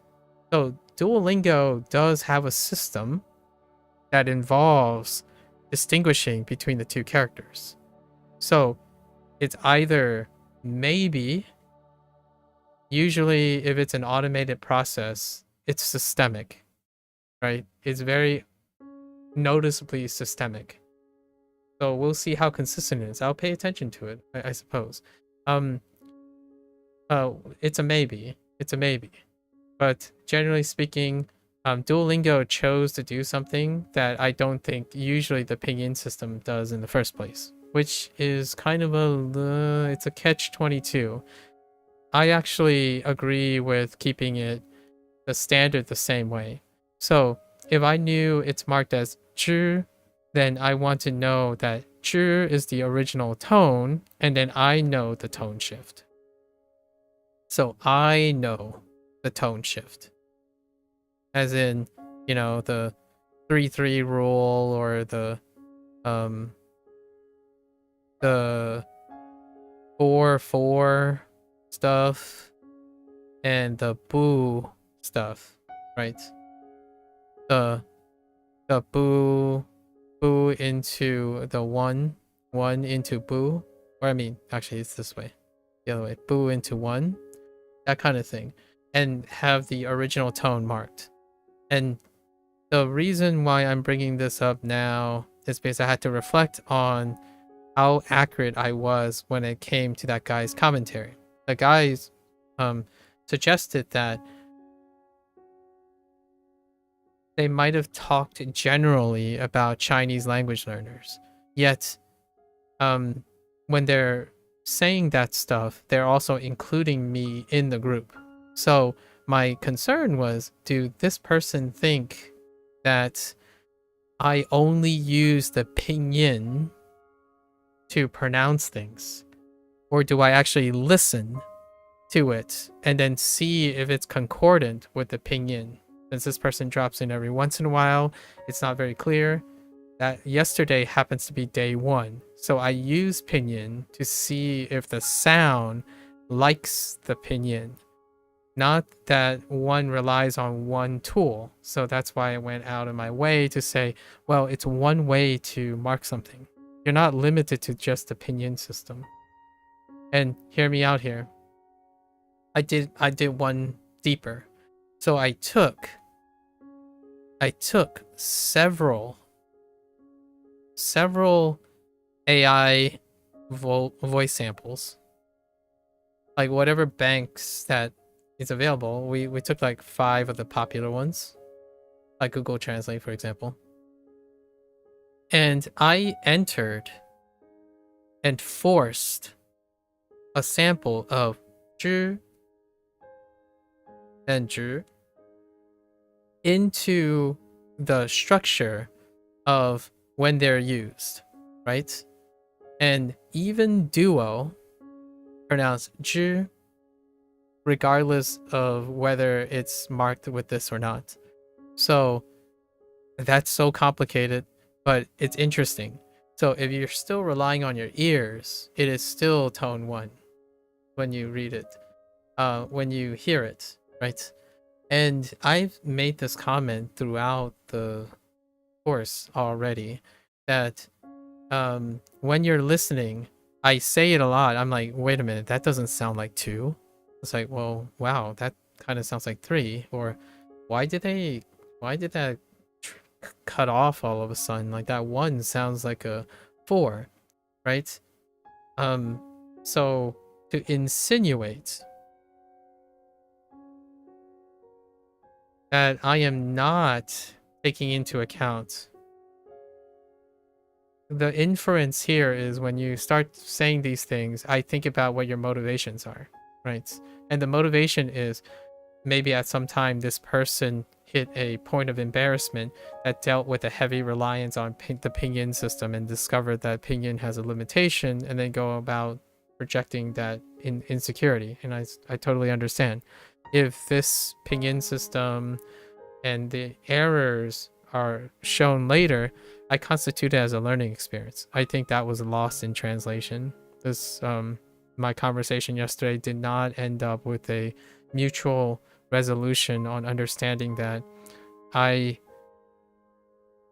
it's emotionally positive to learn things that you have erroneously done.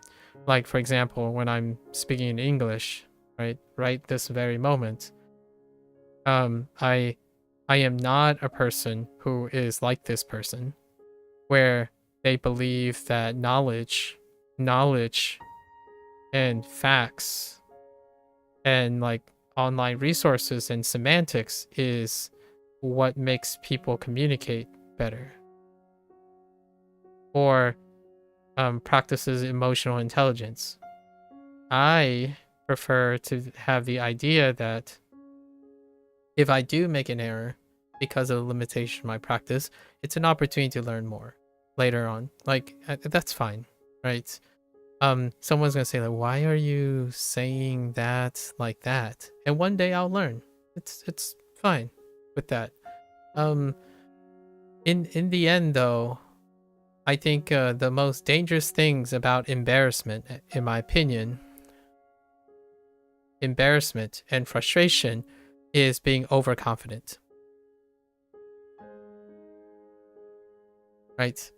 I operate on the idea that I do not have comprehensive knowledge about most things, and I embrace and welcome all the people who offer their 2 cents or their experiences. However, I think the thing that led to an extended conversation yesterday is the idea that I was unable to communicate to this person to let them understand that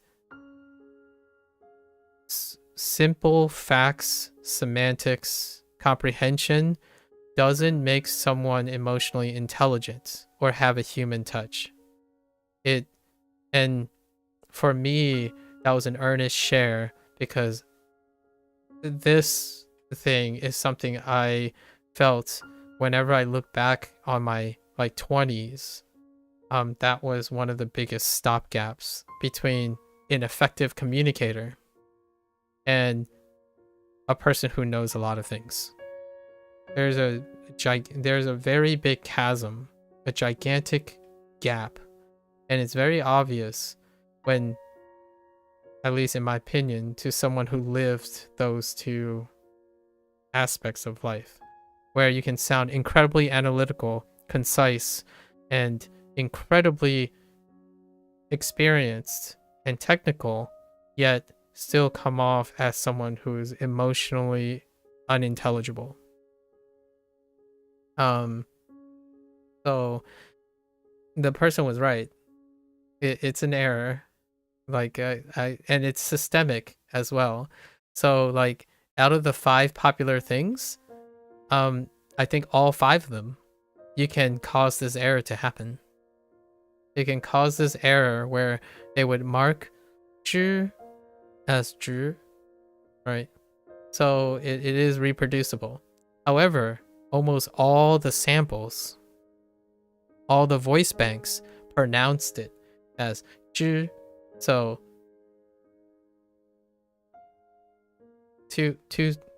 part of the bigger picture.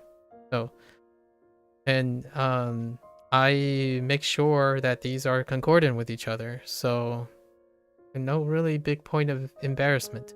Although then I try to look for examples where there are dialectic differences. And this can occur actually, where the dialectic differences can force a tone difference in this position. So, but that's a very, very extraneous case. And actually, it's a extraneous but coincidental case, because one of them happens to be Cantonese. And I wouldn't be surprised if in Fujianese, this might sound okay. So, I don't know.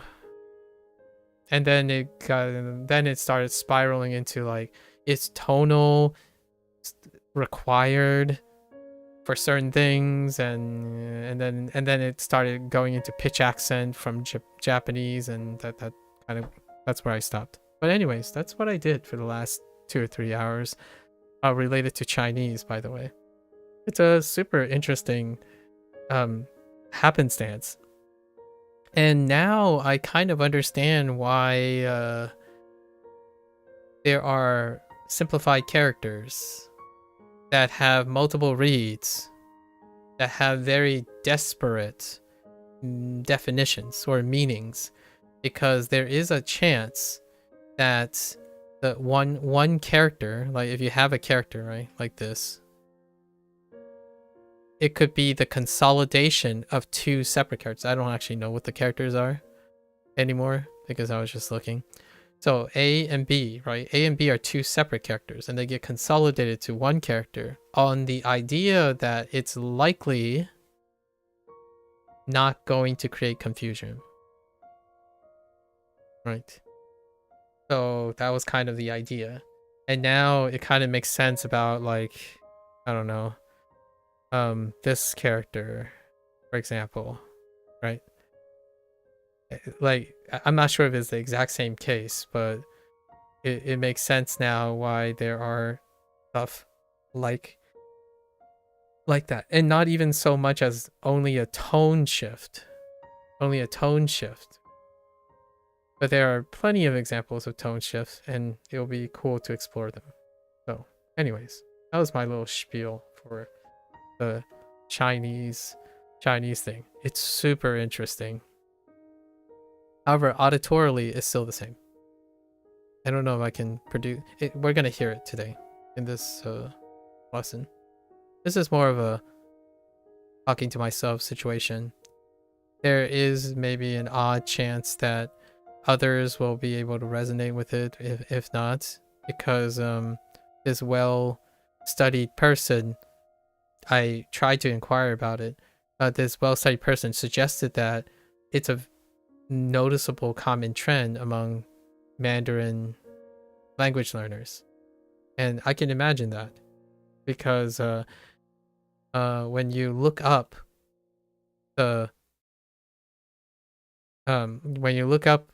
this and what tone it is, there are enough threads to suggest that the pinyin system is a bit confusing at times, but not. Now hear me out. It was someone arbitrarily, a group of people arbitrarily decided that no, they're not going to accommodate tone shifts in their notation. So when people say limitations and they complain about proofreading and error, the intent is already there. So I don't know.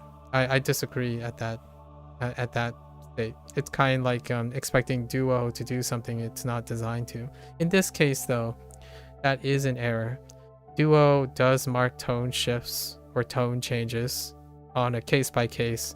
So how that slipped, it's acceptable. Like it's expected. It's not surprising. However, it is also not correct. Right? And that's fair. It's really weird. It's really weird. I think the weirdest part is how the same error is perpetuated systemically in every other people's models that are not related to this. So I thought that was the most interesting part of the observation. Does it affect people from learning Chinese, Mandarin, or like learn Mandarin, listen, pronounce, and comprehend things? No, not really. I disagree with that. In fact, I think the choices with the pinyin system was that the expectation, which might not be true for people outside of China, I suppose, is that eventually you'll interact with people who speak Chinese, Mandarin. Now, hear me out here. Then you would argue, well, if you don't live in China, how would you know that tone is correct? You don't. But here's the answer. Here's a more human touch. If everyone around you has agreed that this is the norm to express this idea, then that is sufficient for the language to naturally migrate, right? You could, like, if China is so isolated in this thing, that's why dialects exist, in my opinion. It's a case for how natural language creates dialects. So for someone who is incredibly well versed in a very specific language that is characterized by an immense, like greater than 50 existing regional dialects that are very functionally a significant population that use this stuff, you would come to know that one of the side effects of having such a thing is that natural language do change over time. So Is it concerning? Not particularly, but I think that's where me and someone else have a different perspective on how to interact with human beings, in my opinion. Like, if you say something that's weird, I could tell you it's weird, and I kind of like it because it's identifiably you, but hey, may I share with you something that I find weird because I know it this way? Or you go around and say, this is the way. Well, when you say something is the way, and what is and can't be and can be, you're not talking with another person. You're talking at the person. So what do you expect the other person to do? Like, oh, that's interesting. Thanks for the information. And then you stop. Like, there's no communication left. Like, that's kind of the thing I was trying to highlight yesterday, because that's kind of most of my interactions when I was younger. It was coming from a personal place, so I was a little bit passionate. I got a little bit involved in it. You come home, you answer a question. This is what happened. That is what happened. Are we done? And that was kind of it, right? I think that's one thing that is very telling. It was one of the more extreme cases, in my opinion, or for me, one of the more extreme encounters, where someone knows an incredible body of knowledge, but I can't help but feel like I'm being sidelined in rhetoric or something. And I do it quite a lot too. I still kind of have a tendency of doing that. So this person said something about how the system, the medium that they use to communicate, is the reason why they can't adequately express or incorporate a human touch, their human touch. And I firmly disagree. I feel like that is a telltale sign of someone who doesn't want to practice that. Because in my opinion, my experience would suggest that yes, it's limited in human expression, but it's not that limited to the point where it feels like the person's out to educate people, which is great, but it's the difference between an outstanding professor who has no human touch to connect with their students versus a professor that knows a lot, but they only talk where the students cannot resonate with them. So you can have very, very brilliant people, but you can have an audience not willing to listen, or do not have any sentimental connection with the person who knows a lot, right? At least that's something that's very important to me. So if you're selling 10-step hacks, 10-step hacks to the greatest life hack in your life, that person is successful in selling the product because they are persuasive. They have emotional intelligence regarding the person they're talking to or the audience they're talking to. It is a very powerful force. And yeah, sometimes it can be manipulative and predatorial, right? That is why humans are humans. When you sell a thing based purely on objective knowledge and like proficiency and stats, which is our early discussion about the Duolingo thing, it becomes unrelatable, detached, and ultimately disinteresting. At least a lot of times. So, and I kind of often lump this under EQ, right? Emotional intelligence. So it was a very strong case for it. I think it's brilliant what they know, and I think this situation with Chu is very interesting. However, I didn't get that from the person. In fact, I think the memorable quote that I remember from yesterday is, "It's a trivial matter." And I actually looked into this too, because I didn't, apparently I misunderstood how trivial, the word trivial was used. I typically, statistically, right, if we were talking about statistics, I would say over 75% of a population who speaks English would take trivial as a negative connotation for the implication of insignificance. So I made a comment about, oh, this wouldn't be insignificant. We brought it up. We spent like more than 30 minutes talking back and forth to spawn from this. So I wouldn't consider this a trivial matter. But then that person went on to correct me and say, no, trivial in a neutral way. And I'm like, okay, there's something I don't understand. So fair enough.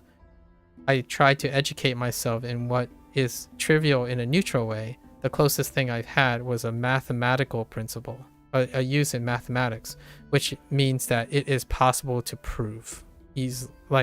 Prove with little effort.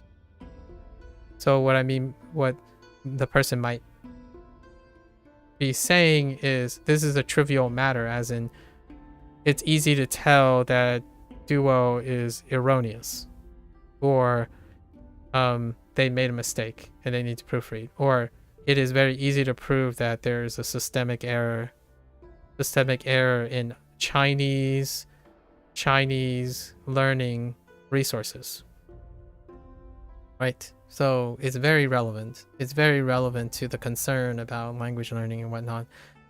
And for me, that legitimately only proves how not trivial this is.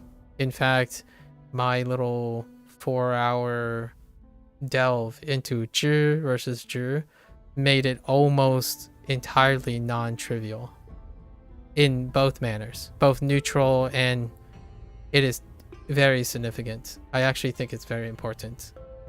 I'm probably going to carry this story for possibly the rest of my life. So yeah, I mean, I'd like to thank that person. However, I think there is a loss in my contribution to anything.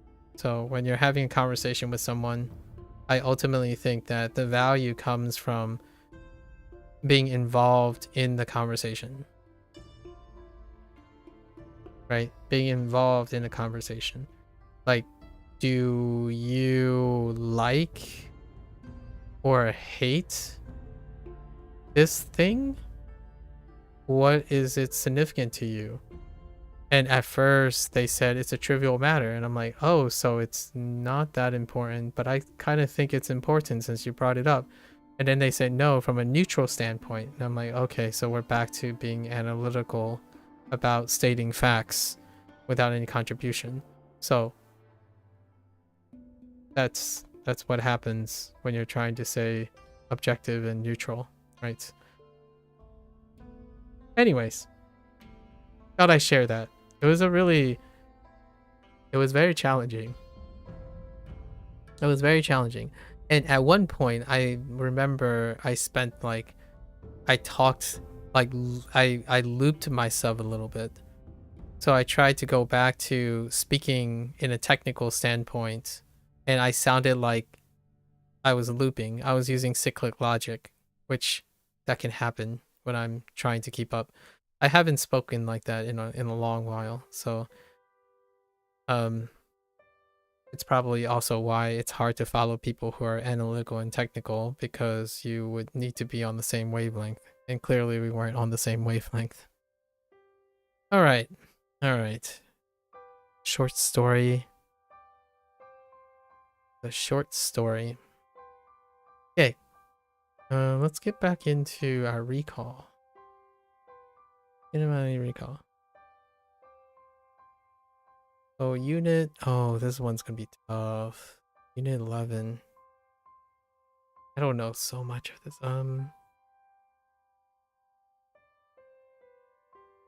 Talk to coworkers. I think we're gonna start with weather. Weather was the most reinforced from our Japanese lesson today. So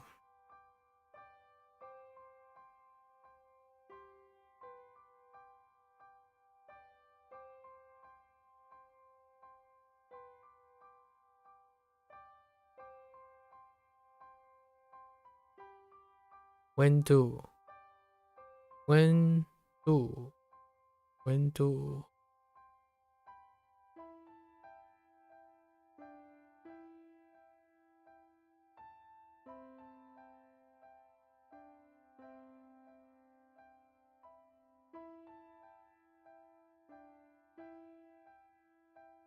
Wait. Wait. No, that's not it.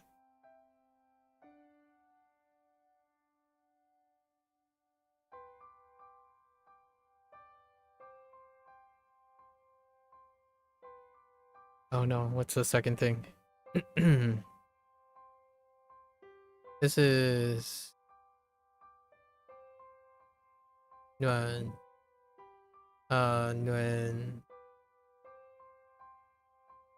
Nguyen something. Nguyen Huo. Nguyen Huo.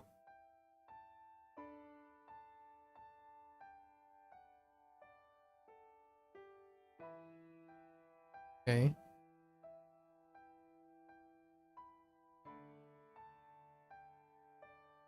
Liang Liang something. Liang Kuai. Liang Kuai.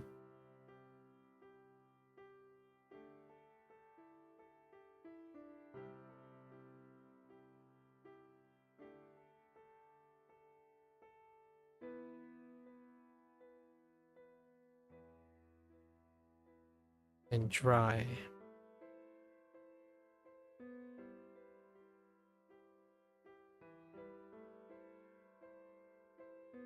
Gun Zhao. Gun Zhao. Gun Zhao.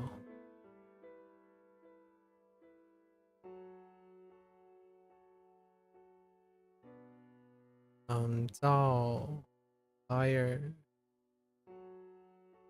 So.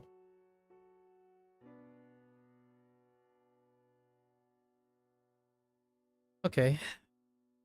That's all we have for weather that I remembered yesterday. Okay, so now we're gonna do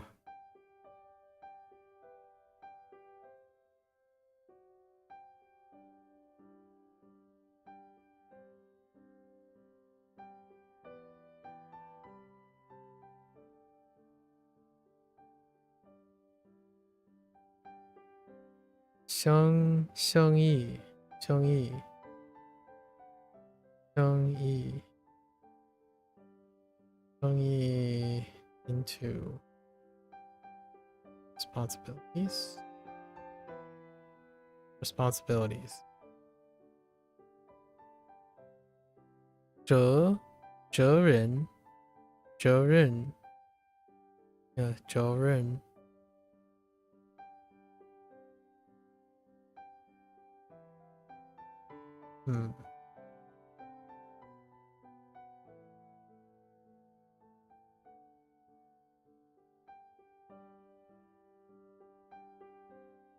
Oh my gosh, that wobble.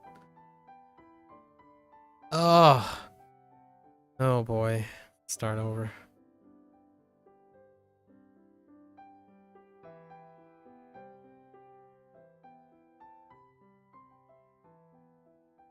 Okay. That it? Yeah, I think so. And Ren.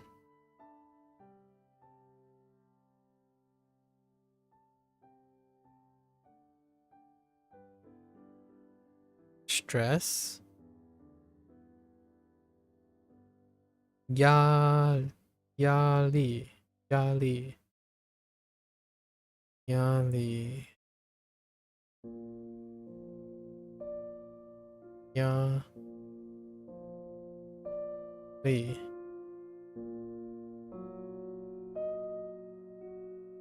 Okay.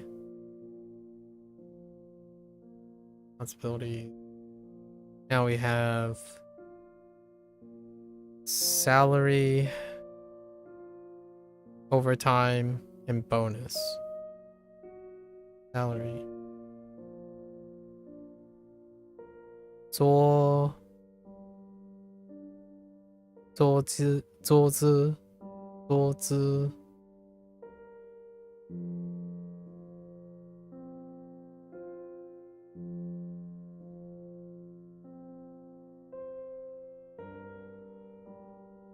下班 Oops. Sloppy. 下班 Oops. Recorder.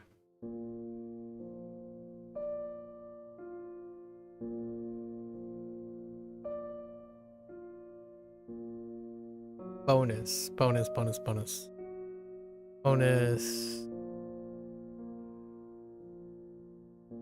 Jing was in it.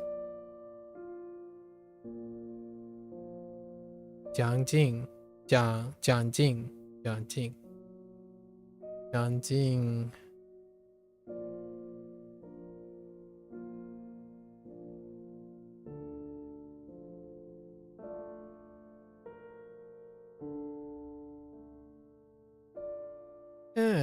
could be better. 奖金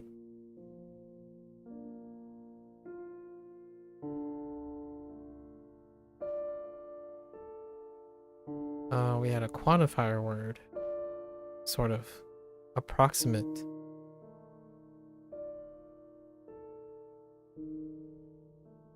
I think we're gonna connect it this.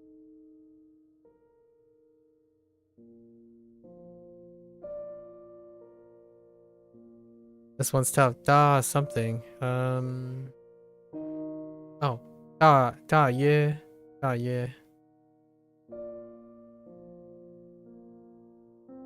Yes. Da ye. Discuss. What did discuss look like? No, that's wrong. That's misunderstanding.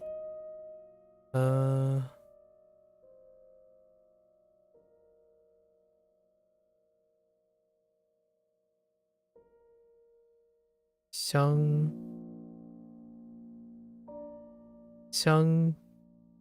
Xiangliang.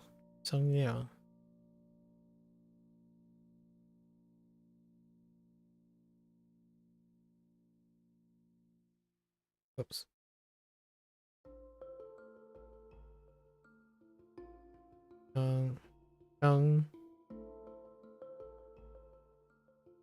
That doesn't look right. Hold up.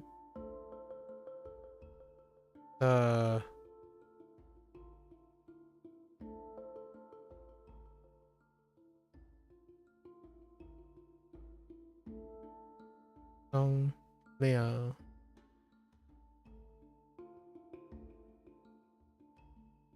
I think Liang is like this.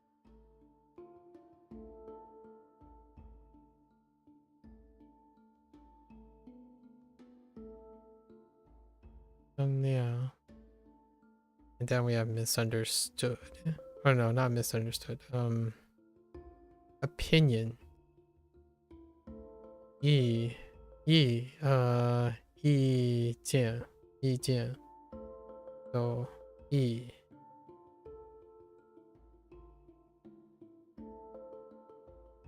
Jian. Oh, okay. So now we have.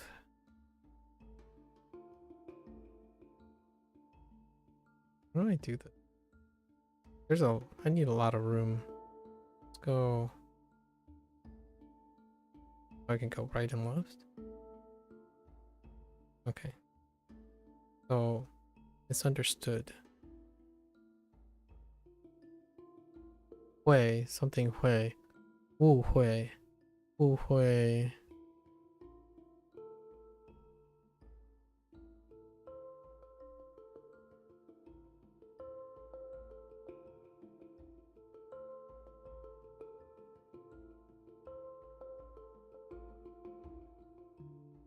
误会 sorry 抱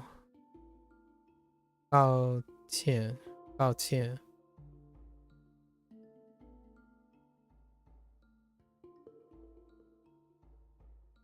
抱歉 oh 歉 is that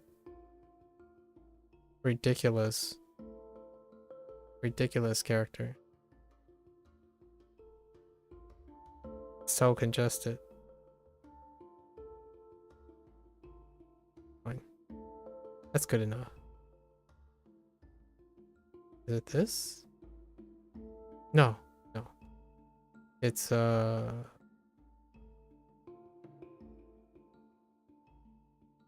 抱歉 forgive.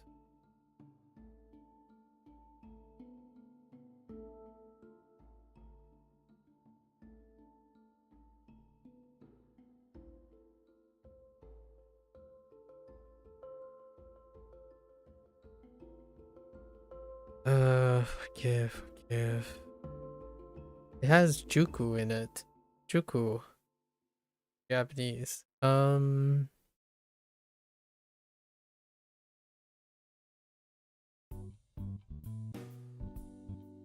Yen? Oh yeah. 原谅 Yeah, 原谅 原谅 so juku 原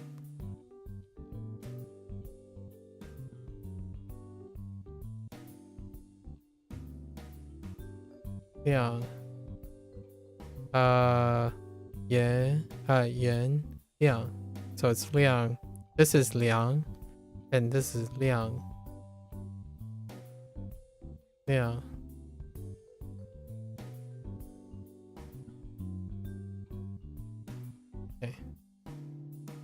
Okay. Now we have okay.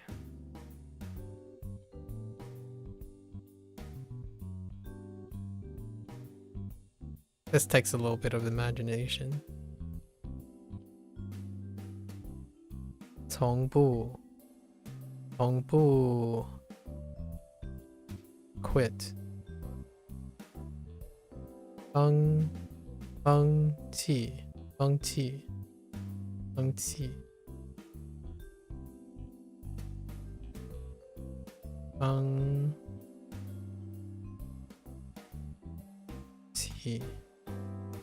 放弃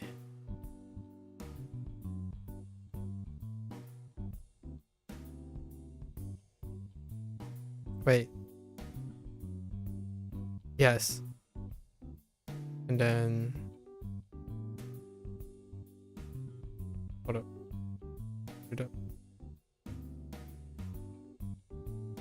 Sort of. Looks like that. 放弃 yeah. So encourage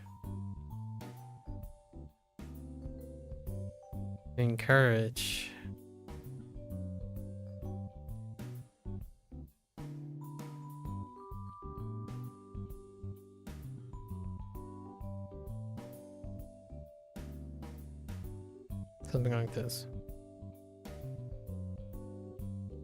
And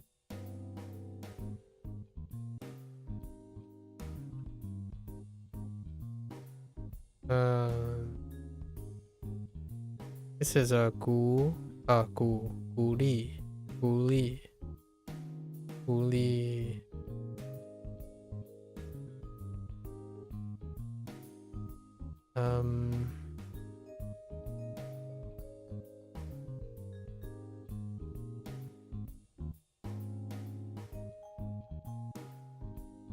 Yep.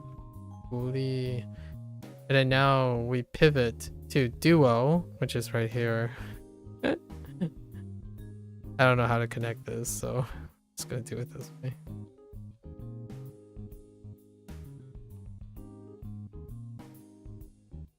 Or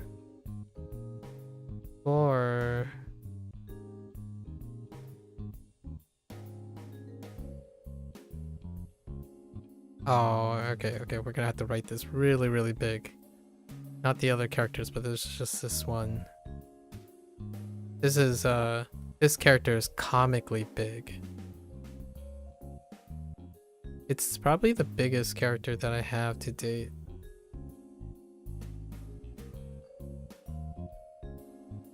Mao Tou Ying. And Ying is gigantic, so we're just gonna write it twice the size to illustrate how comically dense it is.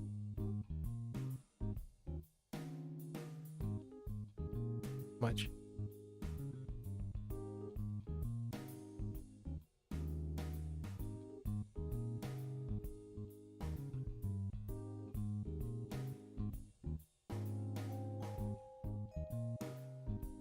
Okay. So now it's twice the size. Okay. I mean, Duo is kind of a big owl. Now we go and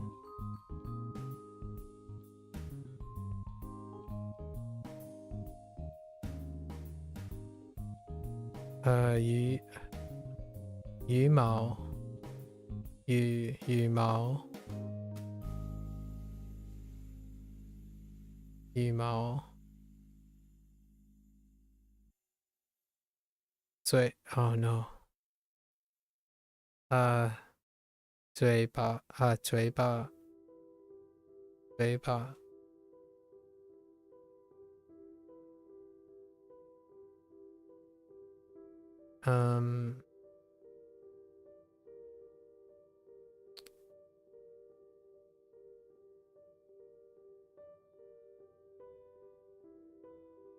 Oh, what was underneath? Oh, it's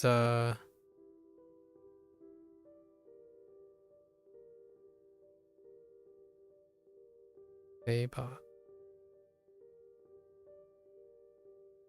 Okay.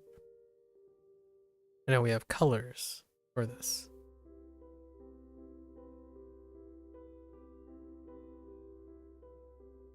Whoops.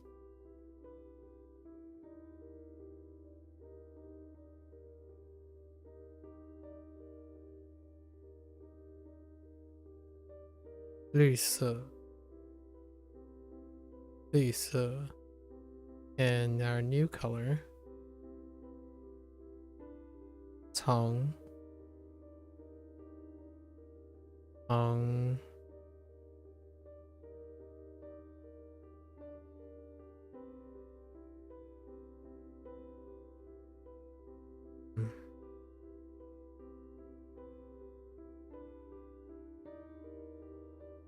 Tongue, yeah, 橙色. Okay, so right, Duo is a owl with green feathers and orange an orange mouth, right? Where they were going with that. All right, let's get to Unit 10. Unit 10 was talking to, not talking to coworker, but business. I think it was two different things, right? Yeah, it was two different things. So the first thing was business. Oops.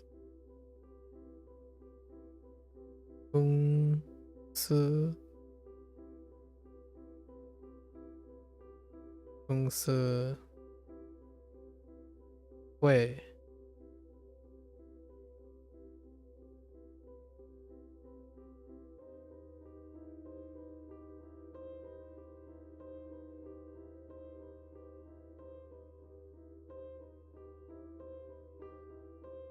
Oh, not May. I'm like, May?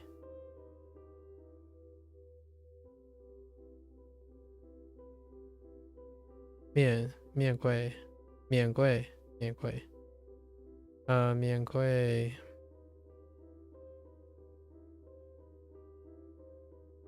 Gui Xing.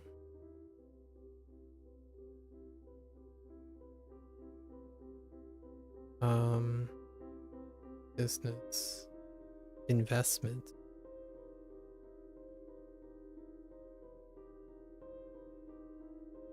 The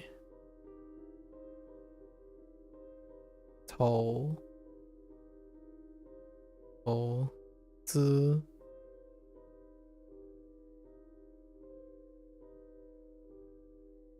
资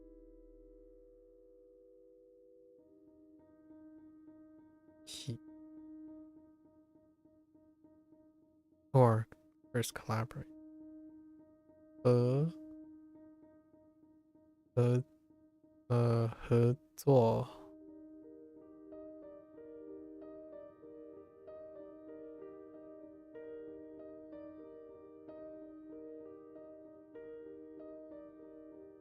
keep. We have 吃 so something 吃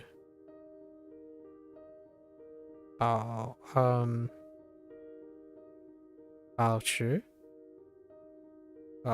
yeah 保持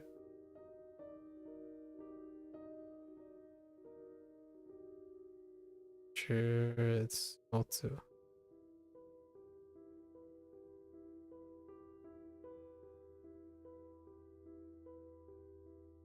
保持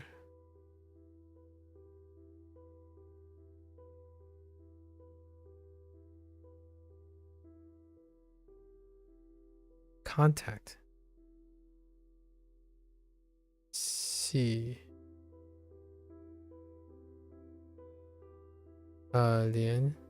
联系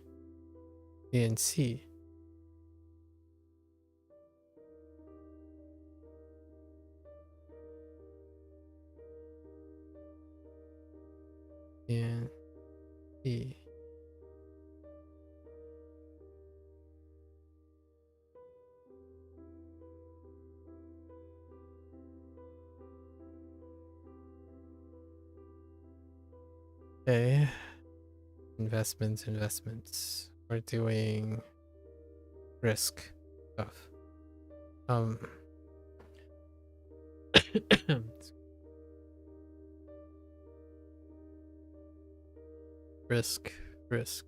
risk.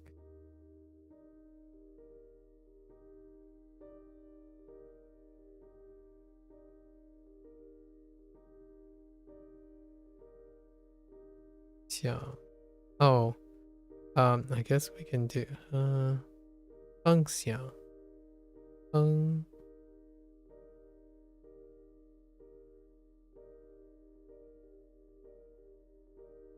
yeah.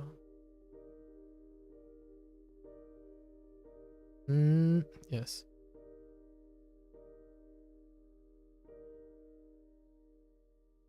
And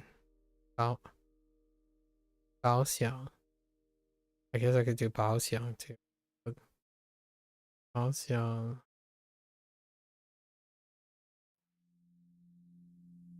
I suppose say copyright. This is copyright.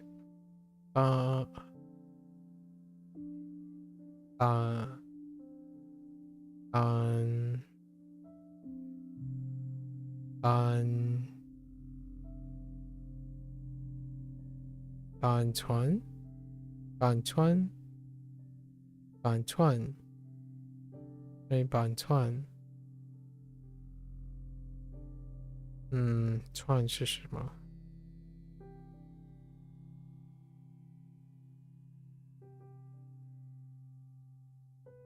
Yes.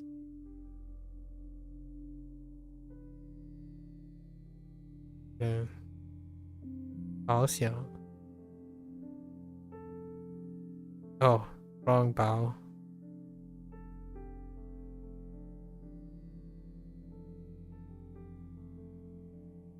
I think it's this one. Bow, yeah.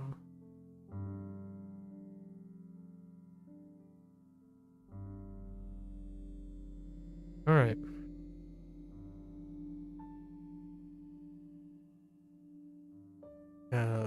Consultation.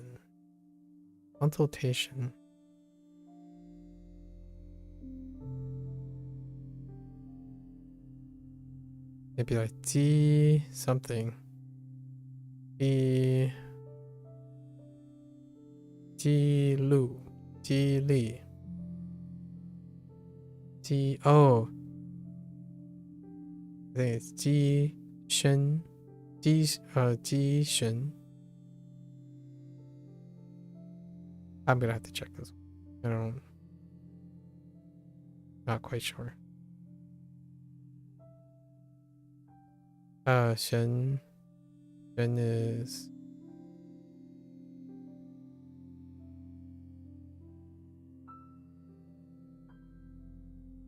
yes. And then 老师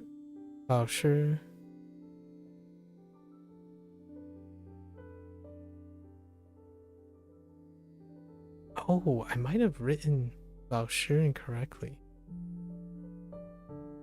Oh, wait. Just kidding. Not 老师. 律师. 律师. That's why it looks weird. I didn't write that yesterday. I wrote Li.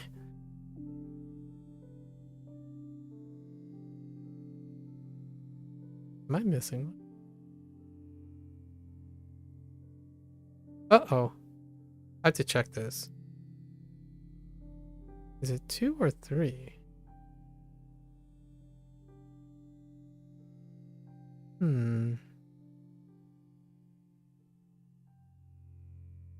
Oh, it's okay.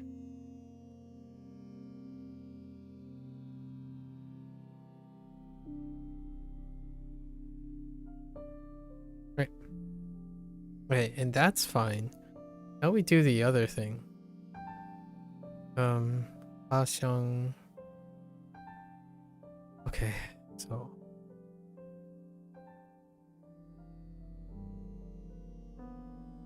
阿香.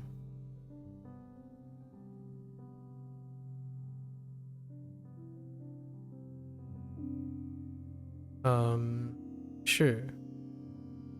阿香是.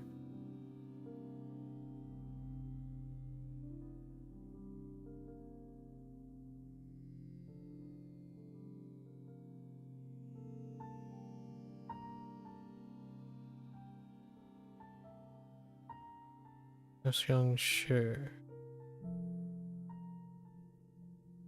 没事有事 Oh, I think it was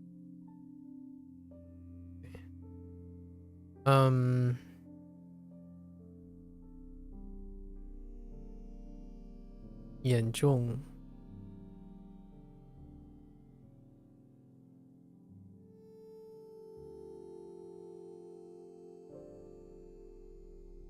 严重 Oh, 严重 yeah, or is it 严重 I think it's 严重 could be 严重 I'll check this one too. So what do you have? Like this one, this one.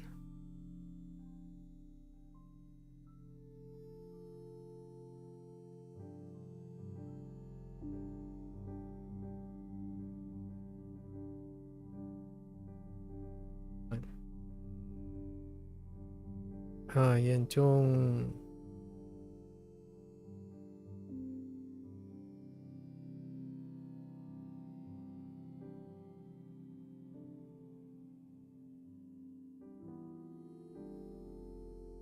意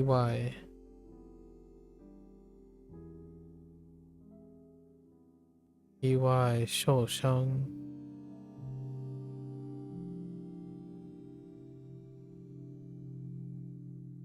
哦受伤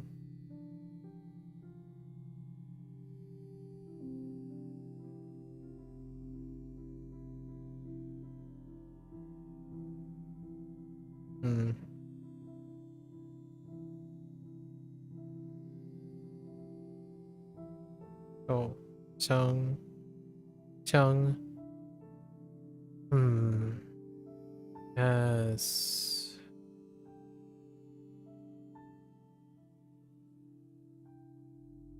No.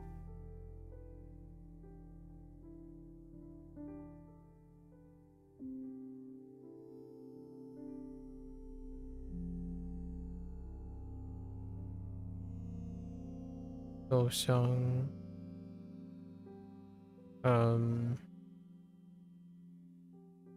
救命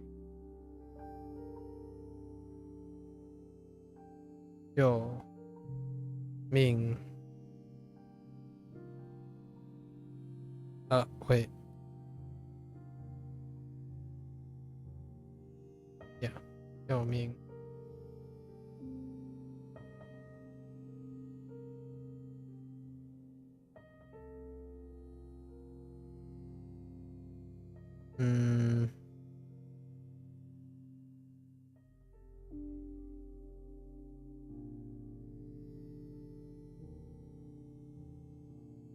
救护车救护车救护车呼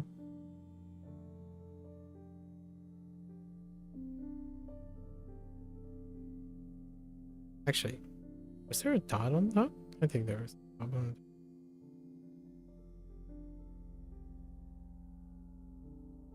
Okay. Let's do this one.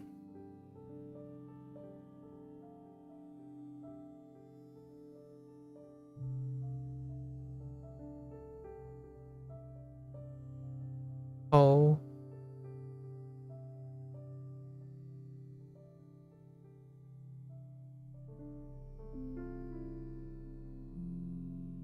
Bao Jing. Bao Jing. Bao Jing.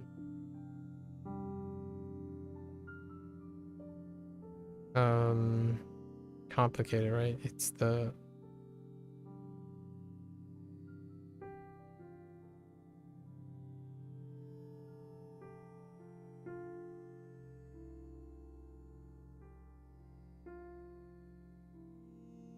okay. And 警察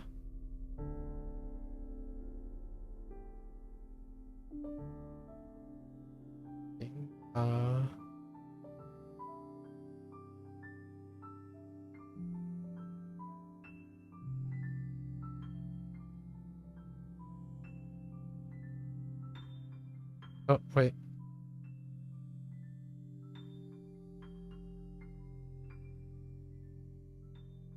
Okay.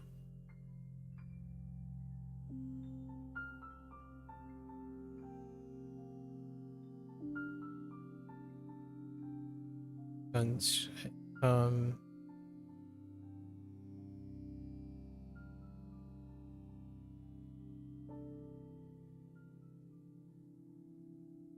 辛苦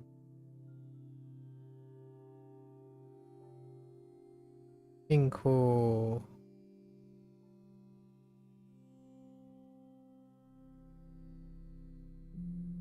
感谢感谢 Oh my gosh.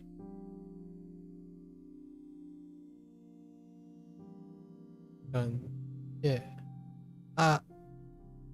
Wait. Oh no. Maybe I wrote this incorrectly. No, that doesn't work. It's definitely the other thing.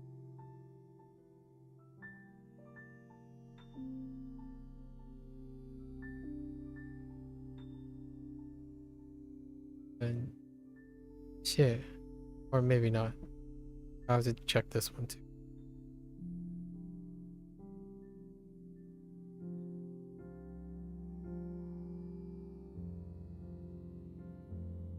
And 愉快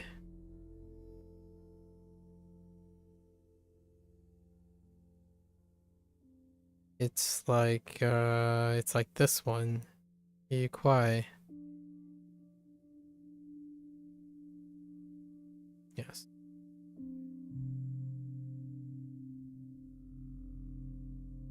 Yeah, quite. Okay.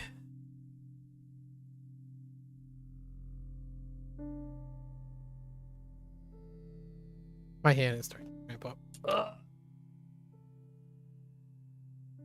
Okay. All right. So let's confirm these. Okay. And we get into our list.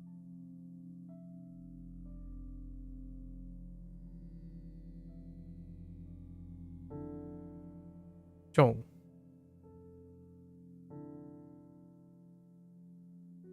Gun, okay. Yeah, gun. Gun. 感谢 and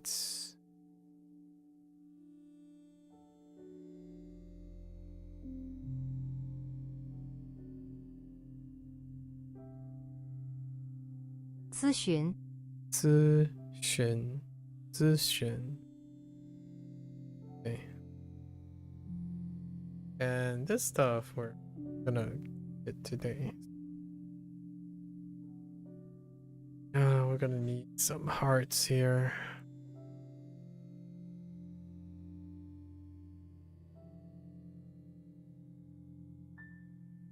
Okay.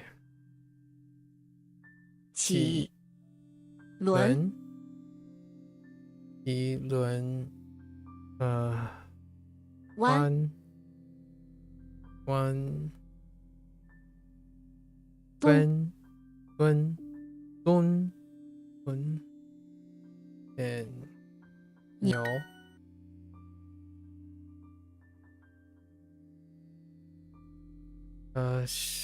生病 no 生病生病伤伤 drinking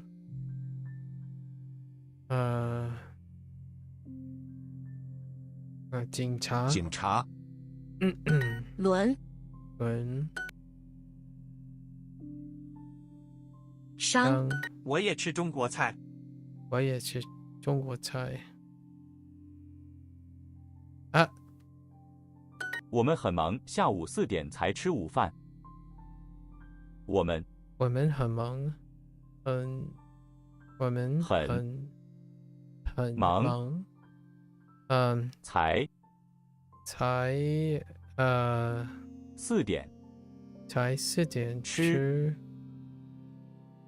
饭，吃午饭。我们很忙，下午4点才吃午饭。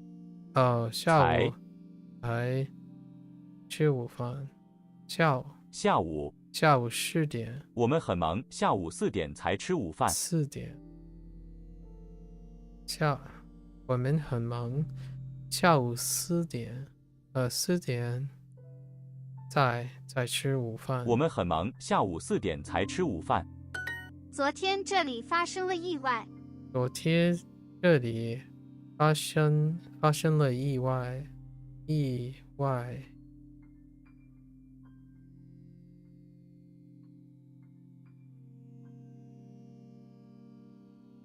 昨天我要做很多事情。你好，我要做很多事情。他生病了，在房间里睡觉。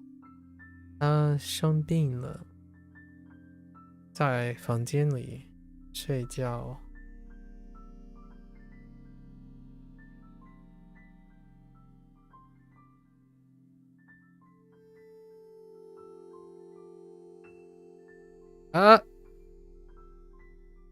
Wait.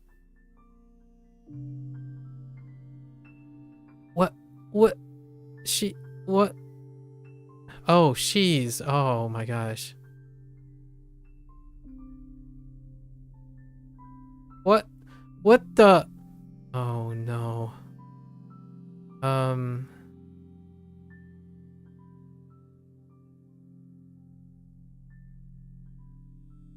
Oh my gosh. 你觉得这是一个意外吗？ Okay. 你觉得这是一个意外吗？你觉得这是一个意外吗？觉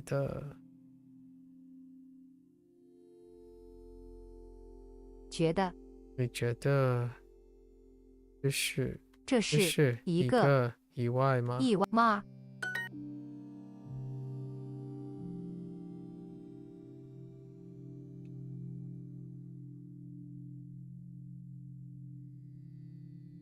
我11点。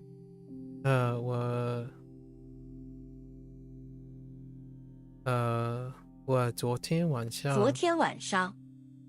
11点才下班。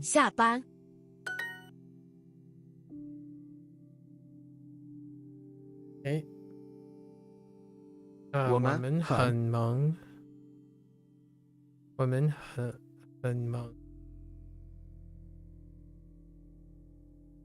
忙。then time, right? Time. 4点才吃午饭。We're busy. We only. What? Oh. PM. 下午 Happened to you. 你happened to you yesterday. 昨天你要什么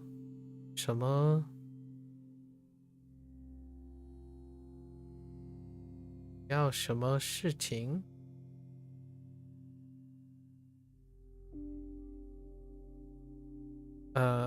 昨天你有昨天你有什么事情？你昨天有什么事情啊？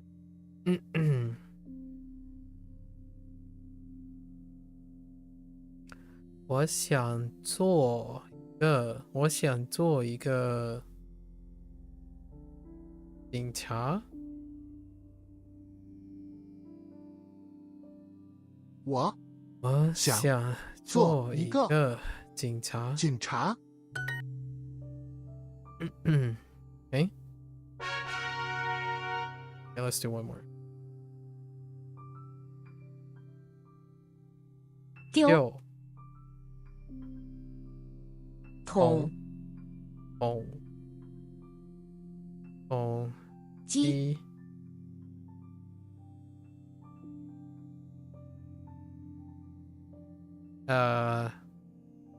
脏 I don't remember where 脏 is actually. What word is 脏 part of?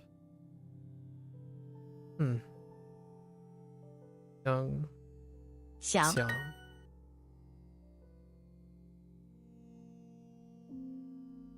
方便进会最安一次清安脏 Still doesn't ring a bell. 清静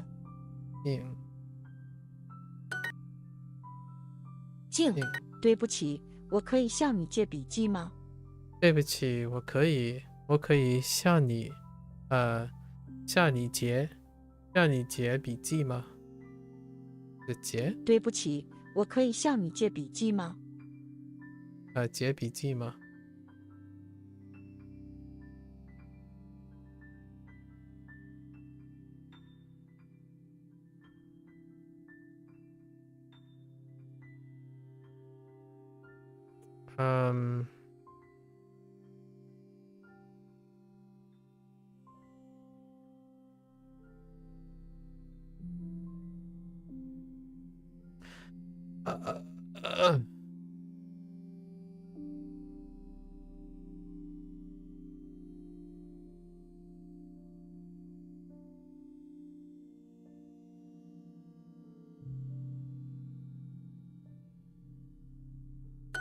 我没有听清楚。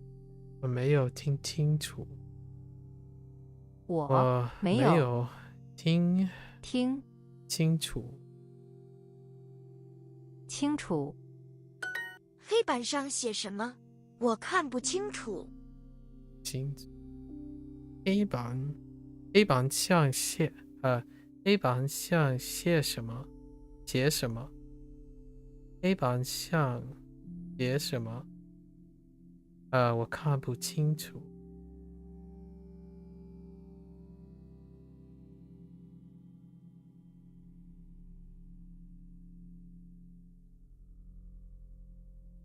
我们得买火车票。我们得买车票。火车票。火车票。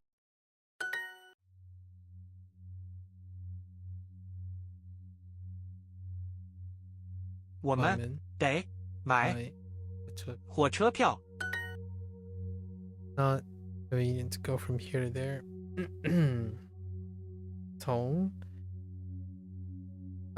从去这儿，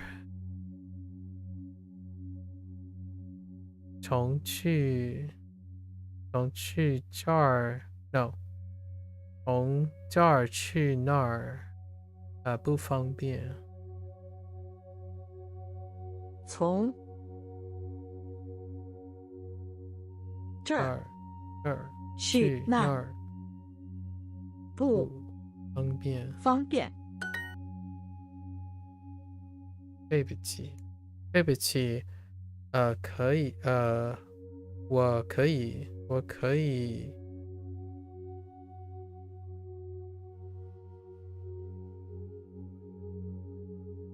，Oh no， 对不起，我可以，你借，笔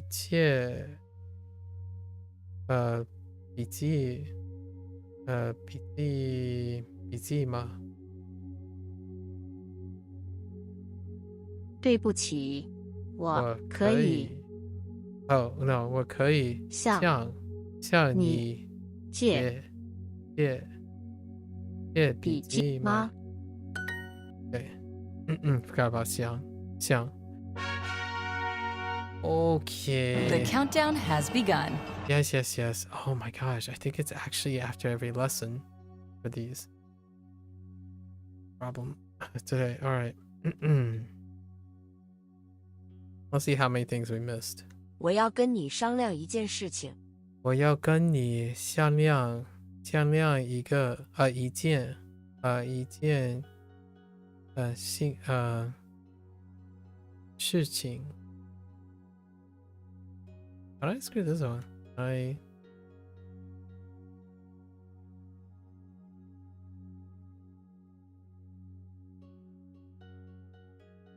Oh, there was the needs. How did I screw this up?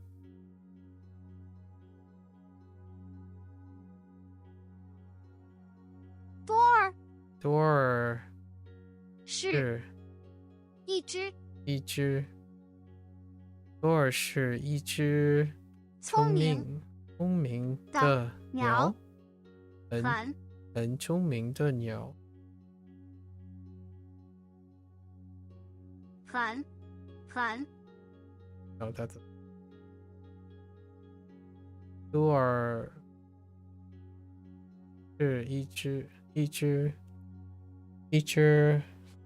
聪明的鸟 or 的 I feel like I'm going to make the same mistake again.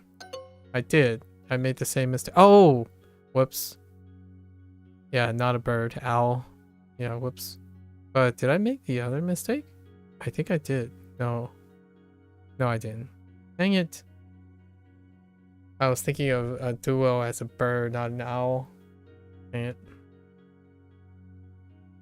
Oh! I don't think I have lazy. Lan? Lan. Oh, Lan. I don't have Lan. I totally forgot about Lan. Okay.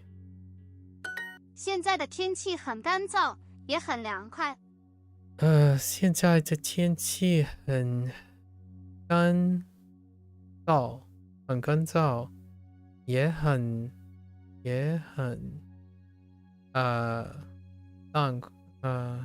浪快，凉快。现在的天气很干燥，也很凉快。凉。凉。 Wait, did I screw it up? I think I might have mixed them up. No, I don't think so. 凉快. There's a chance I might have mixed up the tones between the two. 凉. 现在的天气很干燥，也很凉快。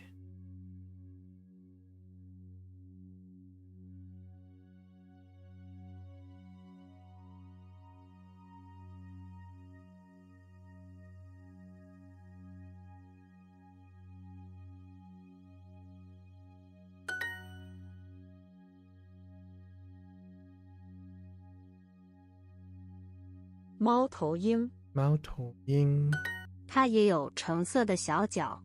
它也有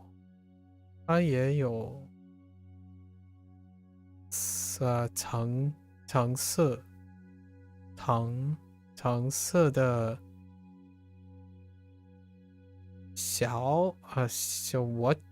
小 Oh, I haven't had this. Did I get this? 脚。Oh, maybe I should add this. Let's add this too.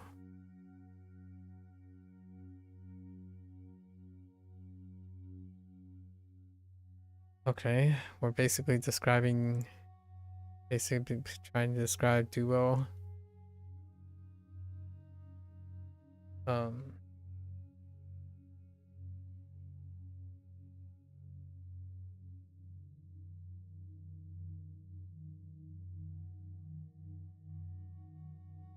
Oh, I don't. How do I jiao? Oh.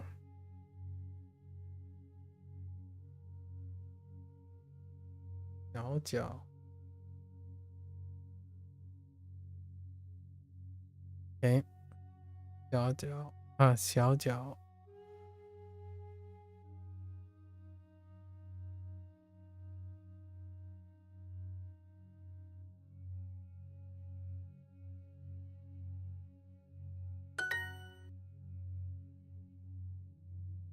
Encourage.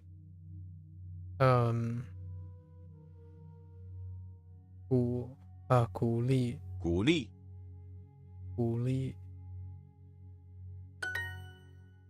最近我的工作压力很大。最近我的工作压力很大。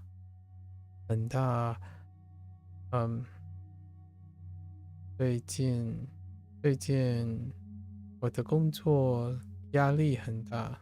Recently? So.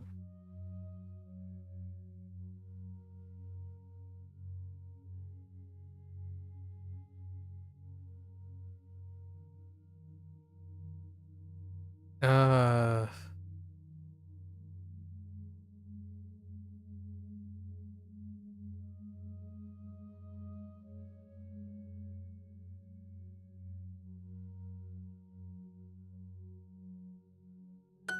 现在的温度大约是15度。We blanked out. 现在的温度 wait. 现在的温度大约是15度。what? 温度。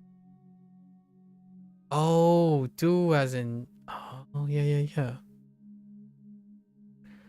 现在的温度是15度。I'm missing something. 现在的温度大约是15度。大约。大约。Oh, right. 现在的温度大约是15度。Oh, interesting. 大约 before 是。Okay. 现在的温度大约是15度。现在的温度大约是15度。大约是15度。多尔是一只很聪明的猫头鹰。多尔。This is the thing that triggered that conversation yesterday, I think. No, never mind. Not this one. 是一只很聪明的猫头鹰。多尔是一只很聪明的猫头鹰。多尔是一只很聪明的猫头鹰。外面的温度非常高。外面的温度非常高。非常高。办公室里的温度太低，很多人生病了。Oh, okay. 办公室里温度里的温度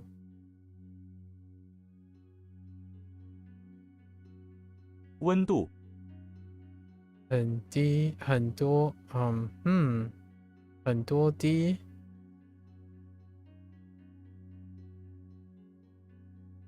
很低。Where the heck is D? Oh, wait. Oh, 太低。太低。太低。很多。很多。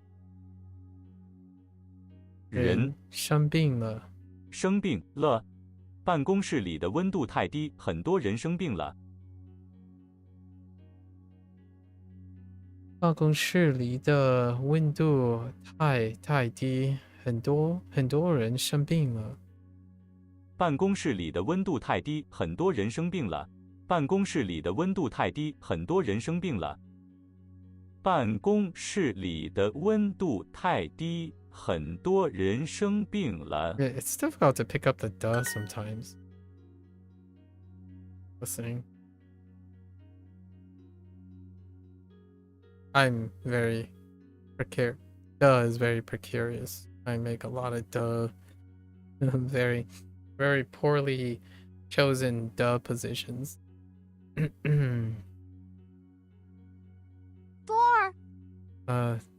Door 是一只很聪明的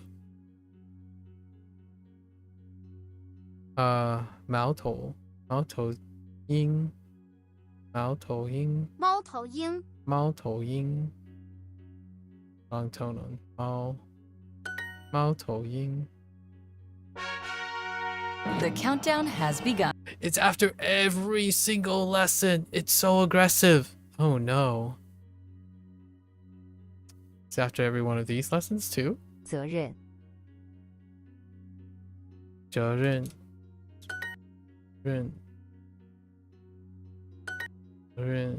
责任。 Oh, that's not that short. 责任。 Not as short as I thought it was going. 责任。 It's about the same length. 责任。责任。责任。责任。 Don't do it, Duo. Don't do it. 责任。责任。责任。责任。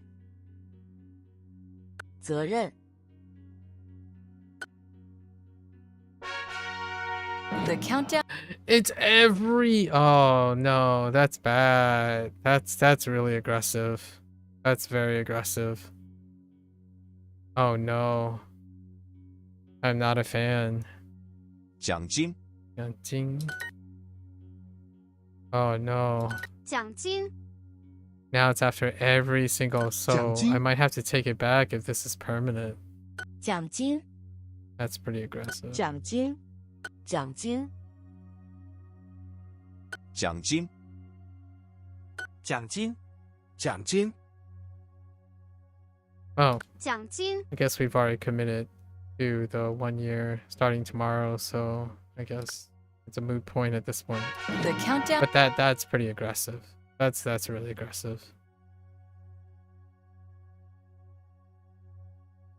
Very disagreeable. 责任责任责任责任责任责任 It was one of the things that I 责任 was saying about the 责任 desktop version. Is like, oh, that's actually fairly reasonable. Now it's no longer reasonable. Get more. 责任 Okay. 责任责任责任 Okay. 责任责任责任责任责任责任责任责任 It 责任 used to be like every 5 or so. 责任责任 Get more with. It's pretty unfortunate.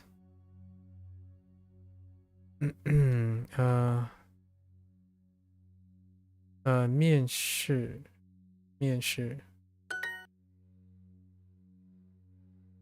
满意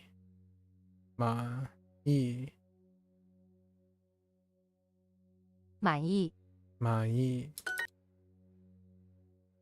面试面试 Oh, there's Sebastian. 满意想要面试重要重要 Going pretty alright. Studying. How are you doing? Happy holidays? 告诉满意面试面试 Getting attacked by ads. 面试面试满意 Oh, 满意面试面试面试满意满意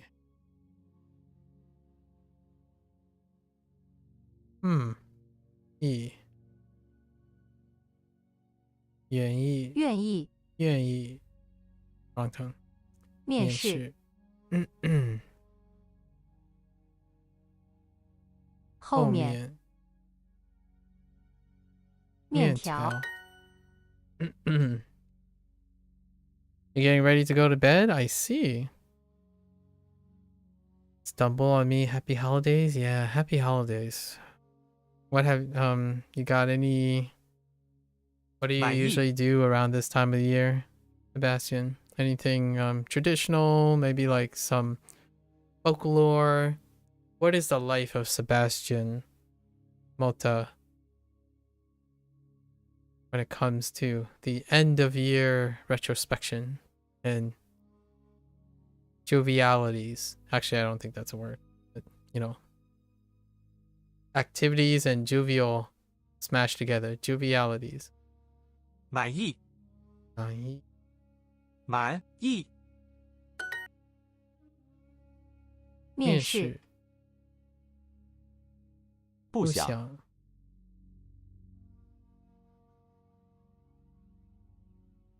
安静安静满意不让不让面试面试面试会见会见满意满意往左往左重来从来 Get more. Um, 奖金，奖金，奖金，奖金，奖金，奖金，奖金。 Not much is going out for the Christmas events like Kindle markets, holiday shopping, ice skating, stuff like that. That sounds incredibly eventful. 奖金， I did not do 奖 any 金。 of those things. I'm doing pretty much the same thing that I'm doing right now. 奖金， It's great to hear. That doesn't seem like not much. That sounds amazing. What's Chris Kindle markets like?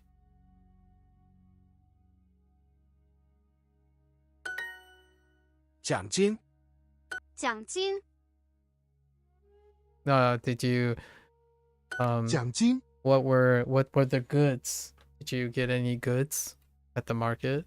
I'm not actually sure if it's a thing that you go to buy something. Like a very specific stuff. The countdown.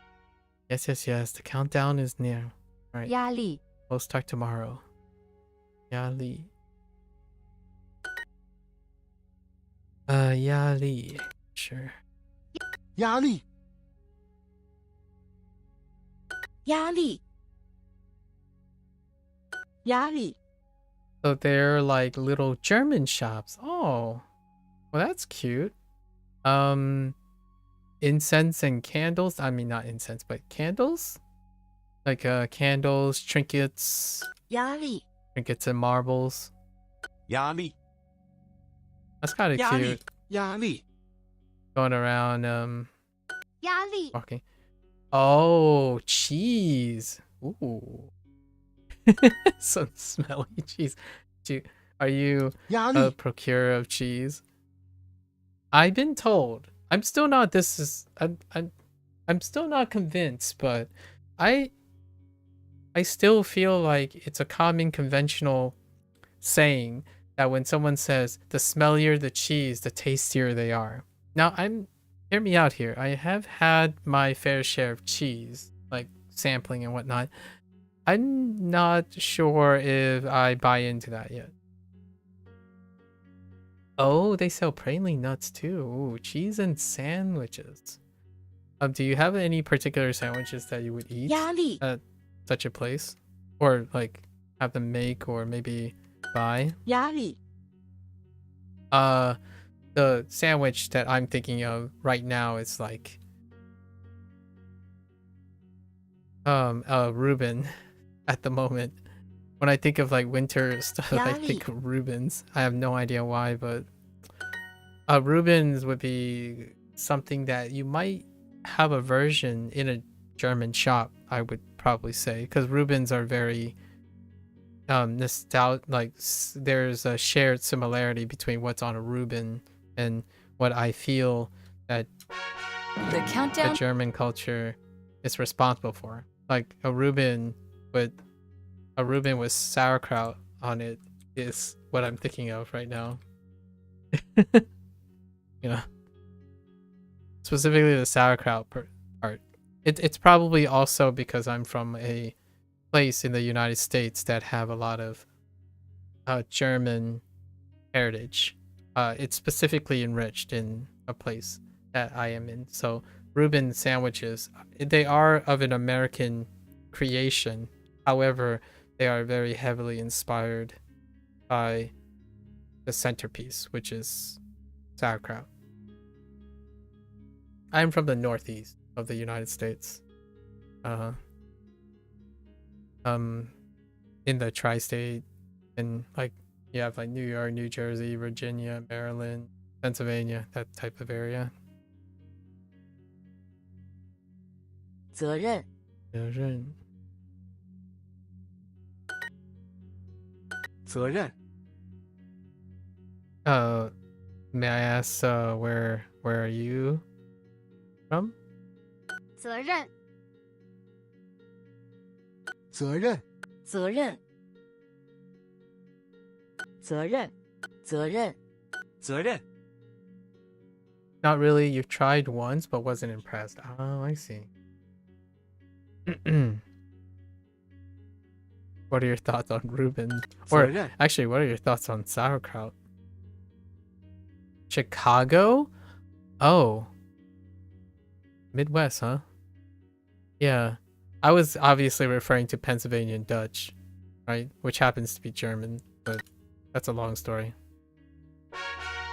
Get more with Not for you, not a Reuben thing. That's perfectly understandable. 责任， Have you give it a go? It's understandable, honestly. It's I mean, sauerkraut alone is kind of a acquired taste, I would say. I would rank like sauerkraut. I would like lump sauerkraut to the idea of kimchi, right? Like kimchi is an acquired taste too. So whenever I mention like, oh, what's another thing that goes great on a sandwich? Kimchi. And then, you know, when I'm talking to other Americans, it's like, kimchi is better, so you're okay with fermented the fermented stuff. Okay.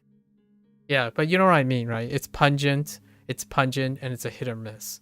So these are like the ingredients that can be particularly pungent, like pickles. Pickles would be probably the more American thing on it, but people say like, yeah, pass on the pickles. And we're not talking about like the sweeter like sandwich pickles, like just the sour grime thing. Huh. What do you usually eat during the holidays? We have the duck. I had a few slices of roasted duck. Few pieces of roasted duck yesterday.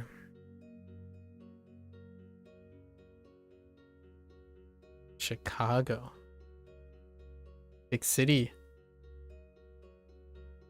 I know a few people chilling out in Chicago, actually. Very coincidentally, actually. 责任， 责任， Yeah, roasted duck. Obviously, 责任，责任， my 责任， parents isn't gonna go 责任， over the 责任 trying to make a Peking duck, but roasted duck is fantastic. 责任， My folks are Chinese, so it's kind of like a The countdown rather stereotypical thing, actually. What do you guys do? Turkey? Chicken? Roasted chicken is classic. Roasted chicken. A nice home roasted chicken as a centerpiece. You're gonna knock out? Alright. You've got an 8:40 day. Ooh, we're gonna have to talk. You usually do turkey and ham? I see. Well, I'll have to ask you about your experience in the future. How's it going?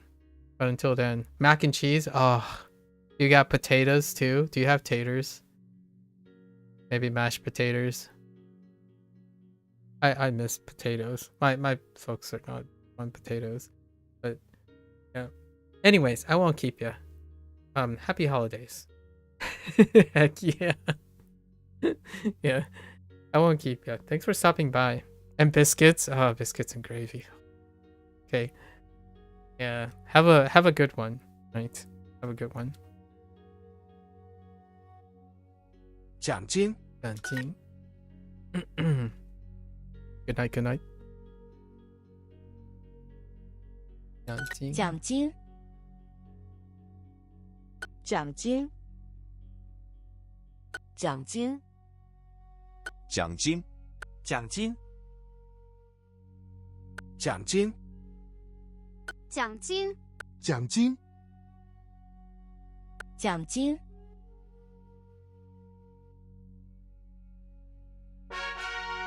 The countdown has Oh my gosh, Duolingo, why did you change this? Oh, why is it after every lesson? I hope this is only for like the next 3 days. It'll become a moot point soon, but still. For others, like I can't even speak for others, because this will be the last time I'll be seeing ads for a year. So, but that is pretty aggressive. That's really aggressive. Holy heck. I don't think that's defensible. I don't think it's necessary after each lesson. Although the mobile version, I think it's nearly the same. So perhaps I can no longer, I might have to take back that observation. There was a person that I talked to recently about the desktop version being like, oh yeah, well you can, it's like less intrusive, but this time it's pretty intrusive. That's such an aggressive way to produce a quote unquote, it's a disadvantage produced by the design and not a disadvantage for buying super. So I'll have to keep that in mind. Unfortunately, I won't anecdotally know what the experience is like unless I create another account to see. So I'll probably from then on next year ask what the ad experience is like if someone is using desktop version. I can't reliably say there's less ads if this is the way they're going about it. It may be simply because it's the end of year sale and they want to kind of push that, right? And that's, I can kind of give a pass on that. I happen to be coincidentally going to use it anyways. It's interesting how everything lines up. Like today would be the day where this evening I will probably make a purchase. So, fair warning, I suppose. It's pretty aggressive during the holidays of all the times. Although, I guess one might expect during the holidays you wouldn't have as much time and they kind of want to grab the people and advertise. It's really noticeable though. Like actually, see what it looks like on the phone. How noticeable is it? Okay. Actually,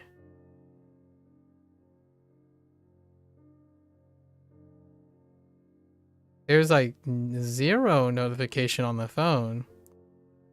Intriguing.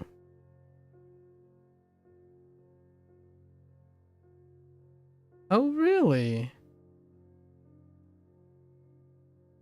Is it just because it's not updated? Huh. That's remarkably surprising.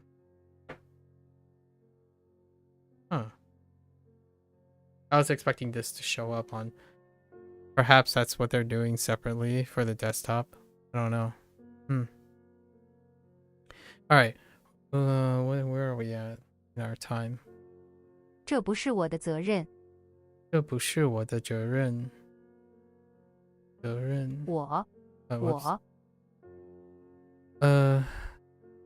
这不是我的责任。责任。今年我们没有奖金。今年我们没有奖金。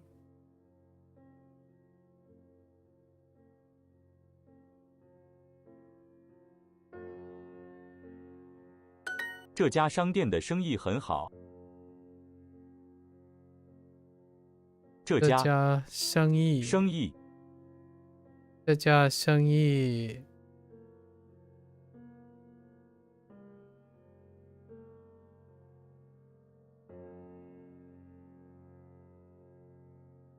商店。这家商店生意。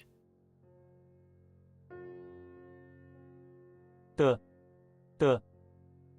这家商店的生意很好。很好。这家商店的生意很好。这家商店的生意很好。这家商店的生意很好。I feel like the way they pause and run There's no pause in places where I think there would be pauses. 公司什么时候发奖金？ Like slight pauses. 公司什么时候有奖金公司什么时候发奖金？公司什么时候什么时候发奖金 I miss 发 That's why it sounded a little weird.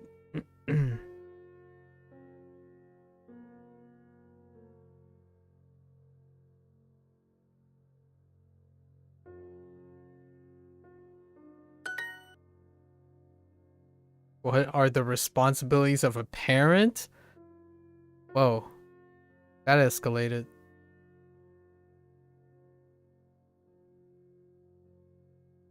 父母的 responsibility 父母的责任父母的责任是什么？是什么？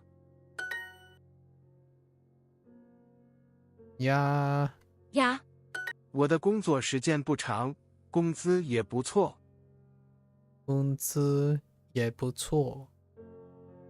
我的工作时间不长。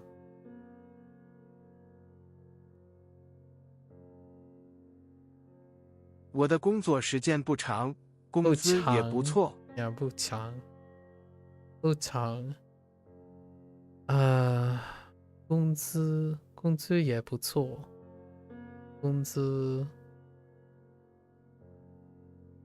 我的工作时间不长，工资也不错。不长。我的工作时间不长，工资也不错。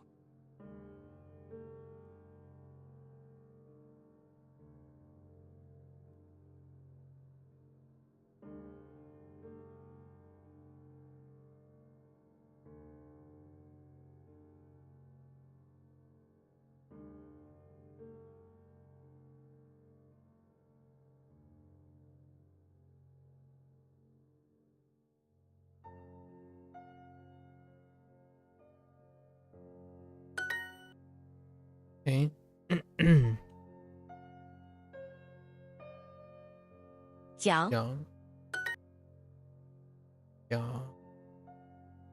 Uh-oh. What are you?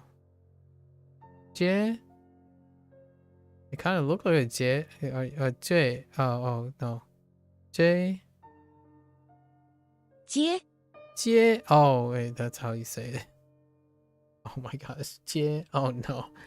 J is a problem. Yeah. 讲 different 呀 Oh. Actually, is it? No. Yeah, it's 我这个星期每天要加班。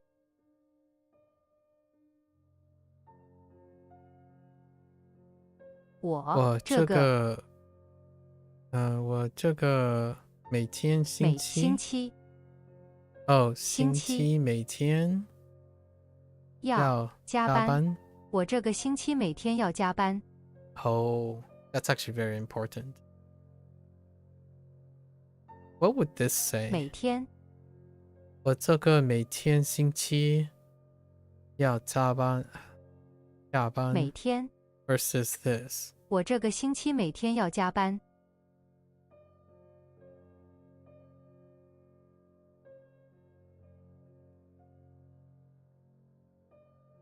Every day each week versus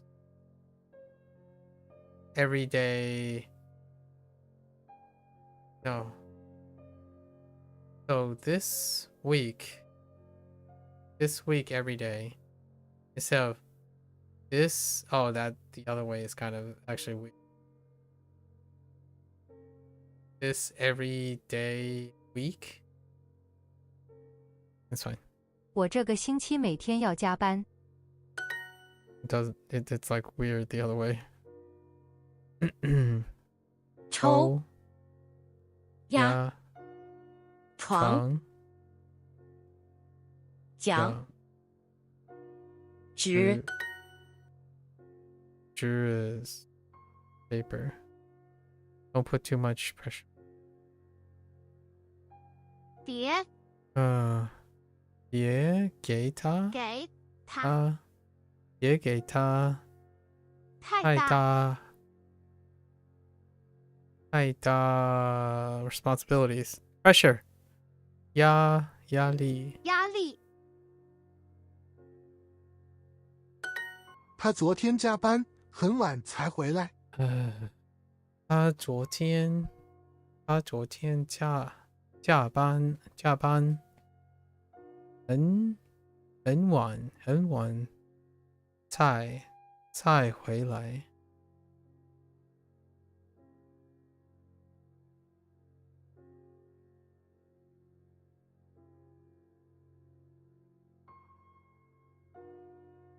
He worked overtime yesterday and only returned or came back late. That's kind of weird. It's kind of weird in English. 我想先跟老板商量一下。我想跟老板discuss 商量一下。我想先跟老板商量一下。我想跟新老板先 or no 先 first.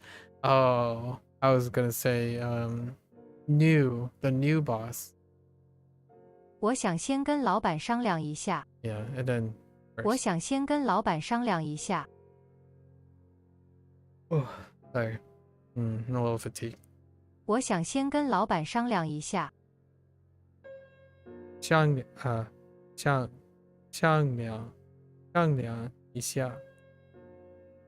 一下。我想先跟老板商量一下。我想先跟老板商量一下。There's a lot of lianging and xianging and stuff in this. I need to discuss something with you. 你 Oops. 你我要跟你商量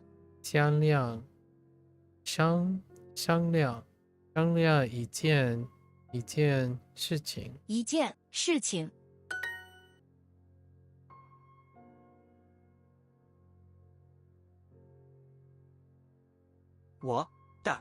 我的老板，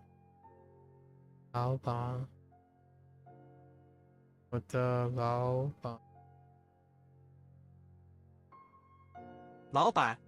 板，老板没有给我 salary 工资。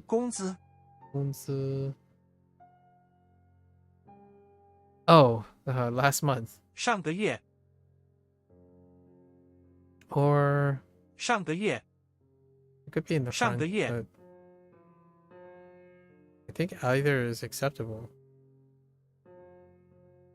Put in 上 the 个月 front.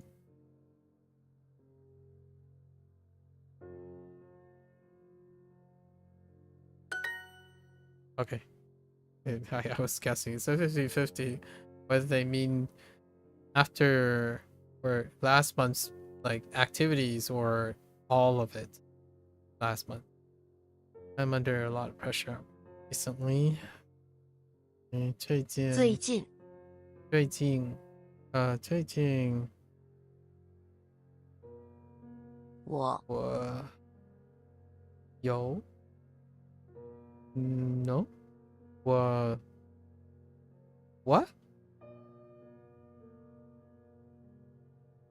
我最近工作的工作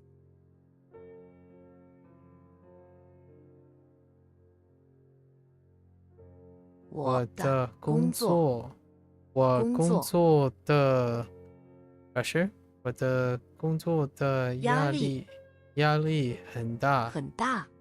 Okay, I mean, it's fine too. What did they do? 最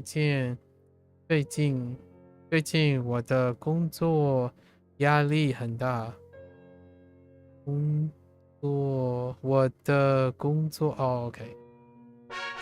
Get more with Super Duolingo. Yes. Reach your language goals fast. You are very aggressive today. Very, very aggressive. 这是一个误会。这是一个误会。Standing 误会。我喜欢暖和的天气。我喜欢暖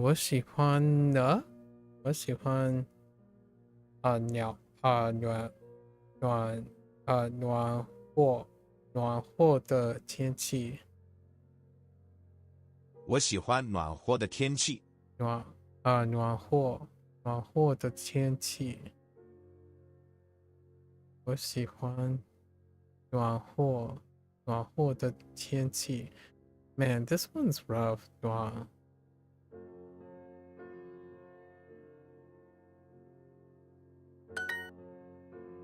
I don't have an opinion.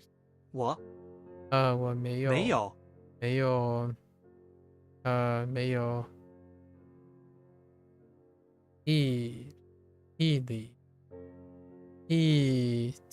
意见。抱歉，我迟到了。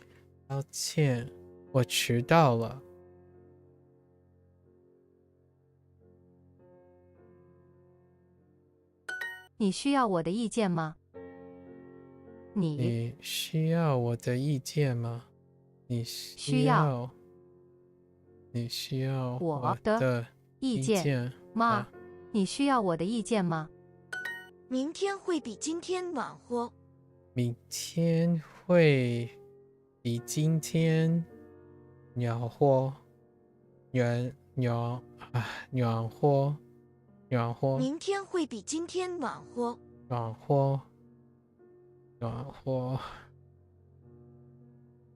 明天会比今天暖和。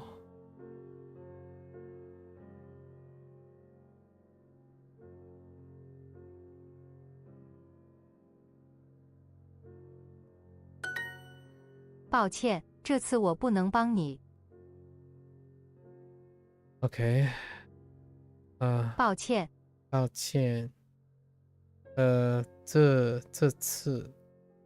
这次我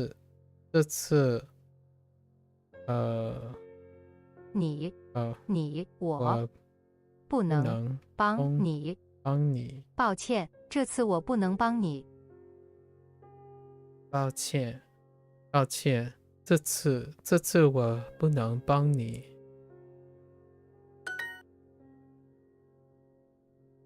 暖。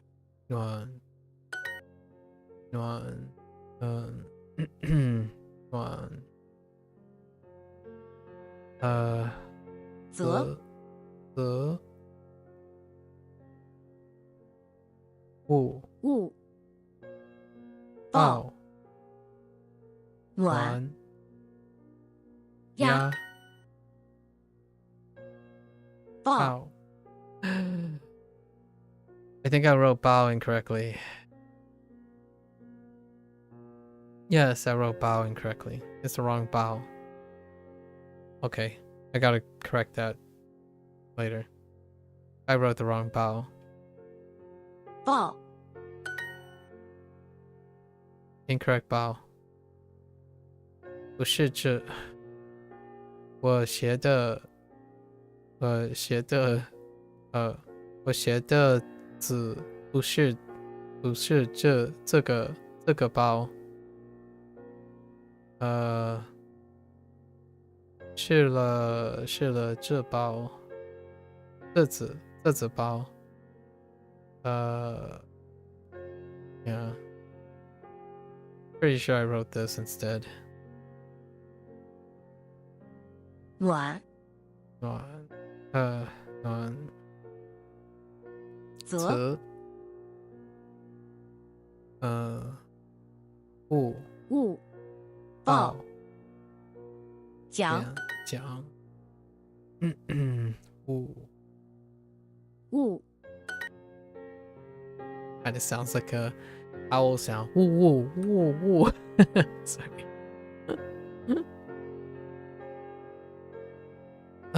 Do you like dry weather? 你你喜欢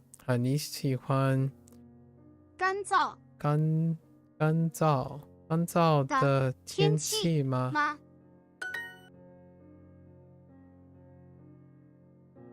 则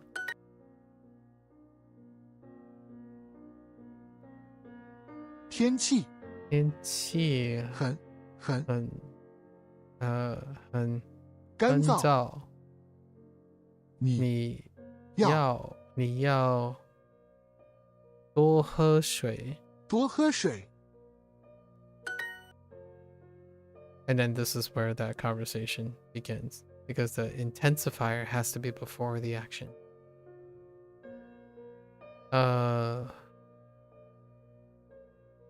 你需要我的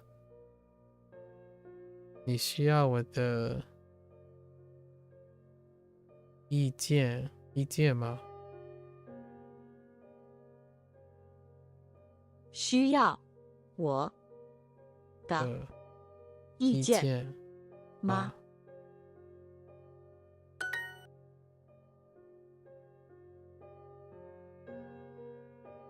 我I misunderstood. 我误会了啊？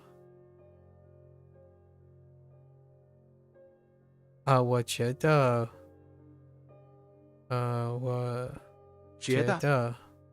误会了他。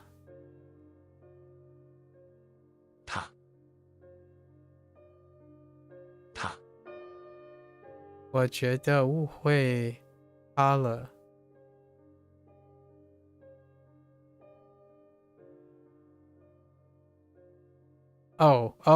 你我觉得你误会了他，我误会他了。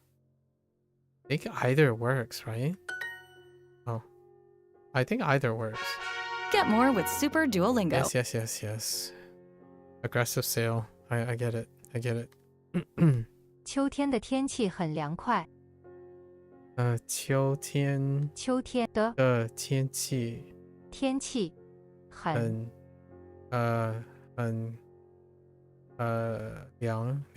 凉快。在夏天，我喜欢去凉快的地方。Okay.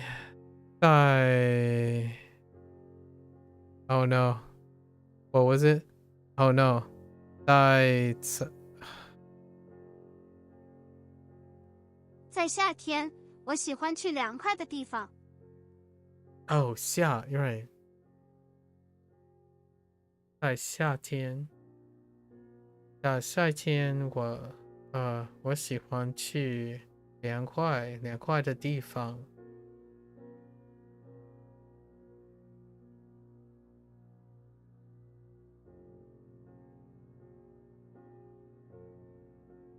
多尔住在多邻国。多尔住在多邻国。Kind of funny. 外面的温度非常高。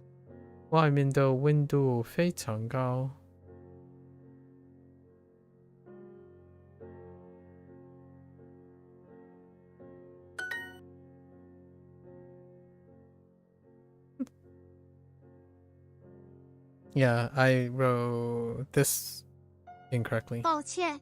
抱歉。包写错了。抱歉。抱歉。我们。我们。抱歉。我们。抱歉，请。forgive， 请。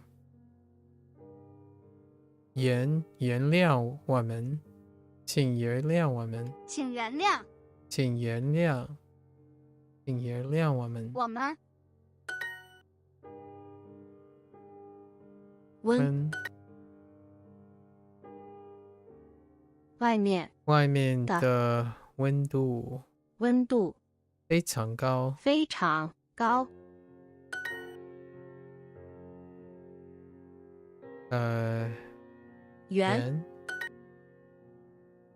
圆爆亮温。Weather now is dry and also cool. 现在天气现在天气很燥 something 燥 what was it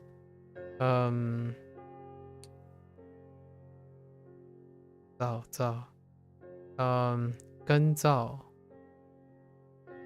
干燥也很凉快 I'm missing something 现在的天okay yeah 现在的天气现在的天气很干燥也很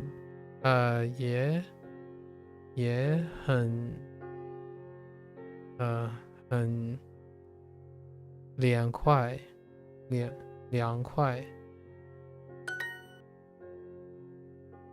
亮暖凉圆温。多尔是一只很聪明的猫头鹰。多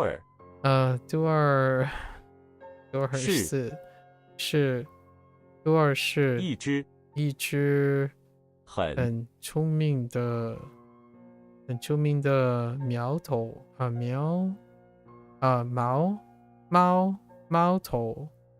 头鹰聪明的猫头鹰。多尔是一只很聪明的猫头鹰。多尔是一只很聪明的猫头鹰。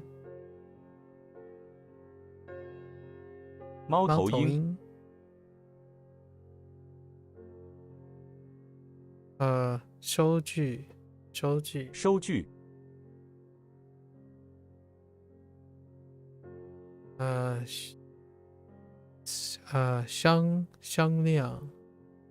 商量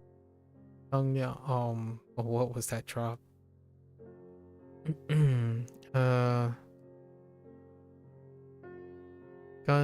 干燥工资办公室里的温度太低，很多人生病了。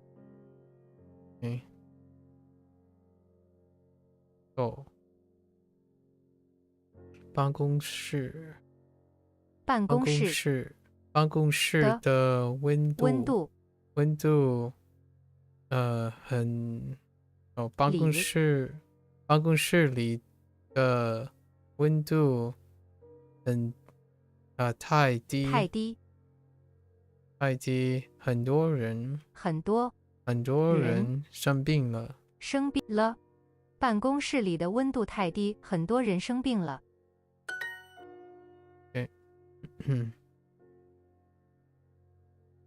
Yes, yes, yes.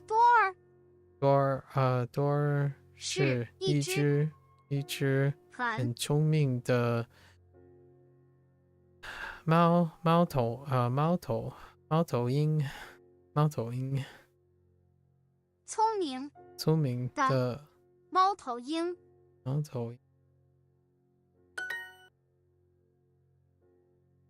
He will definitely not forgive you.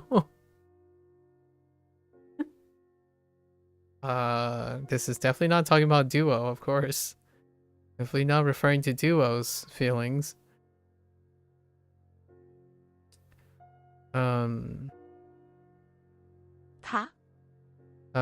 He will definitely. 一定。他一定不会。他一定不会。他一定会原谅你。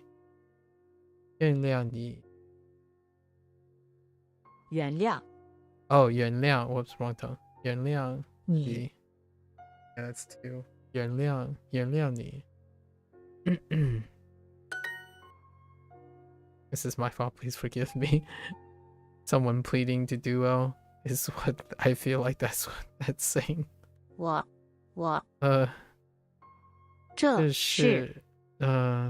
这是我的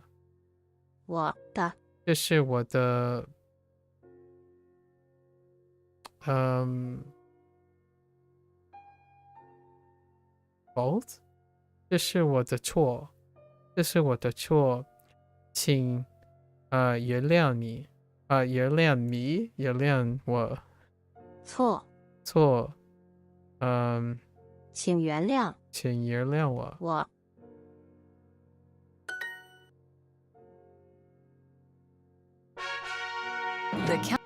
Yes. I think we're gonna do two, and we're just gonna push the last review to the aggressive. 别放弃，加油！别放弃，加油！别放弃，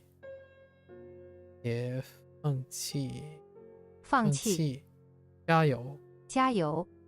I like that. We're gonna use that in the future. Don't give up. Come on. Definitely echo what I was talking about earlier that we agreed with the other Lotus. It's so painful to watch people give up or witness people giving up. It's very hard, at least in my opinion. Bleeding hard for those who give up. 什么动物有绿色的羽毛？什么动物？动物有绿色的羽毛。Yeah, I know. What which animals have green feathers?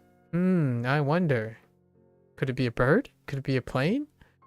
Actually, I guess it could be a reptile. Oh no, wait. I guess maybe a dino? Green feathers on a reptile? What? Which animals have green feathers? 他大约40岁。他大约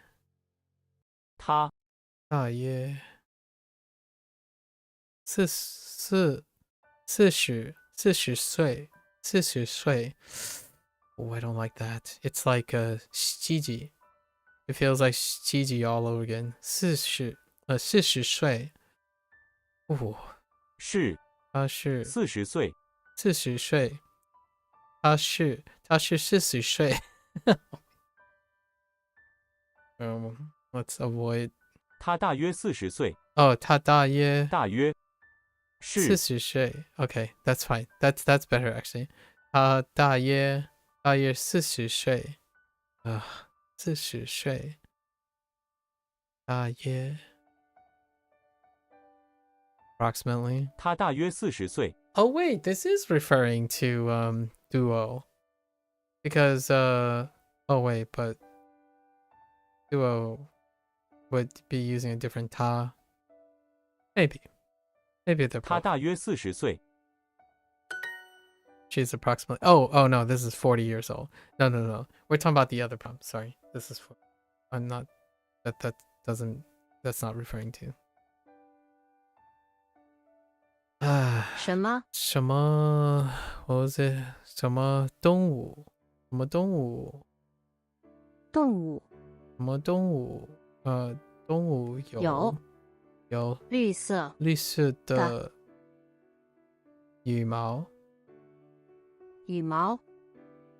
现在几度？现在几度？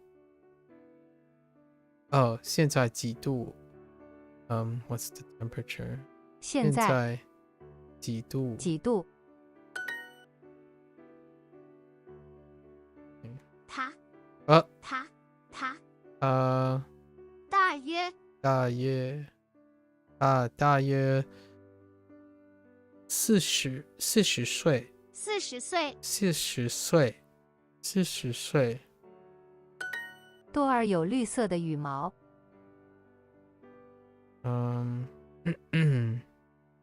羽毛多尔有绿色的羽毛。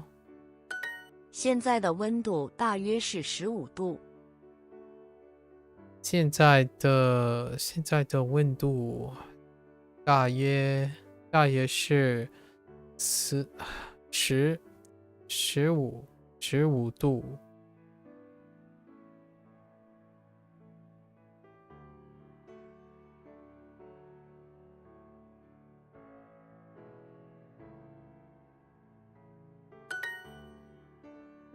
Oh, hecky, where you put your nouns? 度。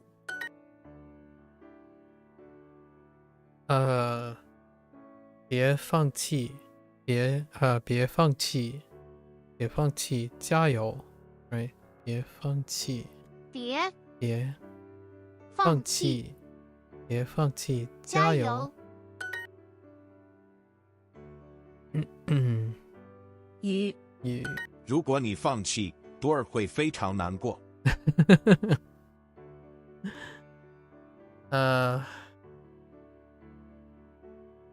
如果你放弃，多尔会非常难过。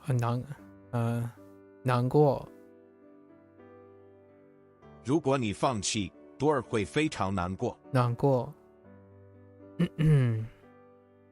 If you give up, Duo will be very upset. I guess 难过 doesn't would be upset as in like more of a. Pretty sure it's more of a upset as in concerned as opposed to like angry, but yeah, to feel sad or yeah, at least it's not angry, you know. I can empathize with that. I literally just said that a couple minutes.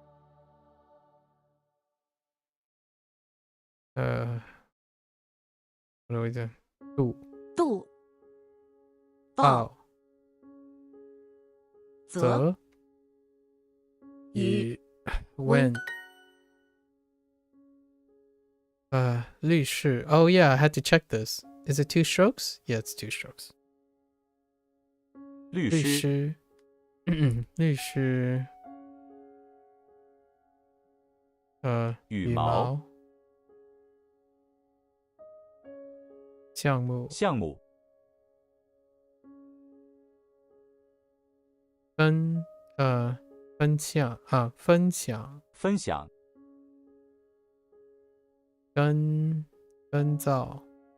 干燥 What is the temperature now? 现在几度？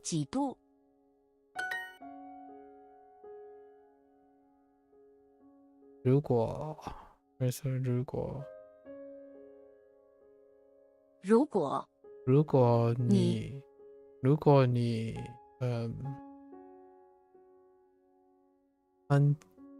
放弃，如果你放弃放弃，如果你放弃，多尔多尔会非常难过。难过。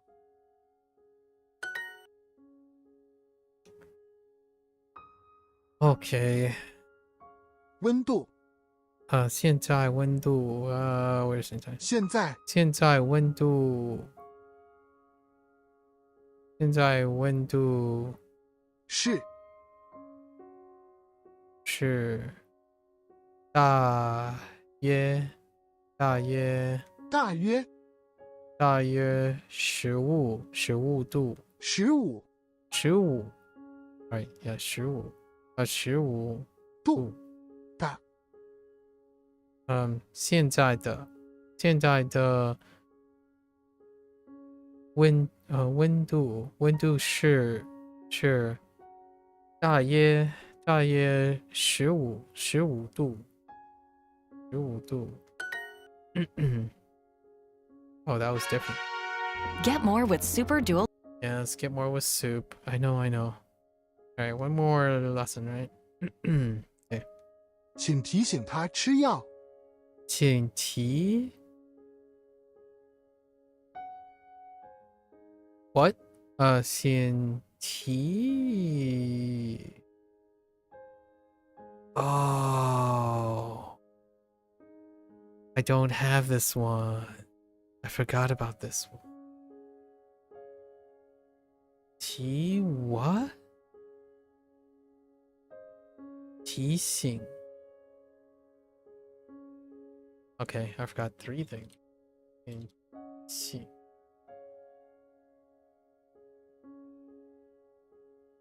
Although Jiao is a previous vocabulary, but I'm gonna add that anyways. We have Lan and 提醒 请提醒 What do you guys think? Oh, 提醒 Yeah, that sounds about right. 请提醒他吃药。请提醒他吃药。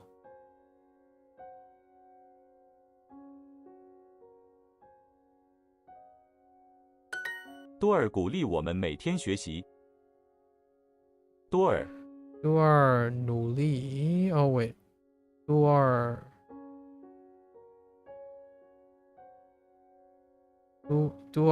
鼓励我们每天学习多尔每天鼓励我们学习多尔鼓励我们每天学习。鼓励我们，多尔鼓励我们每天学习。Interesting. I wonder if you can put it earlier. 行。多尔鼓励我们从不放弃学习。多尔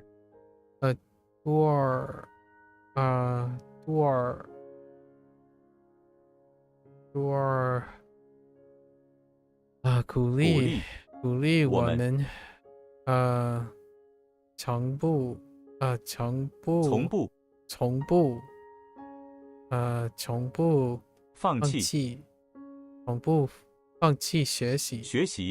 多尔鼓励我们从不放弃学习。多尔鼓励我们从不放弃学习。从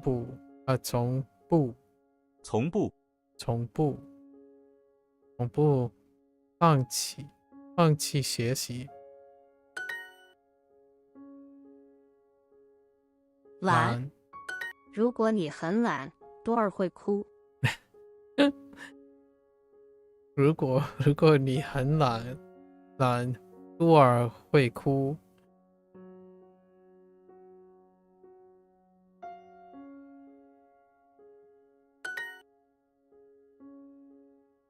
You know what's funny about this? If there's anything that I would say is very like as a foreigner, I guess. As a foreigner for like Chinese culture and Japanese culture, having a very cute mascot being sad and upset and guilt tripping you to doing things sound very Japanese and Chinese, honestly. Like now that I think about it, when I hear that phrase, like, right, 如果你很懒，杜尔会哭. That really does sound like something my parent, like a children's program would say more often from a Chinese program, at least in my opinion. Like you make that feeling of guilt where, oh no, the cute little owl is gonna cry. I mean, like nowadays I can see it.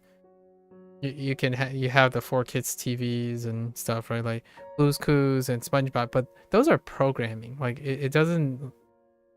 There's no like interactivity where like, oh yeah, this thing can cry because you're misbehaving. It's more like an educational thing. Like it's told at you, but man, it's from a.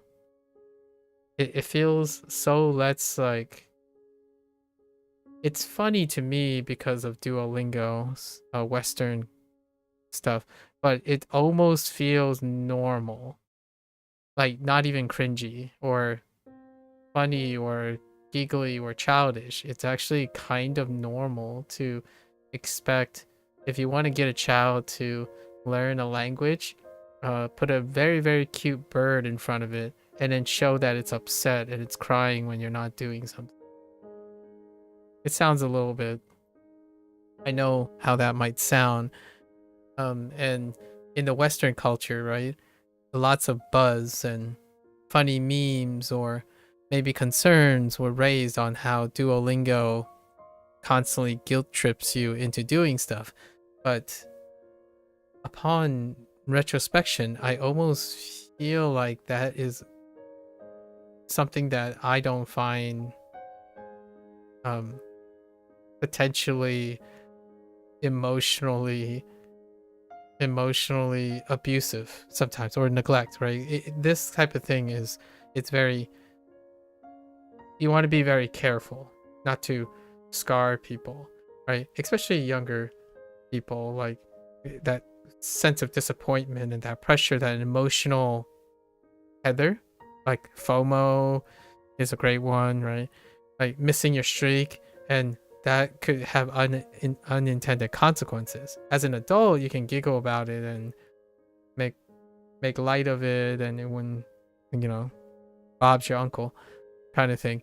But when I think of Chinese, like foreigner perspective still, but Chinese programming, oftentimes what drives a child, like the teachings, my parents do this a lot. What drives a child's ambition and discipline and decorum often comes with the guilt of upsetting someone and disappointing someone. And if there's anything that's most upsetting and disappointing, is if you disappoint your parents.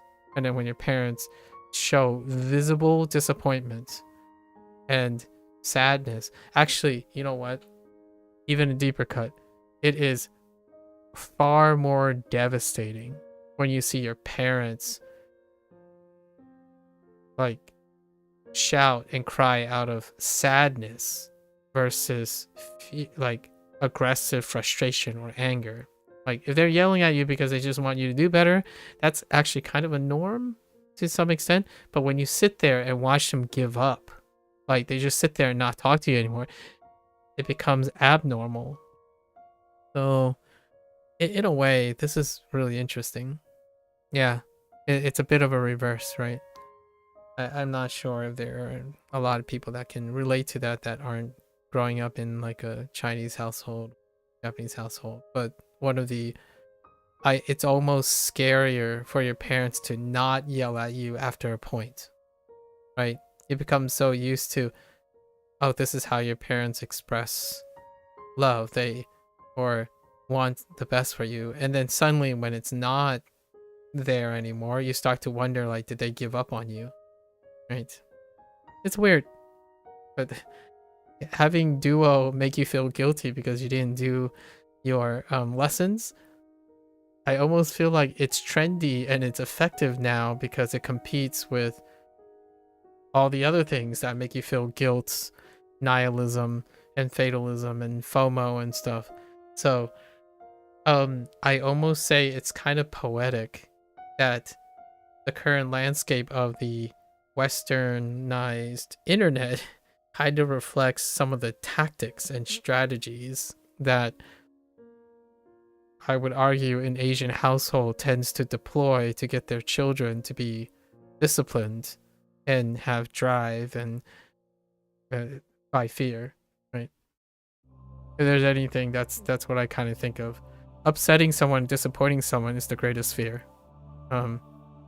Fear, but it's not coming from necessarily negative feeling. I think that's something that is greatly relatable when you're under a specific culture. But yeah, disappointing people, especially people you know that love you, is it's a really big one. And if you become attached to like a mascot or something, like your dog, for example, if you have a pet and stuff, that's pretty devastating. And I think Duo is kind of the next thing. This virtual owl making you feel guilt. Interesting. Sorry. Like digression. Cool. Right. 如果你很懒，如果你很懒，多尔会哭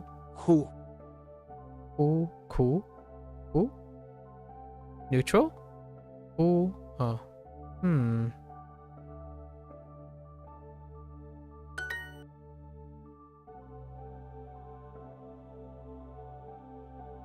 成。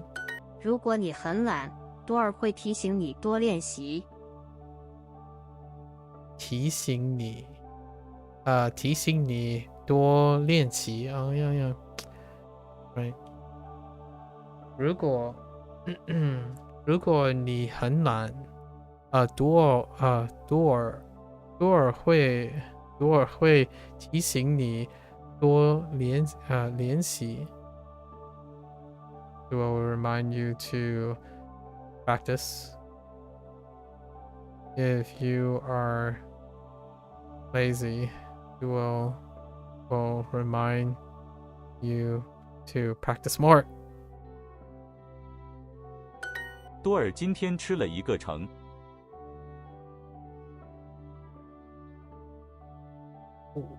Did that just say Duo just ate an orange? 多尔今天吃一个橙。多尔今天吃了一个橙。Oh, so it works for orange, like a literal orange. Okay. Fair enough. 懒 I thought it might have been a different character for orange. 鼓暖成醒 Okay. 多尔每天 encourage 每天鼓励我们鼓励了我们了。Oh no， 鼓励我们学习。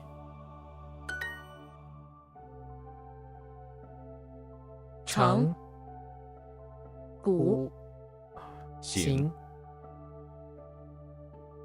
蓝温 He also has small orange feet. Yes. 它有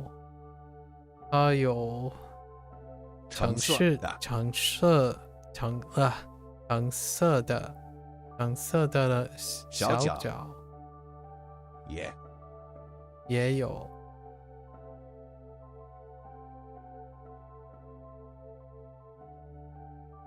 I had to cough. Um, 请 remind 请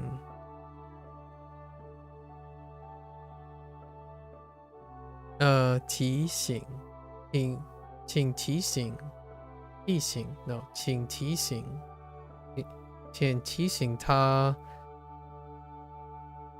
吃药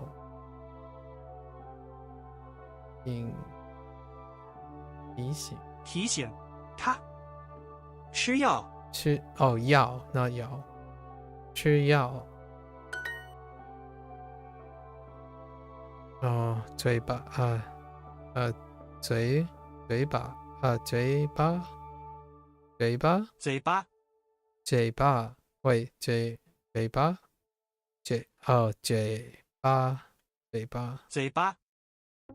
他它有橙色的嘴巴。The countdown has begun. Blast into 2025 with our annual super discount. Reach your goals faster with unlimited hearts and no ads. Learn without interruptions so you can master new skills, set new records, and connect with friends and family. Supercharge your 2025 with Super Duolingo. It is a 50 skills? Oh. I didn't think there were that many. Alright, that's a wrap. Yeah, what is today? Today the 29th. Oh, actually I won't be back tomorrow. Oh wait, yes I am. Tomorrow's Sunday. Yeah, just kidding. Okay. That's a wrap. I'm really tired. So what are the new ones? Lan? I need to look at Lan again.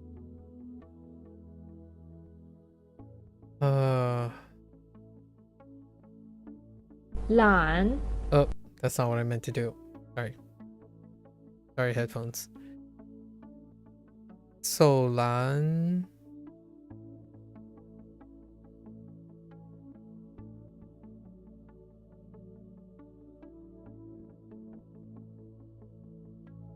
Oh, not that one. This one. Lan and 提醒提醒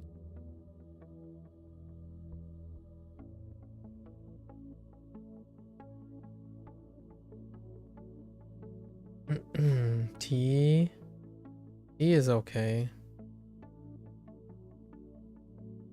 提醒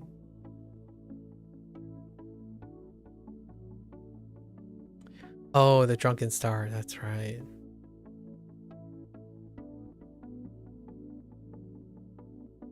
Easing. And then 脚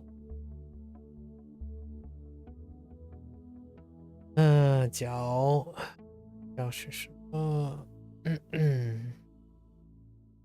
？Okay. So 脚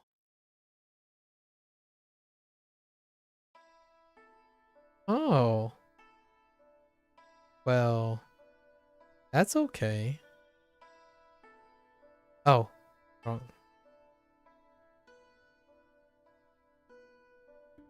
Okay. So those are the 3 that we're gonna add for tomorrow. Alright, folks, that's a wrap. Thanks for hanging out, listening to my digressions. I might bring, maybe there's going to be another story. Today we kind of ended a little bit earlier than the last 2 days. 2 hours earlier, actually. That's kind of nice. Gives me 2 hours to write and reflect and work on stuff. Alright, folks. As always, if you're going to watch this later, 谢谢. Happy holidays. Right? If you're watching this after the holidays, I hope you had the best of times. Hang out with family and friends. About that emotional intelligence, right? There's not... I would love to hear in the future all the wonderful things and the New Year's resolutions, the things that you're starting. Was kind of nice, and try to keep those things from falling by the wayside. I know there's this like constant meme about making New Year's resolution, then immediately a month after you drop it, right? Let's change that. Let's start something, work on that habit, maybe even start a new language kind of thing, right? So until then, until next time, stay safe, stay healthy. Catch you guys on the next one. Bye bye.